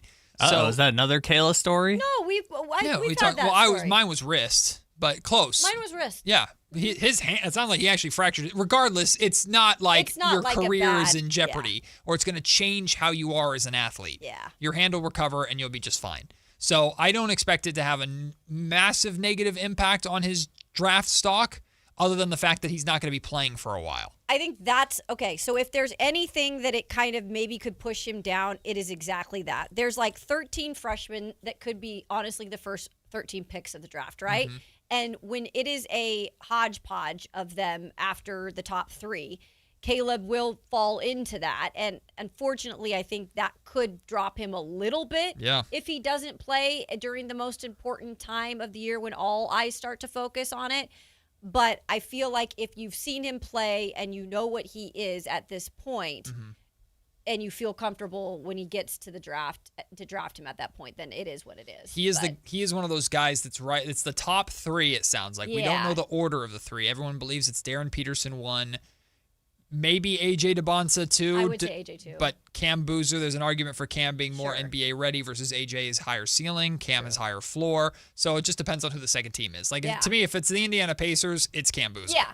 But Caleb, it falls kind of right after that. Yeah, exactly. So there's those top 3, and then Caleb and Kingston Flemings are typically those next 2 right in there. And the order of those 2 is kind of up in the air. And maybe now it's flip-flopped because of Caleb's injury, or maybe not. It doesn't. I'm not out on Caleb now from a Kings perspective by any means because of this injury. No. It's just disappointing because we won't be seeing him for a minute. Hopefully he's back by March. I don't know. I don't know. Thankfully, March Madness is like late March anyway. The reality is most of March Madness is actually in April, but it's March Madness when it starts. In the long run, it could end up being beneficial for whatever team that ends up drafting him because you don't have the tread on the tires potentially from a March Madness run. Could be. Yeah. Could be, but you hope he's back for March Madness because that's where you for his sake, I want him to be. You want him to experience that too as part of the college basketball experience. So Caleb Wilson out with a broken hand for North Carolina. We'll get any updates on the length of that injury when we get them. Switching gears to football really quick. It's been a basketball-heavy show. We're going to talk baseball with Jacob Wilson of the A's here at 105. But sneaking in a football conversation, the San Francisco 49ers wide receiver position is just a gigantic question mark right now. You'd think so. Brock Purdy needs someone to throw the ball to, believe it or not, Kayla. Correct. Not just Christian McCaffrey. Right. He doesn't need to be catching the ball as much as he ran it this year. Very much so. You're 100% right. And we don't know. Like George Kittle says he's targeting a week 1 return, but will he actually be able to pull that off? We know George has kind of been the safety blanket, for lack of a better term, for Brock, unless it's 3rd and Juwan. But Juwan Jennings is amongst the free agency group of this Niners team that they have to figure out how much money they're going to throw his way, if at all. Kendrick Bourne also on that list. Of course, Brandon Ayuk is going to be released. That's going to actually open up some space for them to spend a little bit of money. But as of now, the wide receivers on contract next year for the Niners. Ricky Pearsall, who I think they're hoping will make a jump. Demarcus Robinson, Jacob Cowing, and Jordan Watkins. Yep. Like, that's their receiving core. So there's pretty much 2. Needs work. Needs a lot. Yeah, that's an understatement. Look, Brock Purdy is a good quarterback, right? He's not in the great category for me, but if you give him some tools to work with, he can win you a Super Bowl, I believe, right? And I'm not saying this is going to happen next year. I'm saying for the future for Brock. They've got to start building out now because, unfortunately, and I love George Kittle to death. However, George Kittle is not getting any younger. He, no matter what, is banged up and bruised during the season. Unfortunately, they lost him when he was playing maybe his best stretch of football for health. And we just you can't continue if you're Brock Purdy to rely on him to be your safety blanket when we just know he's not getting any younger. Yeah. And he's more towards the end of his career. We don't know if they're going to sign Juwan Jennings back, but I will tell you this right now. He is going to have suitors on the free agency market, including, I know firsthand, the Tennessee Titans. There's a lot of speculation that he's going to command the highest price of the free agency market for the wide receiver position. He is going to, because he did enough this year to prove, especially being the touchdown guy this year for the Niners. Yeah. He was able to do enough to prove, hey, I can do this for a team. He went to Tennessee, by the way, and he's been on the Titans' radar for a while. Plus the Saleh connection. The Saleh connection. So that could end up where he's priced out of San Francisco. I would almost bet that's gonna happen. And that relationship hasn't always been the smoothest either. There's been some turbulence with that in the past as well. Look, Juwan Jennings, not Brandon Ayuk. We know he comes with bags. Juwan Jennings. Look, he's a good player, and he's been a good player for the Niners, but he does come with a little bit of extra. He's fiery. He is. And I'm not saying that's a bad thing. He's not gotten in trouble with the law or anything. But I don't know if he'll be here. So that brings us to the question, what the heck do they do? Because Ricky Pearsall, Demarcus Robinson, okay, those are okay pieces. Ricky needs to stay healthy to prove that he can be that guy. The draft for them, they have the 27th pick overall in the first round. That's a whole lot of not like pizzazz at that point. And do you go line? And you probably are going to go line or something, or defensive line. So that brings us to, you can find receivers in that second, third round, and they do have picks in both the second and third round. So they could do that, but they've got a lot of decisions to make. I also think free agency, you have to bring someone in. Well, let me run down through some of the biggest names at the wide receiver position in free agency, and you can just say yes or no or maybe. Okay. Mike Evans, veteran, but I mean, if you want to try to revamp this team to get younger, I'd say no. I mean, he's just a solid veteran. 32 years old. I don't think that helps your team move. Doesn't help this specific offense they're trying to run. I don't think that helps. Christian Kirk. No. No. I mean, how much money set the market for the wide receivers, and really, what did he end up being? Here's a fun one. Debo Samuel. Wow, reunion. Bring Debo back? I think Debo says no. I think Debo says no as well. Debo's like, hell no. Tutu Atwell. No. That doesn't move the needle. Marquise Brown. That would be interesting. Like, is it like a crazy great piece? No, but it's a piece. Here's one that I like that you might not like this idea. Rashid Shaheed. I don't like it for Seattle's sake. Right, you want Seattle to keep him. But I love me some Rashid Shaheed plus special teams player that is also valuable. Last big name that I see here is Keenan Allen, another vet. Nah. Yeah.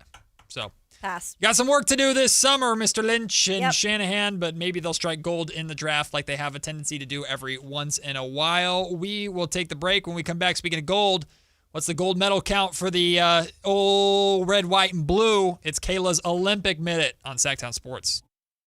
When the game's over, the action's just getting started. Check out what's coming up on the Sac-Town Sports Live events calendar. On February 15th, R&B legends Jodeci bring the smooth harmonies to Hard Rock Live Sacramento. Then, February 27th, get ready to laugh as comedy greats Dana Carvey and David Spade hit the stage at Thunder Valley Casino Resort. The next night, February 28th, check out Chris Isaac live at Hard Rock Live Sacramento.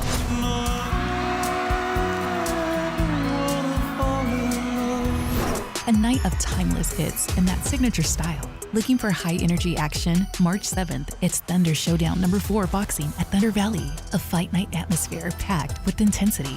Then, on March 15th, rock history rolls into town when Jefferson Starship performs live at Hard Rock Live Sacramento. Concerts, comedy, and fight nights that bring the energy. Find your next big event now on the Sactown Sports Live events calendar.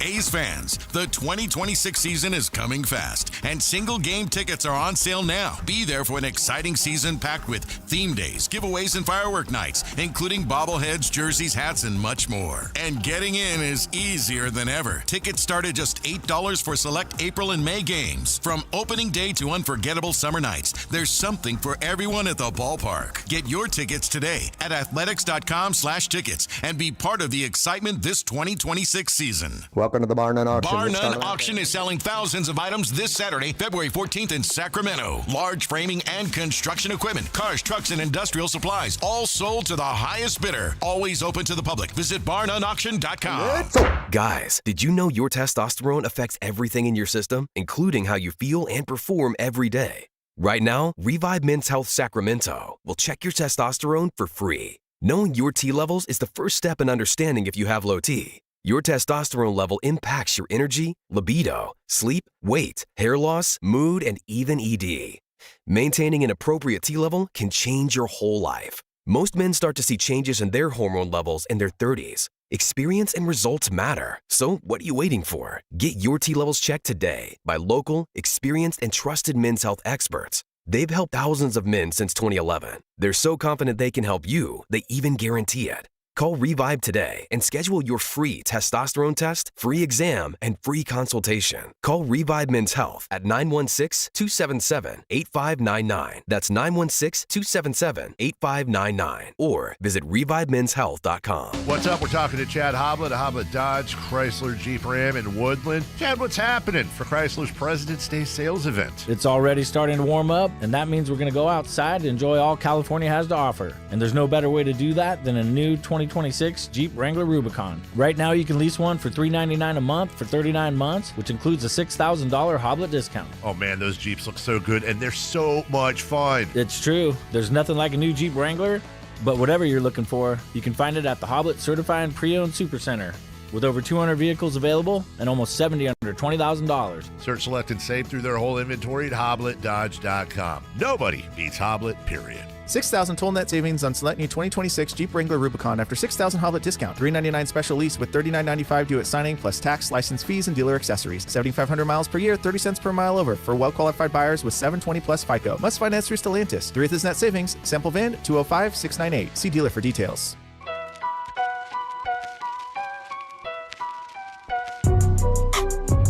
Matt and Kayla on Sactown Sports 1140. In just over 15 minutes, A's All-Star shortstop Jacob Wilson joins us on the show. Very much looking forward to talking to Jacob. If you aren't familiar with Jacob, not just the baseball player, but the person, you'll like him. He's wonderful. I know, I'm excited. Such a nice dude, unbelievable baseball player. Really excited about this upcoming season for the Athletics here in West Sacramento over at Sutter Health Park. But right now, we have the Olympics going on. And if you didn't watch it, don't worry. That's why Kayla Anderson is here. It is time for Kayla's Olympic Minute.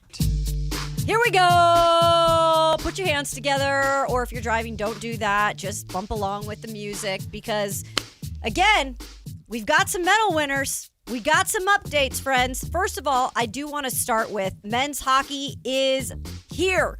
It is started up. I'm excited to watch some of these matches. Right now, men's hockey for the U.S. currently playing against Latvia, and it's 2-1 right now USA? in that game. USA is on top. They're in, the first. So Macklin Celebrini scored for Canada today. Who are you are you rooting for Canada? I'm rooting for Macklin Celebrini. That's our boy from San Jose. When the U.S. and Canada play? I don't know. I hope Macklin scores, but they lose. Guys, How about that? There we go. I'm not going to lie. That red and white looks a lot better right now. Okay. I'm rooting for our boys. Okay. I'm like, Canada's going to be the heavy favorites, let me tell you. Well, they do have talent. A lot of it. In cross-country skiing, congrats to Jessie Diggins. Again, cross-country skiing. Yeah. Not an easy sport. I dig it. At all. And she takes home the bronze. Hey, we'll take it. That's right. On the board. Because usually it is like the Swiss, the Austrians that do the cross-country. U.S., though, they're in the mix this year. Who won gold? The Do you gold, know? I don't know off the top of my head. Yeah. It's not USA, so we don't care. It doesn't matter. If it ain't us, it ain't us. One of my favorite events, again, on the ice. I love the figure skating, but ice dancing, me being a former dancer, I always wished I could do it on the ice. And this is what we were talking about yesterday. The flips, some of the partner stuff that they do is absolutely incredible. Blades near the face. And give it up for Madison Chalk. Let's go, Madison. And Evan Bates. They are going to take home an Olympic medal. And let me just check because I didn't write it down. I'm so sorry.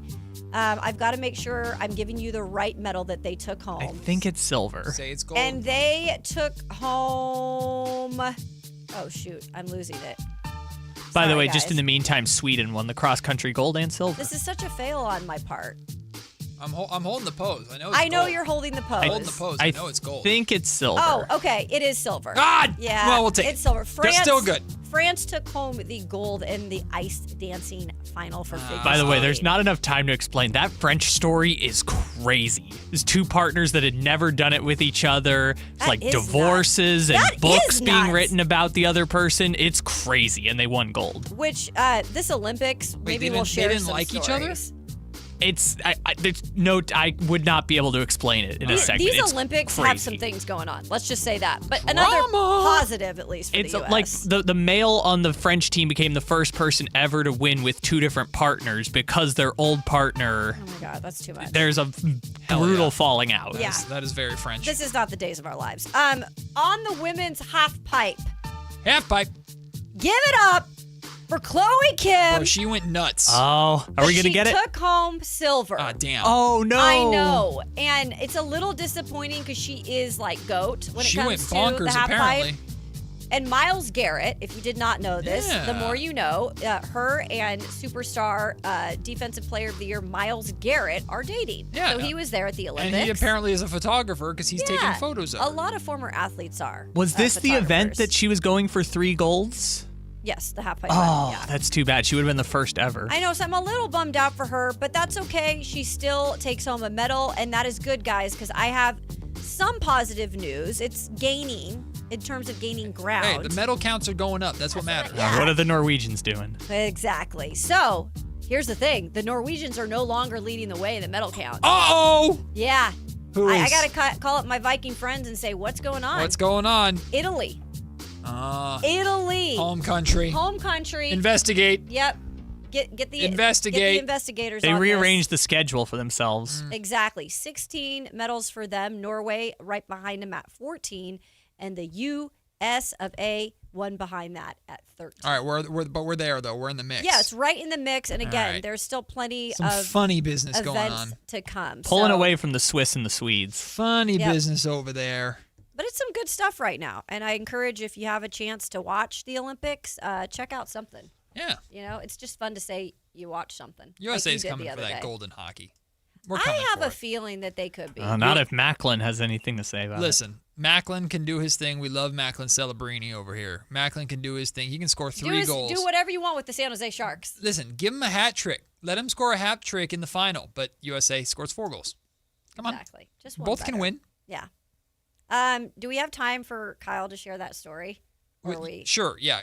Kyle, you get to share this story. Okay. What is this story? I have no idea what this is. There's some weird stuff going on at the Olympics, I have you guys. no idea and what this this is is. just one of the many. So glad you asked. Yeah, One of between the many. the French partners having divorces and fallouts and winning gold, and at that USA-Slovakia match, I think they arrested a fugitive who had been on the run for like 16 years because they wanted to watch Slovakia at the Olympics. I love this. This is the story that is taking it by storm, which I'm sure some people have heard it already. But Sturla Holm Lægrid is a Norwegian biathlete. So that's the one where you do the cross-country skiing and then you shoot the gun. Sure. Okay. Which, by the way, I learned is like, after soccer, the second most popular sport in Norway. Like 90,000 people go to these events. Nice. It's crazy. Hell yeah. So anyways, Sturla won bronze in his event. I think it was like 20 kilometer event or something. And Sturla decided at the podium to share some information that I don't think anyone was prepared to hear. TMI? After winning bronze at the Olympics, Sturla had this press conference. Quote, "To be honest, this has been the worst week of my life. 6 months ago, I met the love of my life, the world's most beautiful, sweetest person. And 3 months ago, I made the biggest mistake of my life and cheated on her, which I then had to tell her about last week." Oh, my God. Or I'm sorry, I decided to tell her about last week. I told her a week ago, and it's been the worst week of my life. Why is he saying this? Oh, there's more. I had a gold medal in life, and there's probably a lot of people out there who look at me differently now. But well, now they do. No one knew it before. Anyways, there's probably a lot of people out there who look at me differently now, but I only have eyes for her. Sports has taken a bit of a backseat these past couple of days, and I wish I could share this with her. What a loser! This is a plot from Glee. No, it continues. "I'm not ready to give up. I hope that by committing social suicide like this, I might show her how much I love her. I accept the consequences of what I've done. I regret it with all my heart. Maybe I'm dumb as a rock, but I still do stupid stuff." Yes, you are. Yes, you are, sir. Yes, you are. You should have never, ever, ever said any of that stuff, let alone how much you said. What an idiot. You want to know something? Okay, so there's 2 other crazy plot twists. One, I'm sure she'll take you back now, bud. the girlfriend responded. Oh, hell. She remained anonymous for obvious reasons, but she said, quote, "It's hard to forgive, even after a declaration of love in front of the whole world." What is this on national? This is like Love Island turned Olympics. Quote, "I did not choose to be put in this position, and it hurts to have to be in it. We have had contact, and he is aware of my opinions on this." get back to the Olympics. I hate all of this. Here's the other plot twist. So they then follow-up interview, of course. Why? The thing, well, I mean, he does his press tour. The thing is, his teammate won the gold in this event. Nobody cares because of what he just did. So then when he was asked about that, he said, I hope I didn't upstage him with this comment. Honestly, I'm not really thinking clearly right now. I'm done with this guy. No, I kind of like him. I kind of Absolutely not. I would seriously do some damage to him.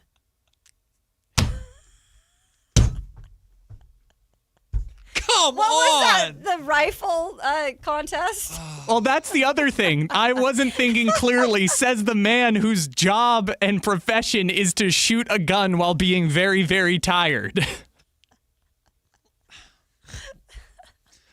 It's amazing. I cannot talk about this enough. This is incredible. I cannot. What is the sport called?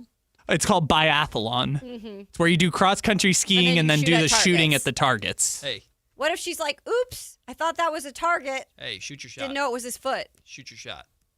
Just saying. On Valentine's Day? You don't think this is all scripted? I don't know. I gotta be honest, I don't think it worked. Love is in the air. I'd like her to get on our show. I'd like to talk to her.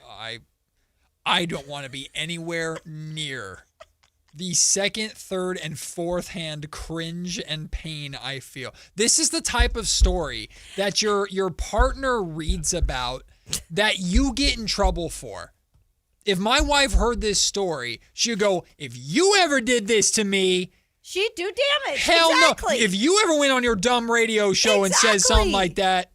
By the way, did it a week before the Olympics when the cheating happened 3 months ago. I cannot. Thank God Jacob Wilson is here to save us. A's all-star shortstop joins us next on whatever the hell this show is. Sacktown Days Sports. of our lives. This is the story of the one. As a safety manager at a manufacturing plant, he does everything he can to keep his coworkers safe. From finding ways to reduce risks to keeping safety supplies in stock. And for that, he relies on Grainger. Grainger offers a broad range of quality products and next-day delivery, so he can always play it safe. Call 1-800-GRAINGER, click Grainger.com, or just stop by. Grainger, for the ones who get it done. Do you have 3 ex-wives and your current trophy wife wants a life insurance policy 3 times the size of the policies you had to purchase for your previous mistakes? If so, you need to call Big Lou at Term Provider, 800-444-2013. Big Lou is intimately familiar with your problems, and if you're 50 or 60 years old and in reasonably good health, a $1 million policy should only cost about $100 to $200 per month. Big Lou may have a solution for your previous policies as well. You may even save enough money to lighten the load on your new $1 million policy. Remember, call Big Lou. He's like you, except he's only on number 2. Call Term Provider at 800-444-2013. That's 800-444-2013 for $1 million in term life insurance that you can live with. Call Big Lou at 800-444-2013. 800-444-2013. Welcome to the Bar None Auction. Bar None Auction is selling thousands of items this Saturday, February 14th in Sacramento. Large framing and construction equipment, cars, trucks, and industrial supplies, all sold to the highest bidder. Always open to the public. Visit barnoneauction.com. At Fisher Investments, we may seem like other money managers, but we're different. Are you really that different than the rest of us? We are. As a fiduciary, we always focus on what's best for our clients. What services do you offer besides investing? We have a team of specialists in financial planning, estate planning, and more. Your clients rely on you for all that? Yes, we ensure clients receive unparalleled service at every step of the relationship. Okay, but you still sell commission-based products, right? No, because we believe that's a conflict of interest. We prioritize service over sales goals. So, then how do your fees work? We have a simple and transparent fee that's a percentage of our clients' portfolios. So we do better when our clients do better. Wow, we're more different than I thought. At Fisher Investments, we're clearly different. Learn more at FisherInvestments.com. Investing in securities involves the risk of loss. What if the greatest player on the court wasn't who you expected? This February, experience heart, hustle, and a whole new kind of hero in Sony's GOAT, the animated sports adventure for the whole family. Only in theaters February 13th, rated PG. The President's Day Sell-a-thon is on at Folsom Lake Ford. And with your approved credit, get zero down, low finance rates, plus huge factory incentives on select new Fords. Hurry to Folsom Lake Ford. Tell them Coach Christie sent you. See dealer for details. KHD HD1 Sacramento, KYMX HD3 Sacramento. From the Power Business Technology Toshiba Studios. This is Sac-Town Sports 1140.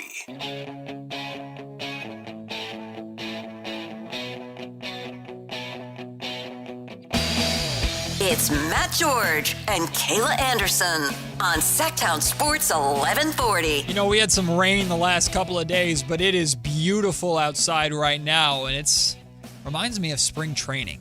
Reminds me of baseball weather. Baseball right around the corner here in Sacramento, and one of the guys you can watch at Sutter Health Park this season is none other than all-star shortstop Jacob Wilson for the Athletics, who joins us right now. Jacob, it's Matt George and Kayla Anderson. My friend, how are you? How is the sunshine down in Arizona, and how much are you looking forward to getting this season rolling? Yeah, what's up, guys? Thank you so much for having me. I appreciate you having me on the show. It's great. We got great weather down here. All the guys are starting to slowly file into camp, and we're excited to officially for position players get things started off here on Monday. I know expectations inside the clubhouse are always high. I was there at spring training covering you guys last year, and you had high expectations going into last season. And the way last season ended, the momentum you built for yourselves has led to now a lot of external expectation, especially for that lineup, which you are a part of, from yourself to Nick to Brent to Shay, everybody in that lineup. How excited are you? How much or how do you feel about just the lineup that you're putting together and the weapons that this team has on offense in the batter's box? Yeah, it's great. Just be able to be a part of this lineup. Obviously, like you said, we had a lot of great weapons in the lineup. We had a lot of guys last year, really got up to the league and started, figuring out how to do their thing. And, we've had guys who have done it in the past, like, obviously Rooker and Langoliers and now McNeil. Those guys have been great throughout their careers. And now we have, a lot of young guys going into their second, maybe third year. And, I think we all have the same goal, is to go up there and play good baseball and, see how many wins that we can, put together throughout the year and make it, a little bit further than the regular season. Jacob Wilson, kind enough to join us here on the Matt and Kayla Show. Spring training, I know, selfishly, my favorite time of year when it comes to, just preparing for baseball. I know for you guys it's work, but what's the best thing about that and being with your teammates down there, ramping up for the actual season, Jacob?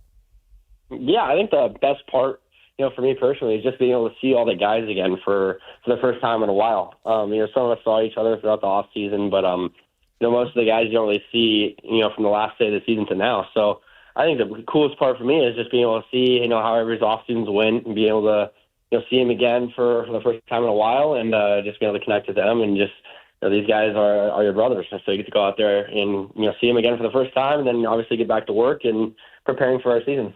Jacob, how fast does that month of spring training go? Because I know for us, the baseball fans, it's like, oh, God, a whole month, get to the season already. I'm so excited for opening day. I want to see these guys do it for real. But I imagine with the amount of work and the ramping up and everything that you guys have to do as an organization, that month, you wish maybe you even had more time? Yeah, you definitely need some time. Baseball is not really a sport where you can go over a very long period of time without doing it and kind of just hop back into it and play at a high level again. You definitely need to build up some time, to be able to get back into the swing of things a little bit. And, for us players, we definitely need the month. So some of us take a little bit longer to start getting used to things again, like myself, and, just be able to play games right away and just being able to, play games at not like the highest level. Like just be able to just play, free and just be able to get back into it is something that, means a lot, to us players. Jacob Wilson joining us here on the Matt and Kayla Show. The off season, it does go by so quick for you guys, and blink of an eye, it's back in spring training. I know for you, did you get married, I believe, in December, the off season? And how exciting is that in terms of just coming in kind of with a new situation here this season? Yes, I did get married this off season. It was a great off season for me and my family, my wife. It was awesome. We got to go to another couple weddings as well with the Soderströms, who also got married, and that was great. They had a great wedding, and it was phenomenal. And just being able to be back here, like I said, seeing all the guys in for the first time in a long time is something that it's really cool. Just to be able to see how everybody's off seasons win, just be able to get back on the field with them. Jacob Wilson, A's All-Star shortstop, joining us right now ahead of spring training. Jacob, I think that's one of the things that people resonate so much with this team is it is a group of young guys. You do have some of the veterans in there that of course, are holding things down, the addition of some during this offseason as well. But this group, it seems like the A's, this organization, is just the organization of opportunity, and you guys have really taken advantage of that opportunity last year, especially yourself and your infield partner, the big Amish over there at first base, Nick Kurtz. How would you speak to just the relationship and the bond and how that translates to how you guys play on the field, and how much fun is it to build something with a young group, a group of your peers that you could see playing together for a very long time? I think it helps a lot. Being able to, the guys that you share the field with, you have such a great connection with in the clubhouse. These guys are, a lot of them are really close friends. And I think that, when your team has such a tight bond, like we do, I think it helps that we go out every day and play the game that we love. And I think we all kind of benefit off each other. I think everybody kind of sees the success that guys are having and just wants to build off that. And we kind of just make each other better throughout the year. And, it's easy to be able to go there and play well when, you're going out there with your boys doing it. So we have like I said, we have a great squad, and we love going out to the field every day. Jacob, I don't know, goal-wise, how you go about doing things, but I know, taking from last season, a lot of positives. Anything you're coming into this season, spring training, with that you're focused on? Yeah, I think that it's just, working on my body and just being able to, grow my body a little bit more, get stronger. In this sport, there's always work to be done. So for me, it's just being able to, tinker some things and, make it a little bit better. And, I'm just, super excited, like I said, to get back to work with these guys. And, like I said, we always make, everybody makes each other better. So just being able to get here, get to spring training, be able to see these guys again and get to work with them, I think that, it's going to be a really good spring leading into a, really good year. You can't get as far as Jacob Wilson has gotten without having, of course, a love for the game of baseball and being a fan of the game of baseball. So, Jacob, how much are you looking forward to the World Baseball Classic that's about to get going here, or will get going in early March? How much are you going to be locked into Team USA and just everything with that fun tournament? Oh yeah, I'll be following. That's a tournament that when it's on every couple of years, you definitely got to go watch it. And I'm definitely interested to see it, how it all plays out. I'm excited to watch it, excited to just kind of be a fan of the game, and you just kind of watch from afar, and it'll be pretty cool to be able to turn those games on and watch those at home. Jacob, this is my first season in Sacramento. I came from Nashville, but kind of covered sports all over the country, and I'm always curious. I've covered a lot of baseball in my career, and for a young guy like you, did you have certain guys that you've watched along your career, growing up in the game? Yeah, I think that, obviously I watched my dad for a very long time. He played 12 years, and he played till I was 10 years old, so I got to watch him and obviously learn from him, my entire life. He's kind of been the guy that I talked to anything baseball-wise. And, another guy, once I got to college, I loved watching Dansby Swanson. That was the guy that I really wanted to be like. I love his game, love how he goes about his business, and, that's a guy that I definitely want to, when I was a young guy in college or at the end of high school, that's the guy that I wanted to, be when I grew up. And, he's awesome, great player, and also, just an overall great guy. Just being able to talk to him on the base pass or whatnot, he's always been awesome to me. So he's always kind of the guy that, stepped in that role after my dad retired. Those Vandy boys, Jacob. Yeah, yep.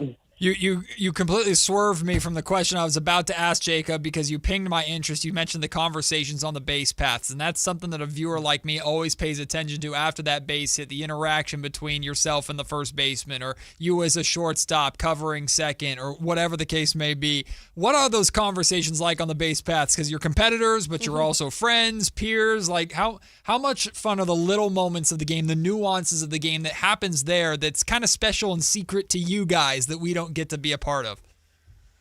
Yeah, I think that, there's a lot of cool guys in the big leagues. They're super cool to talk to. And, we have great conversations out there, whether it's just asking questions on, guys that you want to ask questions, whether it's about thinking in the box or on defense, whatever it is. And, the thing I've learned is that everybody's pretty cool. Just being able to talk to them, just be able to, get them on a little bit more. You play against them, all year long. Just being able to, make those connections, make those friendships, on the field is something that means a lot to me. And like I said, every guy that I've really, ran into in the base pass has been super cool to me, and it's something I'm very appreciative of. As a shortstop, have you ever snagged a line drive or made a play that someone told you about afterwards, saying, "Hey, don't take that base hit away from me," or anything like that? Yeah. Some guys are gonna say, "Like, really, man?" It's all fun and games. Everybody gets a laugh out of it. So I've done it too as a hitter too. Bregman's got me a couple times now. I'm just like, really, dude? You won. The A's Jacob Wilson, he's joining us today on the Matt and Kayla Show. It is like a weird transition, right? Because, eventually you guys are going to go to Las Vegas, but right now, home is West Sac and Sacramento in general. How do you feel like this season in terms of embracing it and getting people excited for baseball here? How do you guys take that on also? Yeah, I think that, for us, we're just excited to go back there and be able to represent the fans. And, that last year was the first year that we were obviously there, and, the fans were great to us. I got to do Fan Fest this off season, and, all the fans, they seemed like they were just super excited to have us and appreciative of us, and we're, appreciative of them, being able to support us every day throughout the summer. And, we're just happy to be able to go represent the city all the time when we have it, and we're just excited to get back out there and, hopefully, be able to bring them a really good year, for them to root us on. Do you like the new Sacramento threads, the new gold jerseys with Sacramento across the front? Do they pass your test? Oh yeah, I'm excited to wear them. It'll be fun to be able to get another alternate jersey in there, and then I have one that represents the city that we're in. So it'll be cool to wear that one this year. One of the things that makes baseball so unique and so fun is each ballpark is its own thing, right? Every ballpark has its quirks to it. Back in Oakland, it was all the foul ball territory. In San Francisco, it's the Bay Breeze and Triples Alley, and in New York, it's the short porch or for the Yankees. What is it in Sutter Health Park for you guys that you feel like gives you that distinct home field advantage? From a spectator standpoint, I love it because the ball jumps and flies out of that ballpark, Jacob. I'm sure your pitchers don't like that too much, but you may not mind that in the batter's box. Yeah, us hitters are very excited to go back. I think that as a hitter, you love a good ballpark that where the ball flies out of there. Pretty good with that jet stream, but. Coming from a pitcher's standpoint, I can understand why it's a little frustrating. But like I said, from a hitter's perspective, we love it. It's awesome. So, we're excited to get back there, like I said, and be able to represent the city again. We've talked a lot about the youth on this team, which is a big part of this, and moving forward. But what do you have to say about some of the vets that you've been able to work with and what they contribute to this roster? Yeah, I think that everybody has their own thing that they bring to this roster that's unique. I think that everybody, if they just go into the year and everybody kind of does their own thing. Everybody does something really well that, some guys might not do really well. And I think everybody stays in their lane this year like we did at the end of last year. Everybody's going to be, our team's going to be great. It'll be fun to be able to go back there and see how the lineup plays out and just see us get back on the field together again. Like I said, I love being a part of this team, and I'm just really excited to play baseball every day with them again, and really just get back into the regular season and just being able to go back and just play the game every day. Jacob, there's so much talk and so much excitement about the offense, but there might be a little bit of disrespect or someone that's maybe missing the point from the pitching side of things. Obviously, you're backing up your pitcher. You got one of the best views in the ballpark at what your pitching staff is doing behind them at short. what would you say about this pitching staff? How confident is this group in this pitching staff, from the starters to the bullpen to the closers? Just how good are you? How much are you looking forward to watching those guys get to work on the bump? Mm-hmm. Yeah, I think that the pitchers started a couple days ago here at spring training. We've been around the complex, and from the bullpens I've seen, I'm really excited. As a guy that's going to be on their team, they look really good. They look really solid for being this early in spring training, in the bullpens and the work that they've been doing.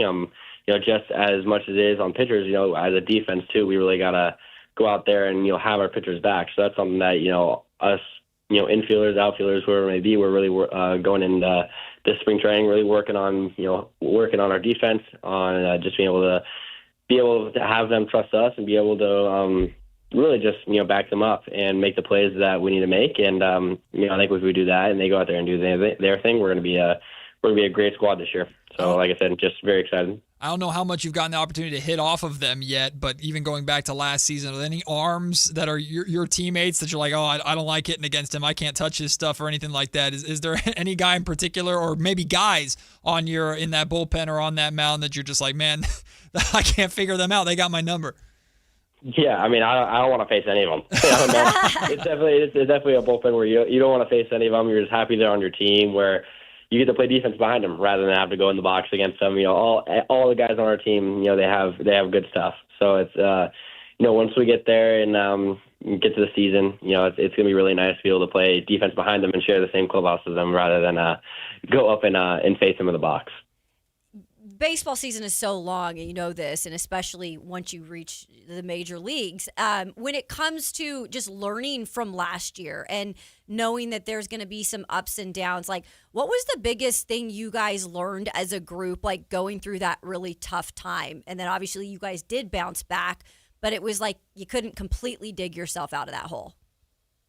I think that, it's a very big learning curve, for us. At that time, we had a lot of young players that were just coming up to the big leagues, for the first time. And, I think that at that time we were just struggling, trying to figure out a way to get out of it. But, as you can see, once we got out of it, we were great. That was just something that, was a little hiccup, throughout the season. And, in this game, with every bad that comes along with it, there's some good that you can take out of it. And I think that, during that time, it was, obviously it was so bad for us just being able to, we really couldn't figure out a way to, get a win as a squad. And I think that with all the learning that we did through that, I think that, if that hiccup, starts to happen this year, we can cut it out a lot quicker because we are more experienced and we know how to prepare on how to get out of it. And I think that it, like I said, if it ends up happening, start to happen again this year, I think we're able to figure out a way to get out of it a lot quicker than we were last year. Jacob, I'm sorry if you've been asked about it a million times. Jacob Wilson, A's All-Star shortstop, here with us on Sactown Sports. I'm going to take you back to a particular night in Houston last season when your fellow rookie at the time, Mr. Nick Kurtz, hit 4 home runs in the same game. Should have had 5. People don't like the 5th was just missed, like just barely was short of going out. I mean, I've watched Nick take BP. I was there for his debut in Sacramento, Jacob, and watching him take BP and hitting it off the scoreboard and almost over the batter's eye in center field. But from your perspective in the dugout, watching Nick do that in an MLB game as a fellow rookie, I mean, at what point does the teammate go out the window and you're just a baseball fan that is witnessing history? Yeah, I think that, it was crazy when he was 3 for 3 with 2 homers. Yeah. And we're just like, wow, this is incredible, let alone that was halfway through the game that he was going to have. And, as a teammate and obviously being a young guy, just being able to watch that, it's just like, that's just something that, it shouldn't happen. And he defied, all odds of, Major League Baseball. No one's ever really done it before, as a rookie, especially as a rookie. And he went out there and he did it, and it was the coolest night to be able to be a part of it. And I remember just like after the game, we were just like, what just happened? It was incredible. And, it was very cool that I get to, say I got to be a part of that game and just be able to watch that happen. And, it's definitely, talking to him, that's definitely going to be a game that he'll remember for obviously the rest of his career and the rest of his life. That's a once-in-a-lifetime game right there. And it was, like I said, pretty amazing to be able to be a part of it and just watch the entire night just unfold. Well, Jacob, before we let you go to get back to work, and very much looking forward to seeing you, my friend, when you get to Sacramento again. First off, I don't believe we congratulated you on the new deal that you got, you and your family. I know A's fans were thrilled to see that, and you earned it, my friend, with the hard work that you put in the amazing rookie season that you had last year that quite literally only Nick Kurtz could top in terms of Rookie of the Year voting, which was fun. But I do feel like I let you down, my man, because last year I was working in TV, and we tried to find you that baseball on, I think it was opening night or that first series that you hit the home run, and we could never get it back. So I apologize for that. We tried to get it back for you. It's all good. Thank you, though. No, I appreciate all the support that you guys give us. So it's been great. Like I said, being in Sacramento and seeing all the support that the fans bring us. Well, before you get to Sacramento, enjoy the sunshine and all the process there in spring training, man. We can't wait to see you in action, and welcome back to baseball season. Thanks for the time, and look forward to being able to chat with you again, hopefully in person at the ballpark very soon. Yes, thank you guys so much for having me. I really appreciate you having me on the show. Thanks, it's an Jacob. absolute pleasure. The all-star shortstop for the Athletics, Jacob Wilson, joining us. He's a great young man. He's such an incredible dude. Yeah. He's such a nice dude. Doesn't have he's just unbelievably humble, and that's this entire team. Like they shy away about talking about themselves. As soon as you ask them about each other, though, they'll start to brag. Exactly. Right? Like Nick is the same way. Shea Langoliers is exactly like that. Shea is like a super nice, super quiet guy. I remember when the A's traded Matt Olson for Shea Langoliers, and Matt was their star at the time. And Shea came, he was in the minors at the time, and he came to Sacramento to play against the River Cats as part of the A's affiliate. And I met Shea for the first time, and I could not get that man to talk about himself at all. He was like literally anything else. Yeah. And he's the same way, but now he's that power hitter behind the plate at the catcher spot. So it's such a good group of young guys that I'm very excited to root for and see here in Sacramento. And we got another great group of guys down the road in the Bay, too, with the San Francisco Giants. So a lot of good Northern California baseball to enjoy this year. Yeah, I hope, just to see both of these clubs have success would be really fun. But it is such a treat. And I think, if you are in Sacramento and you have the opportunity now to enjoy a big league club, I don't care who it is or what your opinions are on it. If you like baseball and take advantage of the opportunity right now. Yeah. You have a big league club in your backyard. Yep. You have a major young talent that people are going to be talking about this year. And I think, like we've mentioned on the show, the team is probably going to have success. So go out, support these guys, show them, some love because they're a great group, like you mentioned. I can't wait to get out to cover some games. Yeah, I believe watch some games in person. I believe truly we have multiple future Hall of Famers on this team right now, and could even be Jacob Wilson. I think Nick Kurtz is absolutely going to be a monster in this game, one of the greats with that power bat that he has. He's taken the league by storm, and he hasn't even played a full season. It's incredible. He joined halfway through last season. Incredible. If you haven't seen Nick hit the baseball, it's stunning. And again, at Sutter Health Park, the ball flies out of that ballpark. And look, you don't have to be an A's fan to come around. Now, you might have to reach into the wallet a little bit. Shohei Ohtani is going to be here this summer. Yeah. Mookie Betts is going to be here this summer. We've had Aaron Judge come through. He's coming through again. Giants fans, your Giants are coming through not just to play the A's. They're coming through for an exhibition game against the River Cats in just a little bit. Pretty cool. Having this kind of baseball in Sacramento is an incredible treat. It's an incredible treat. A lot of stars are going to be coming through Sacramento. Plus, Sutter Health Park is gorgeous. They do a really good job over there. The experience is great.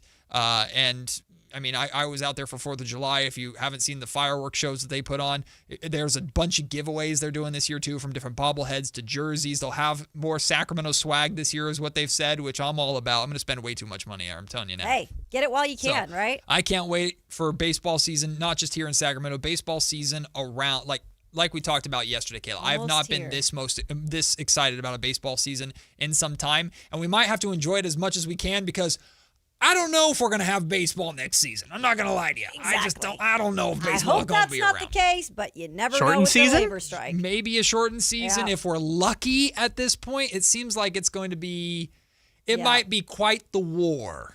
And I think changes need to happen with baseball, especially when it comes to the salary cap and the competitive imbalance when it comes to spending money because the Dodgers are up there in Spendville, and the A's are at the complete opposite end. Not really Spendville, but even though they gave contracts. Hey, they're putting their money where their mouth is with these young guys. They're getting guys like Jacob Wilson under contract long term, Tyler Soderstrom as well.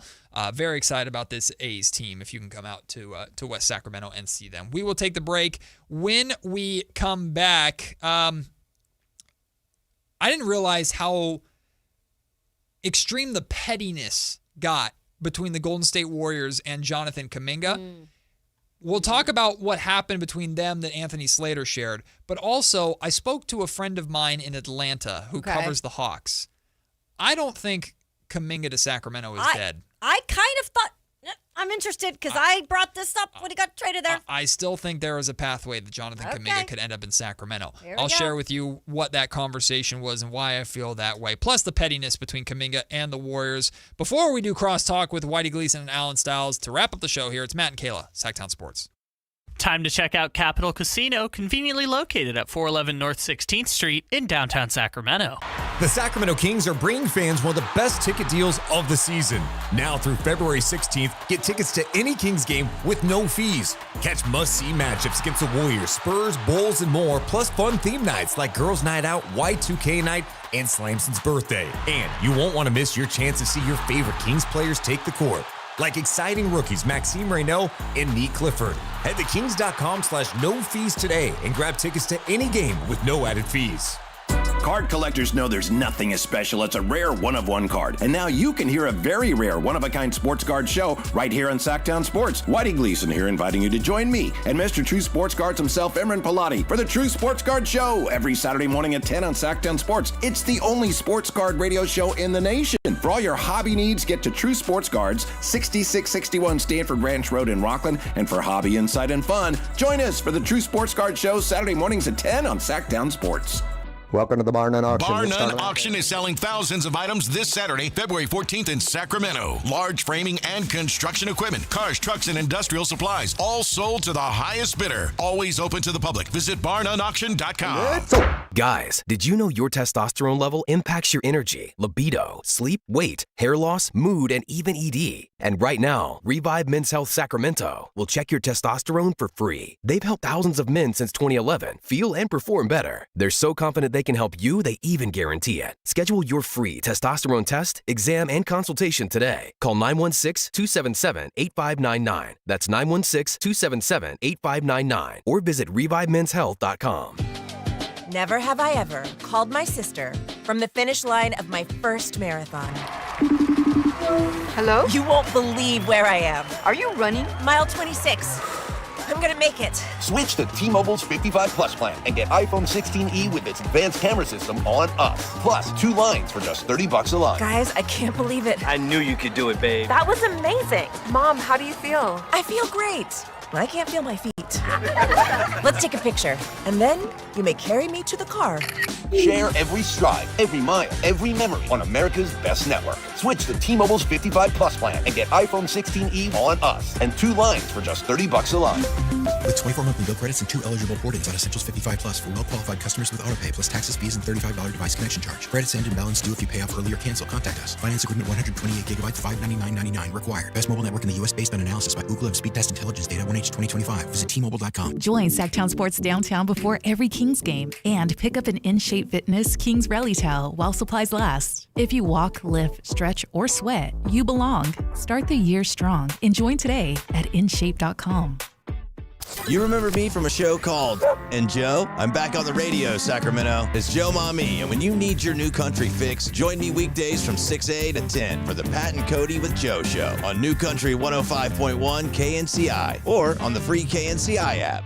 At Stockton Honda, we know how to honor a great deal. Like right now during our President's Day sales event. Whether you're shopping new or pre-owned, you can find star-spangled savings on some of our best models. Why not stop in today and see for yourself?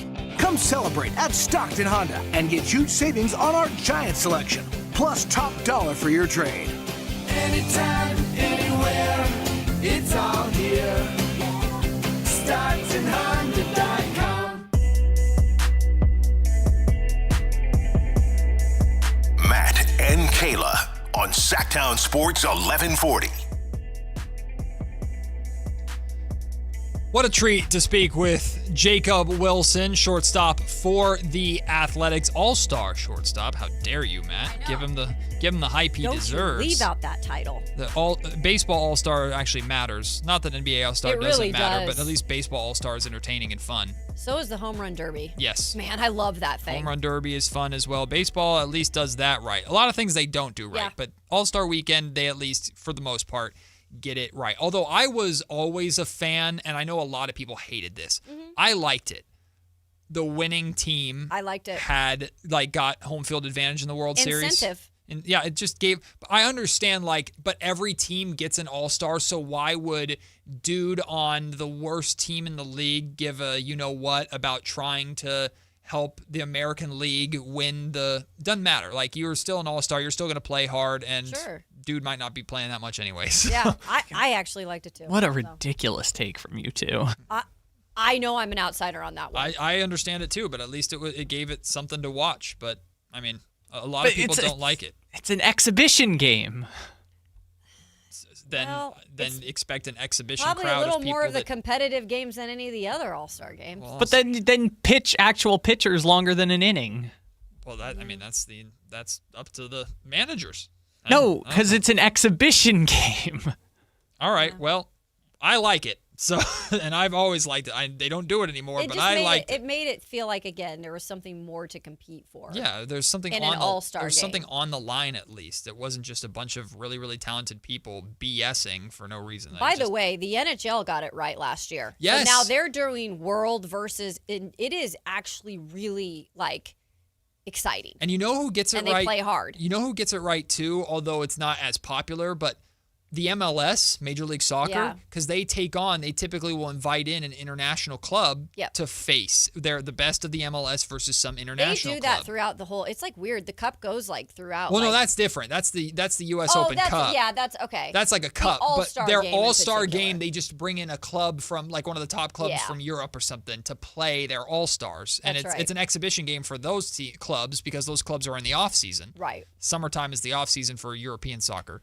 And MLS only gets about a month of off season. It's insane. Yeah, the MLS is all sorts of a beast. We have to get you out for some Republic matches too. USL. I need to get out there for that. Get out there for the Republic. Republic are right around the corner. We'll have Opening day is in March. We'll have some Republic guests here on the show in the very near future as well. But one story that will never die because we will not let it die. That is one Jonathan Kuminga. And, according to Anthony Slater, who did kind of a tell-all piece, or at least an in-depth piece about the deterioration, shall we call it, of the relationship between Jonathan Kuminga and the Golden State Warriors, it exposed the level of pettiness that it got to, including someone, whether it's from Jonathan Kuminga's camp or family or who a friend, doesn't matter, do know. But someone from Jonathan Kuminga's group circle was accused, apparently, of taking too much food from the team family room.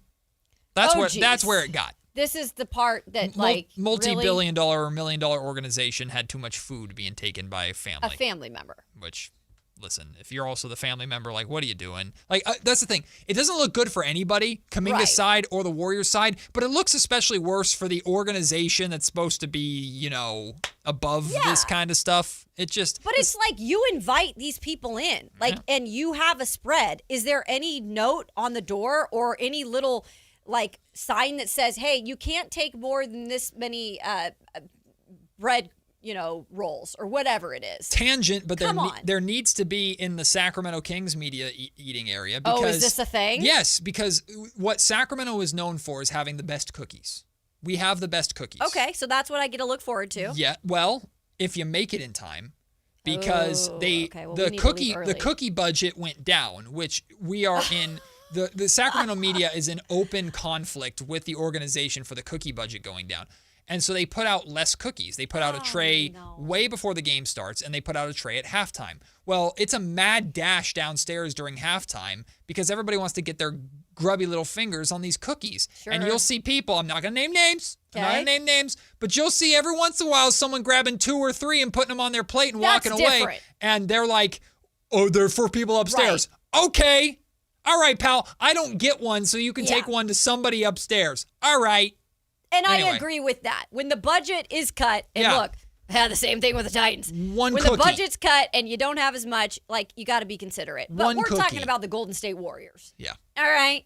Like, also, not get over the it. dumb media, like actual members of the organization, like people who are the reason why your organization is worth hundreds of billions of dollars. I'm offended you called me the dumb media.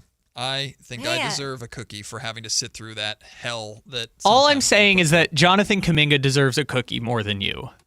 Why? Because he's good at basketball? Because he's like, the reason why all of this exists. Well, technically, it was his family member, right? I mean, it was his family member. Yeah, I know, but still. Maybe it was his mama who gave birth to him that put him on this earth yeah, to play you know basketball. What? Kuminga's mom can have all the cookies. See, that's she what wants. I'm saying. We don't know what family member it was. That's true. If it was like third uncle, though, like, yeah, Warriors get him.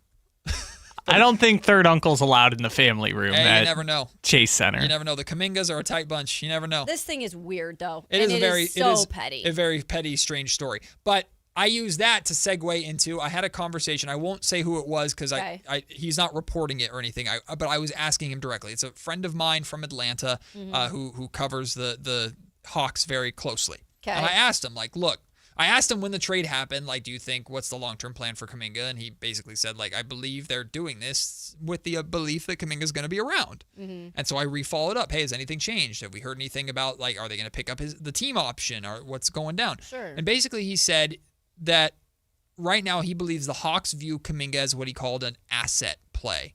There we go. And essentially they chose the freedom or the possibility around Kuminga and his trade option or team option versus having Kristaps Porzingis' bird rights.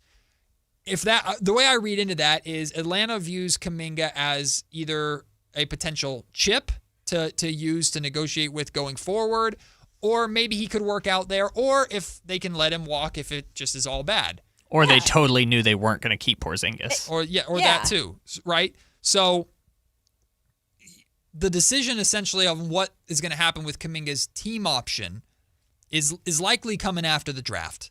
So depending upon how the draft goes for the Hawks, remember, they own the Pelicans pick. So if the Pelicans have a top pick, by the way, it's wild. And the Hawks get it, and the Hawks take AJ Dybantsa or Caleb Wilson or a wing. That's getting to be a log jam over there. So now it's like, forwards. okay, now we don't need Kuminga as much. Hey, Sacramento Kings, we'll pick up this team option, or we can negotiate a sign and trade right now. I'm not predicting Kuminga to the Kings happens. I'm just saying it's not as dead in the water. And I know everybody who's listened to that just groaned when I said it. I know. I don't care. I love the JK ongoing story. Listen. Standing back up on the watch? I am all about it. I don't think we have to get on the watch yet. I don't think we need to rally the watch necessarily yet. I'm just saying, if you were hoping to see Jonathan Kuminga in a Kings jersey, I don't think the dream is dead. I still think there's a very valid possibility because we know Kuminga and the Kings have had mutual interest. And I don't think it was purely circumstantial based off the Warriors. I think it was because the Kings are looking for players like Jonathan Kuminga. I think it is interesting how it all went down because we did not hear anybody, any team that was interested in Kuminga. There were reports out that the only team that's really interested in Kuminga was at the time the Sacramento Kings. We also know that Suns a little bit, but not as serious. but not as serious, and as farther as it got down 100%. into like trade deadline time, right? And we also knew though that Golden State, Sacramento, they don't do much business together, and it didn't seem like they were wanting to budge on anything. Trade with us, big brother. Right. So Atlanta, the way I kind of saw it too, was Atlanta maybe last minute thought, hey, let's make this deal. Things were moving at the time. We can see what we got. We can test it out, but we kind of have a plethora of some guys here that could work. Mm-hmm. And again, if you get a guy like Dybantsa in the draft, that could be a possibility. So yeah, we could have him here, and then maybe we can get him out of here if it doesn't work because we know who's over on the West Coast that still really wants him, and that we'll actually do business with the Sacramento Kings.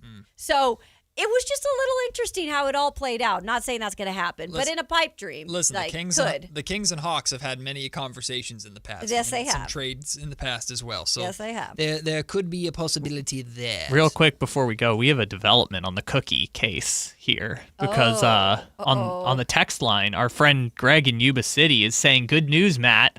I work in sales for the company that sells Golden One Center their cookies." And if you send him a text, he might be able to get you some home cooking on those Golden One Center cookies. I would never, ever take advantage of my audience like that. Greg, you'll get a text very soon. Save me some. You might get a text from me, too. Nope. No, Kyle. Only me. Because Kyle said we're the dumb media. We don't deserve it. So Kyle doesn't get any.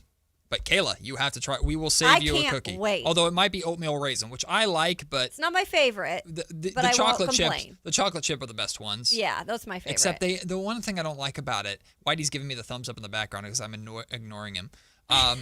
They put salt on it. Like they put a little bit of salt to add to the sweetness. Yeah. Not my favorite. It's not my cup of tea, but I'll still eat it. A lot of times they make the cookie perfectly to where it's still a little bit doughy in the middle, which is the best. Yeah. Right? No one wants like a overdone hard hockey puck Me cookie. either.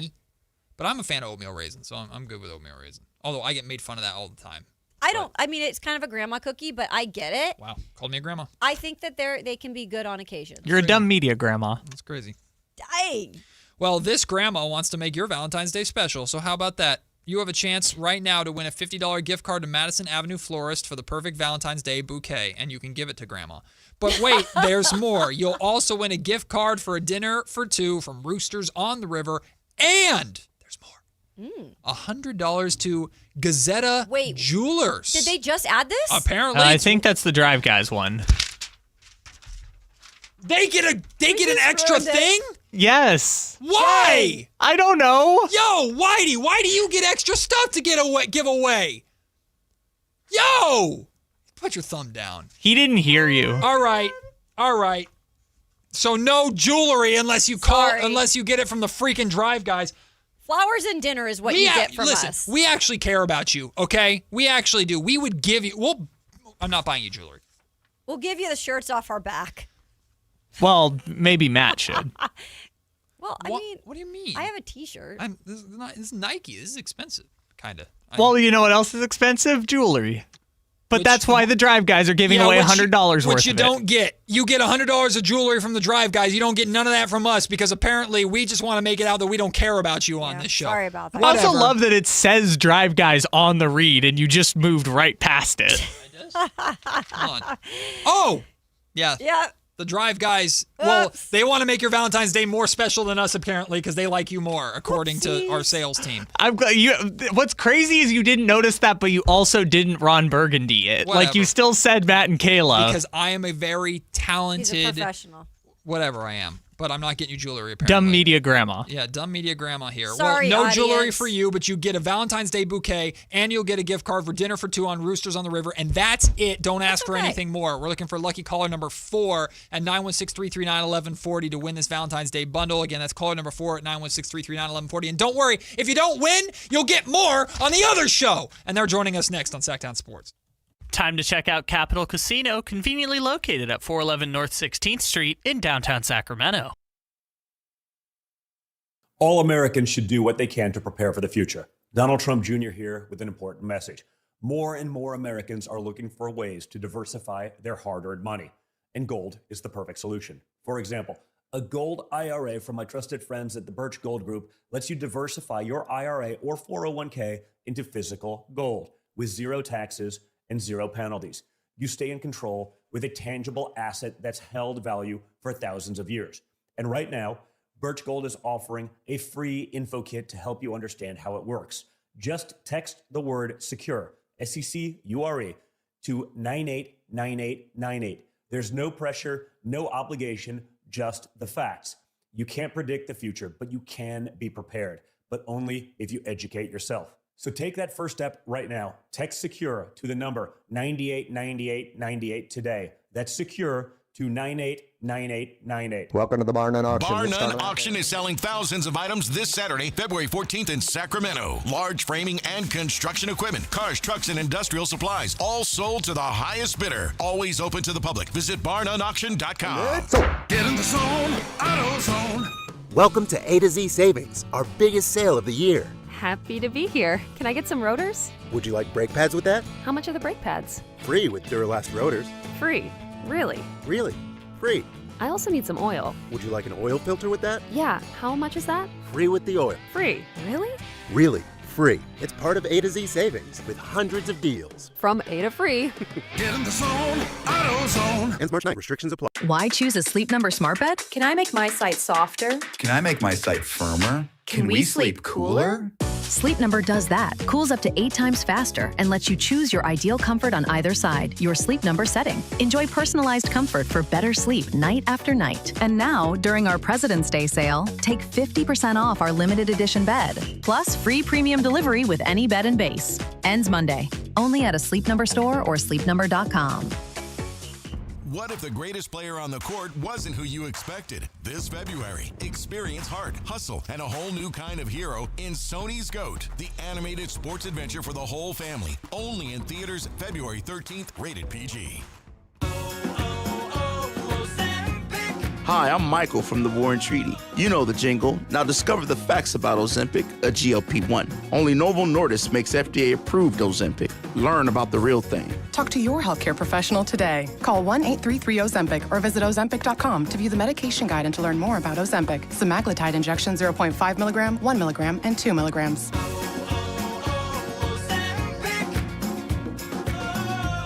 Get in the zone, AutoZone. Welcome to A to Z Savings, our biggest sale of the year. Happy to be here. Can I get some rotors? Would you like brake pads with that? How much are the brake pads? Free with Duralast rotors. Free.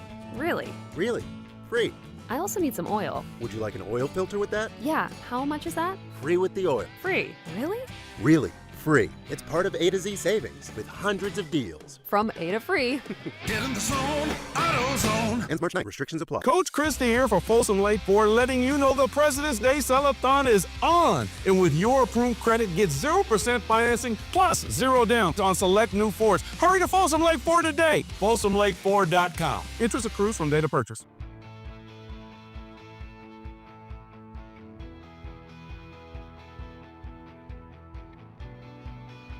Matt and Kayla on Sactown Sports 1140.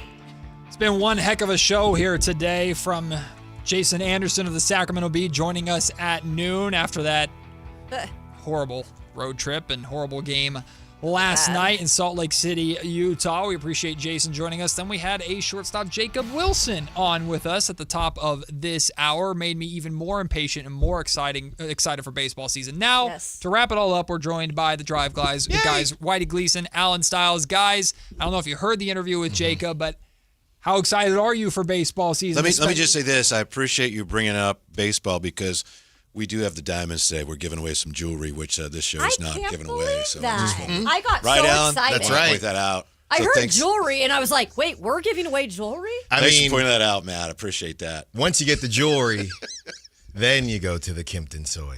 That's there how it it is. works. There it one is. thing and then another. The Clinton soy. But speaking of diamonds, yes. No, very, we don't very give excited. a damn about you on this show. Very excited. No, you don't get jewelry on this show. We'll just give you the basic package. Stay And around. by the way, they have to give the flowers to me. I've already made Oh, that yeah, no, clear. Okay. and they're taking me to dinner. Yeah, there you go. You're going to have so much Roosters on the river. That's like 9 dinners. Listen, man. Game's a game. What can I say? Anyway, Enchilada bar. Baseball season, especially the A's in West Sacramento. Who knows how much longer it's going to be, especially with a potential, sounds like likely lockout coming. But yeah, A's baseball, I think, in Sacramento, of course, Giants baseball as well, I think is going to be very compelling. When are the Mariners coming in? Seriously. I look it have to, because I'm going to be there. I'll look it up. You can guarantee that I'm going to be there. I'm curious really quick while he's looking that up. Tony Vitello. Yes. And the whole thing with them playing kind of the bad boy role. Yeah. Is that going to work? Because I watched it in Tennessee, but that's like a different, it's college. Right. I mean, it's easy to be the bad boy when he built a juggernaut out there in Knoxville and, you know, the who was it? The Drew Gilbert bat flip with the bat that still has not landed yet. It's a little bit different when, you're in the major leagues and you got to win games, right? Nobody cares if you are chippy if you're losing games. So I hope that it works. We were talking yesterday about the fact that he doesn't want any of the butt padding, right? That he doesn't want any of the what's up and all of that prior to the game starting. Interesting. Yeah, after the game, they're good with it. And Buster is completely on board with this, apparently. Wow. It's all kind of posturing unless you go out there and take care of business. Yeah. I got a question, Alan. Yeah. At Temple, in 70 games, you were hit by a pitch 3 times. Do you remember them? One time I almost caught it. Really? Because I put my hand up, but no, I don't remember the other two. Okay. Well, that's good, because sometimes, yeah. maybe to the head. I had quick reflexes. Good. You know what I mean? Looking up Alan's numbers. You won't even find any for I me, was brother. like, Maddie, did you play too? I'm not trying to walk. I'm not trying to get hit by a pitch. I'm trying to swing the bat. I was the T. Your on base percentage reflects I was that. the T. I'm trying to swing the bat. Seattle comes in May. So End of May. My birthday's May 24th. Shush. Hold on. My birthday's May 23rd. Oh my gosh. Your birthday's May 24th. Are they going to be here? The Mariners are in town on May 25th. That's their first time here. Wait. When's your birthday? I'm dead. What? May 24th. And yours? May 23rd. May 22nd. We're going, all of us. Alan, you're going too. Sure. We're there. I'm a March baby. So, Aries. Can I just say this has to be like an astrology thing? Like the fact that all three of you have chosen this career path, there's got to be something in the astrology. And Aries are very similar to like Geminis and stuff. So That's right. I did read that. You might be a Taurus. What do you mean? You're all the same thing, right? No, because I lived the majority of my life thinking I was a Pisces, actually. But I just didn't, we didn't have Google back then. That's so funny. And then we had Google, and my mom said, "Oh, you're actually an Aries." Pisces. Yeah. 21st. Wow, It's good.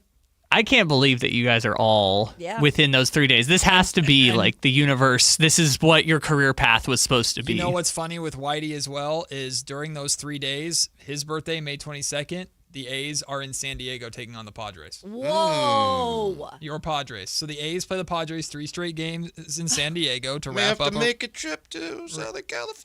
Oh, darn. And Right? then, yeah, Monday, Tuesday, Wednesday, excuse me, Seattle is in town for the first time. That's cool. And that starts a very busy week because that weekend, Friday, Saturday, Sunday, the Yankees are in town. They've already been here. I know you talked to Jacob Wilson today. I bet you he hits more home runs this year than Allen hit at Temple. Oh. I would hope so. If I played... How many did you hit? No, hold on. If I played where they play, I'm telling you right now, I'd have a couple. May- And I'm still working on getting BP out there. May is going to be popping. Yeah. We And should it's do gonna be- media BP. Oh, yeah, there's going to be video. It's going to be a big deal. I think the Dodgers is right after that, right? Dude, No. So not in May, no. But May is the home games in May are St. Louis, the Giants, the Mariners, It's pretty good. the Yankees. That's Those a are the pretty 4 good home map. series in May in Sacramento. The Dodgers aren't until June. Yeah, end of June. Also, Kayla, Mariners are here in September also. Yeah. By the way, Alan Stiles, 296 career hitter at Temple. That's pretty good. See, we are learning Kidding, but yeah. a lot about your baseball career. good I was, if Good I had stick. a couple hits away from 300. Swung at everything. Not bad. Apparently. Not Didn't close walk enough. a lot, but No, there's no need. He would not have been a money ball player. No, not at all. Not at all. Where did you hit in the lineup? I mean, pretty much everywhere but the big beef. You know what I mean? So 1, 2, 9. Because you were fast. You let off. Yeah, right? 1, 2, 9. I was never the beef. Sneaky speed, you know? Well, I don't know if I get to have sneaky speed. Could you bunt? Yes, I could bunt right now. I'm the best slash bunter this side of the Mississippi. see that. I'll slash bunt right now. Well, you were on the other side of the Mississippi That because reminds, Temple. that reminds me of the funniest baseball story Alan ever told me. Oh, but I don't gosh. think we can say Which it. one? Wait, why not? It's Hey, the good one- speed. Yeah, good Hey, speed. Good speed. Oh, well. That was the joke I was made. Sneaky good based speed. on what we talked about yesterday with the food. Yeah. Alan told me once that because he's African American, every time he came up, he would hear the infielders. They just automatically, Right. hey, good speed. Hey, watch Even it though fast. Alan's not that fast. No, that wasn't the issue. The issue was they never saw me run before. But he said that guys would always do. Gotta be quick here. Oh my God. Whitey loves that story. It's really good. It is kind of funny. Everybody that played baseball, though, was a part of it on either side. Yeah? On either Yep. side. Yep. It's never, big bopper here. Oh. Hey, watch the bunt. Watch the bunt, guys. The steal. Watch the bunt. It's bases loaded. What? I'm not going to bunt. This base is loaded. Come on, man. This is a nightmare for the A chair, because how do I segue out of that? What do I do? Yeah. Right? That's right. Can relate. I would say, it is black and white when it comes to, and then go to the next thing. That's right. I don't feel... No. Great segue, Matt. Got to be quick here. Come on, you got to get your senior segue going now. Well, you got it. Should the Kings be embarrassed by what they did last night in front of AJ Dybantsa? It was disgusting. In front of AJ Dybantsa. AJ Dybantsa. He was there to watch the other team. Oh, was he? Yeah. And sign with Russ's brand is what. Oh, that's right. Yeah. I mean, that's been the whole plan for the Jazz. They got him to BYU. Yeah. I mean, this whole thing has been. Everybody wants to talk about the tinfoil hat with Cooper Flag to the Mavericks, but this Dybantsa Jazz thing has been in the works for years. So if it actually happens, I think this is more of a antenna riser than the whole Cooper Flag. What is the lowest pick that we think the Jazz could have to where they still get AJ? Ooh. Maybe 3. Maybe 3. Yeah. Maybe I'd 3. agree with you. All right. Well, the Caleb Wilson news, he's out that's for awful. Yeah, Broke his undisclosed hand. period of time. Broke his hand. I don't know if that changes the top 3 though. Well, let's end with this. We'll sim the lottery to see where Utah ends up and if they get AJ. Oh, okay. Here we go. Well, I hate this because I'll tell you this confidently. Utah is not getting AJ because they're at 7. Okay, wait. Let me go. One time. Well, so The Kings went to 5, didn't they? Sacramento went to 5. We got the number 1. Utah. Utah. Okay, I'm pretty sure, real quick, I think Tankathon's broken. Because everybody keeps getting 5 for Sacramento, every time. I was getting it So yesterday. I don't know what's going on. Let's try it on a different browser. Okay. I think Tankathon might be tanked. Okay. I don't know what's going on, because you just got it again. Too. Yesterday I was, too. Yeah, it's weird. I got Dallas as number 1 pick, so I'm closing this down, and I am ending the show on a negative note. Coming up next, the Drive Guys. They'll give you jewelry. We don't. Stay tuned at Sacktown Sports. Peace. Jewelry? This is the story of the one. As a safety manager at a manufacturing plant, he does everything he can to keep his coworkers safe. From finding ways to reduce risks to keeping safety supplies in stock. And for that,